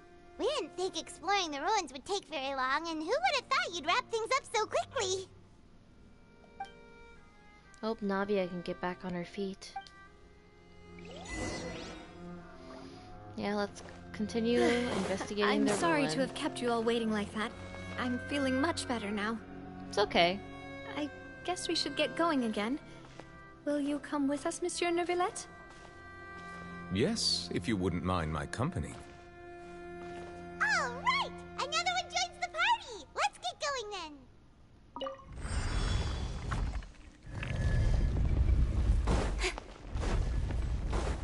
Hold the line!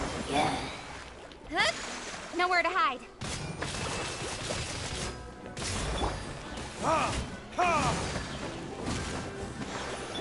Can't catch me. Attaboy! Bring refuge! Let's move out. Allow me! Who wants some of this? Bam! Let's kill this guy.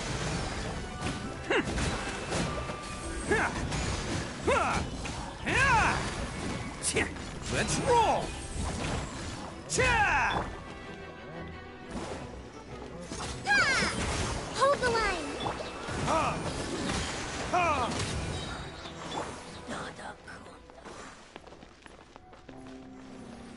Okay, yeah, that's it. That's it. Oh, wait, this way?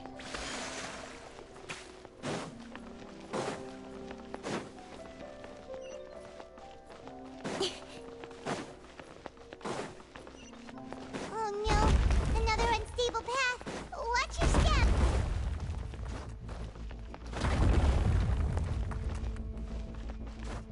Oh, wait, no!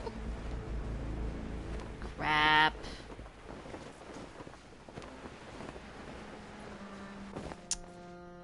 Well, thank goodness it started over.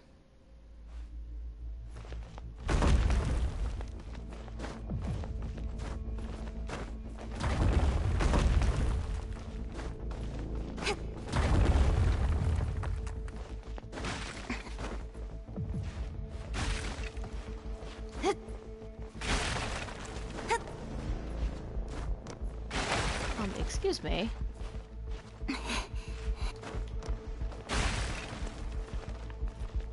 Oh wow, those were breaking off too? Pretty freaky. Watch out! There are rocks falling over here!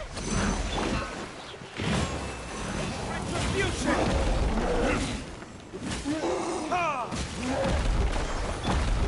Don't blink! Hey! With sword comes shadow!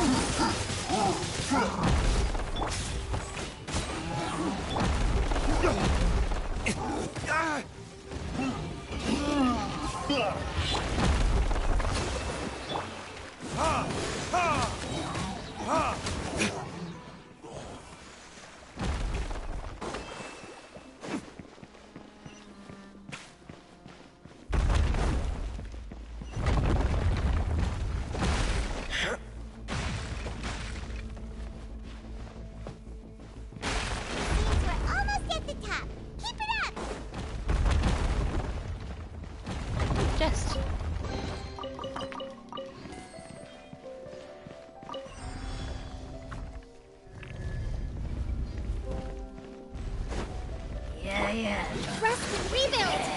Billowing surge! There it is.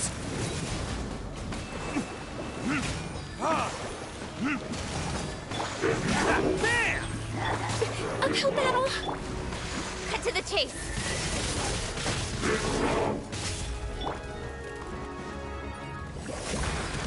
Hold the line! Oni coming through! Let's roll!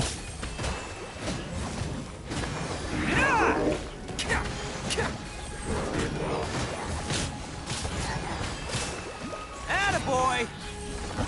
Oh god, oh Can't god, catch me. oh god. Can't get... Allow me!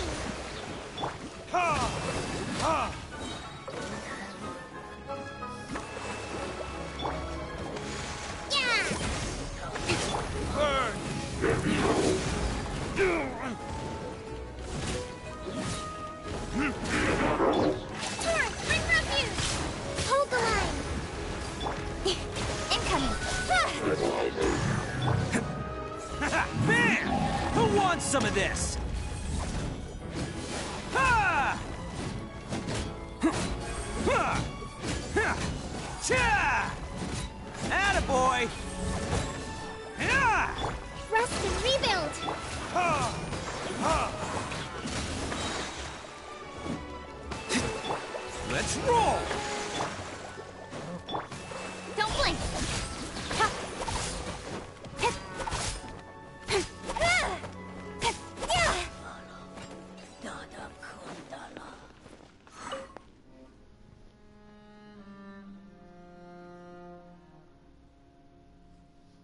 I wonder what that is.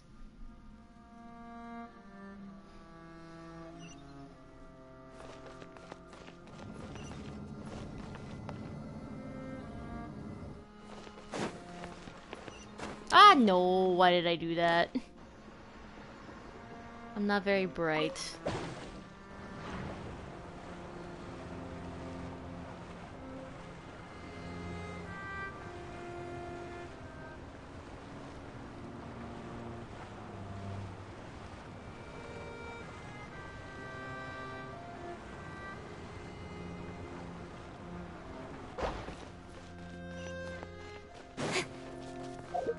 Why is my quest turned off? Oh, it's not. It's just weird.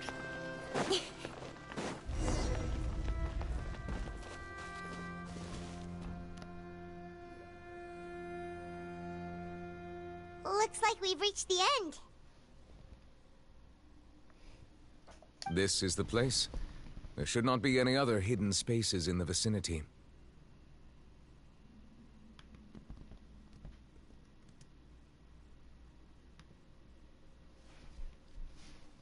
The path sure had some twists and turns, but it turns out that this place isn't actually that big.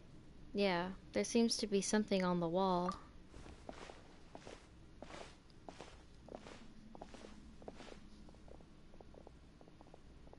Stone slates.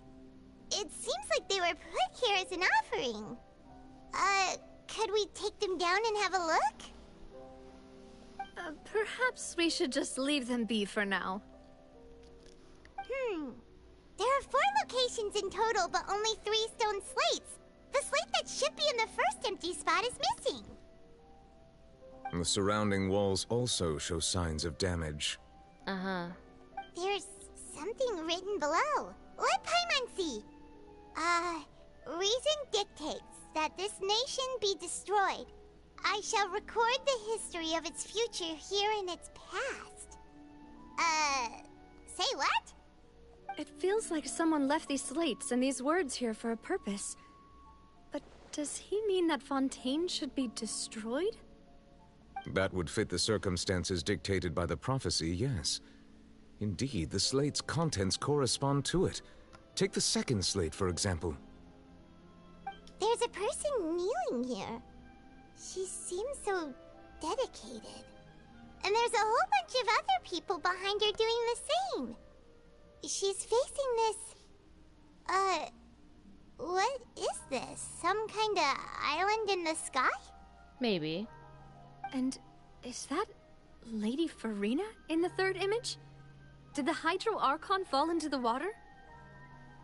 And is that a ring of people around her? Paimon doesn't quite get it. Are they all in the water? The fourth image. I know this one. This exactly matches the content of the prophecy. The people will all be dissolved into the waters, and only the Hydro Archon will remain, weeping on her throne. Yeah, they do seem to match.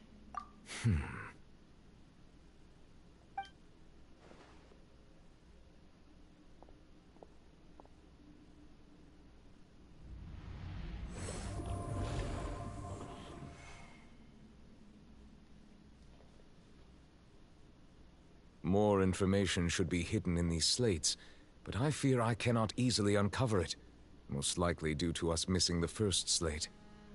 I am very sorry. Oh, that's okay. It's not Don't your blame fault. yourself, Monsieur Neuvillette. Deciphering ancient stone slates isn't one of your duties.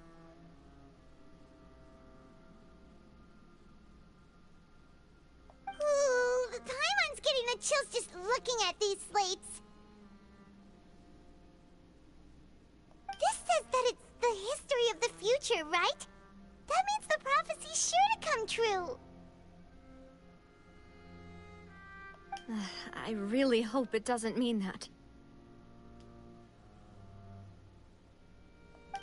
Still, Paimon feels like these images are kind of weird when you look at them together.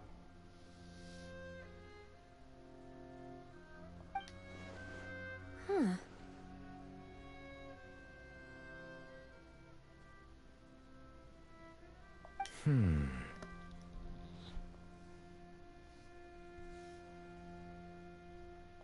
That's right! If the images are in chronological order, shouldn't the fourth, the waters drowning Fontaine, come before the third, where the Hydro Archon herself falls into the water?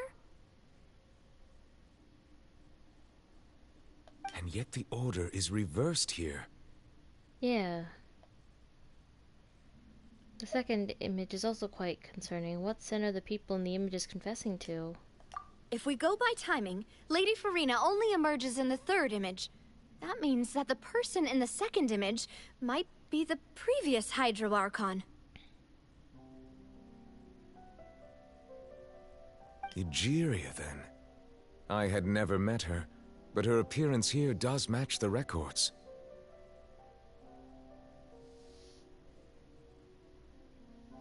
The previous Archon kneeling before the floating island in the skies, as if confessing a sin. Did she herself commit that sin? And if not, why would she be in such a posture? Also, I'm still wondering why these ancient stone slates are here at all. Judging from their contents, could this place be the origin of the prophecy? Does that mean that someone, or some people, once saw these slates? Maybe. But who would have created these slates and left these words here? It seems that any further clues will have to come from Farina. Maybe, yeah, that would make sense. In that case, there's no time to lose. There's nothing else to be gained here, so let's head back first. Yeah, we better get somewhere safe for now. Yeah, that sounds like a good idea. Honestly, who created the slates doesn't matter now. The real question is whether things will truly play out as the prophecy foretells or not. Oh, goodness gracious. I'm trying not to yawn so much. I'm probably gonna end the stream here. Unfortunately, not finishing Fontaine, and there'll be no Natlan today. Because I'm exhausted. I might not be able to explore Natlan until Thursday or something, because I'm gonna be taking a break from Genshin. A small break, but a break nonetheless.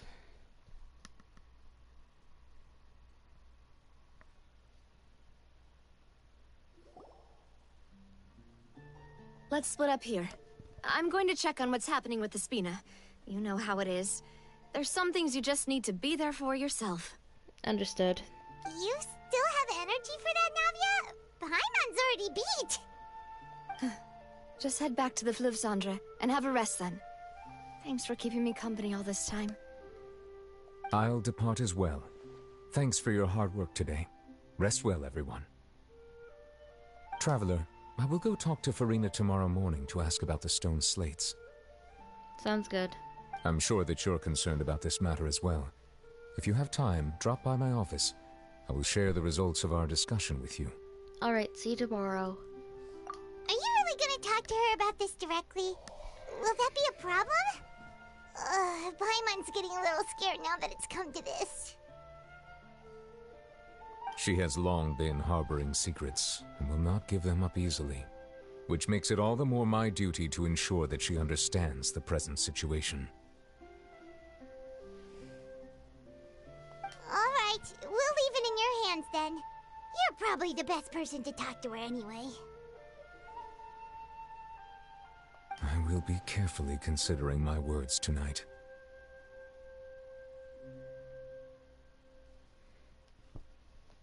Traveler, Paimon, our safe house at the Fluvsandra is always open to you, as ever. So please don't think you're an imposition. All right. I'll be on my way then.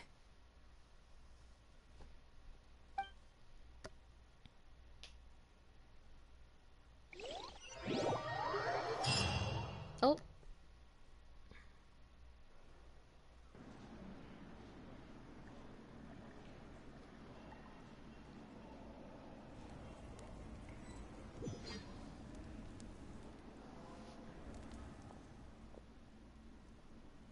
Welcome back. We've got a special menu prepared for you two tonight. Well, that's nice. Yay! And there's good food too! Navi, no, the boss is the best. You did great as well, Paimon. Ooh, desserts! Nice, these are all Paimon's! Of course. Paimon's already starting to forget what happened today. Is that Mona? What is Mona doing here? Oh, that voice. Is that who I think it is? What is Mona doing here? Huh? It's you two. What are you doing in Fontaine? Traveling? What are you doing in Fontaine?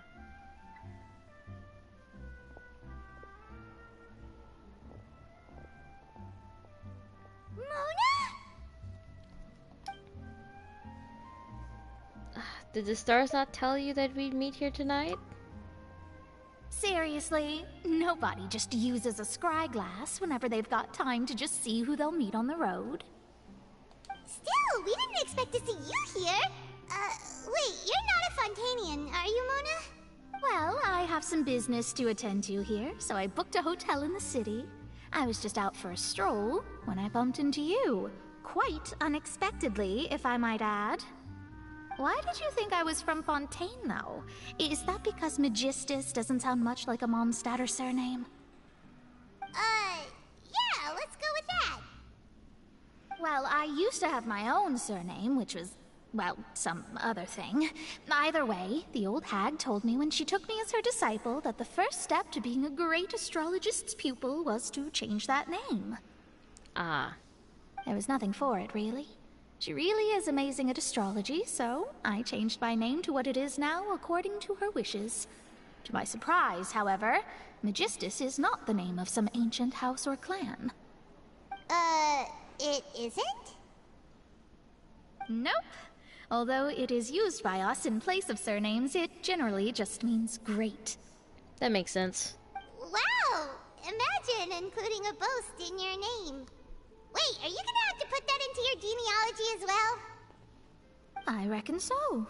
In any case, I'd give my disciple a name like this as well, if I were to take one.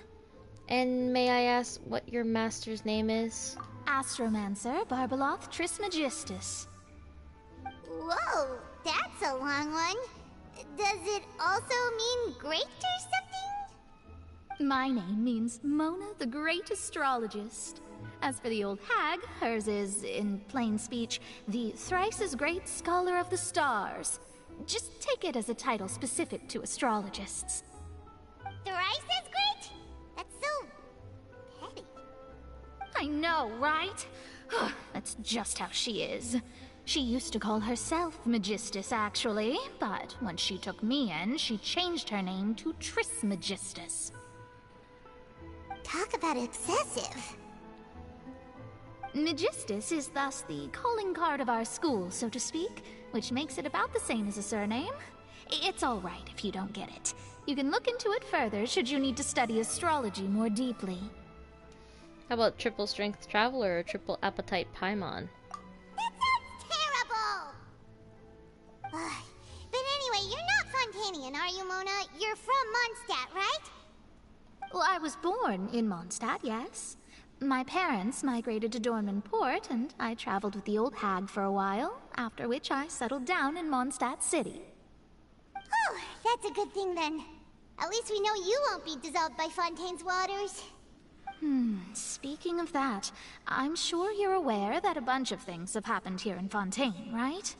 I know you're not a local, but I'd avoid getting too close to any water that looks strange all the same. Yeah. There's something ominous about it. Well, the water, I mean. Did you come to Fontaine because of the prophecy, Mona? That was the main reason, yes. Just a while back, the Steambird invited me to take part in a panel and speak about the circulation of the prophecy as an astrologist. The invitation was sent quite early on. I don't think anyone expected Fontaine to be in this much trouble. What do you make of that prophecy, Mona? Just tell us what you think as an astrologist. Your word would go a long way to make things more certain and less scary. Yeah. What I can tell you is that I'm an astrologist, and that this prophecy concerns the fate of Fontaine, even that of Altivat. Ascertaining this is akin to reading the fortune of the whole world. I'm afraid that this is not something that just anyone can do. If I could do it, you would no longer call me an astrologist, but a visionary. But on the flip side, the prophecy is so huge and powerful that it must surely come from a powerful visionary. Its contents involve the fate of the world. Disregarding it would be a mistake. A visionary? Sounds really powerful and all, but does such a person really exist? Possibly. Of course. The old hag could do it, and I'd bet there are others amongst those Hexenzirkel colleagues of hers who could do something similar. I need to ascertain the accuracy of the prophecy. Could you help me get in touch with your master? Are you sure? All right, I'll help you. It isn't often that I see you with such a serious look on your face. I'll tell you once I hear back from her. Okay, that's awesome, Mona. Thanks, Mona! You're amazing as always! Oh, well, this is something only I can do after all. So yes, your praises are quite welcome. That's the greatest of astrologists for you! Of all the people we know, you know the star's the best! Indeed. That's the spirit. Oh, sorry. I came to see what all the commotion was about. If there's anything you need, do not hesitate to inform the Spina di Rosula. Oh, whoops. Guess we were getting a little too carried away there. Well, I'll go tend to my own business now. If I receive any news, I'll be sure to come find you two again. Okay, sounds good, Mona. Bye. And there she goes, quick as rushing water. And here we are with the Spina guy giving us suspicious looks. Well, we were making a ruckus. Try to keep it down next time, Paimon. If Paimon hadn't spoken for you, it'd be you getting all the weird looks. The things Paimon does for you. Alright, thanks, Paimon. That's more like it.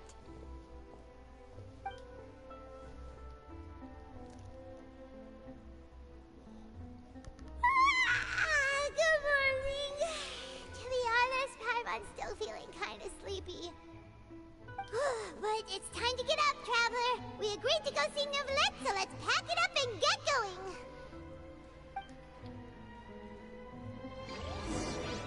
Alright.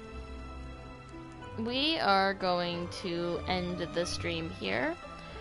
I hope all of you who have watched or will watch later enjoy, and I hope you all have a good morning, good afternoon, good evening, and good night. Thank you for watching, and I really appreciate it. Thank you so much.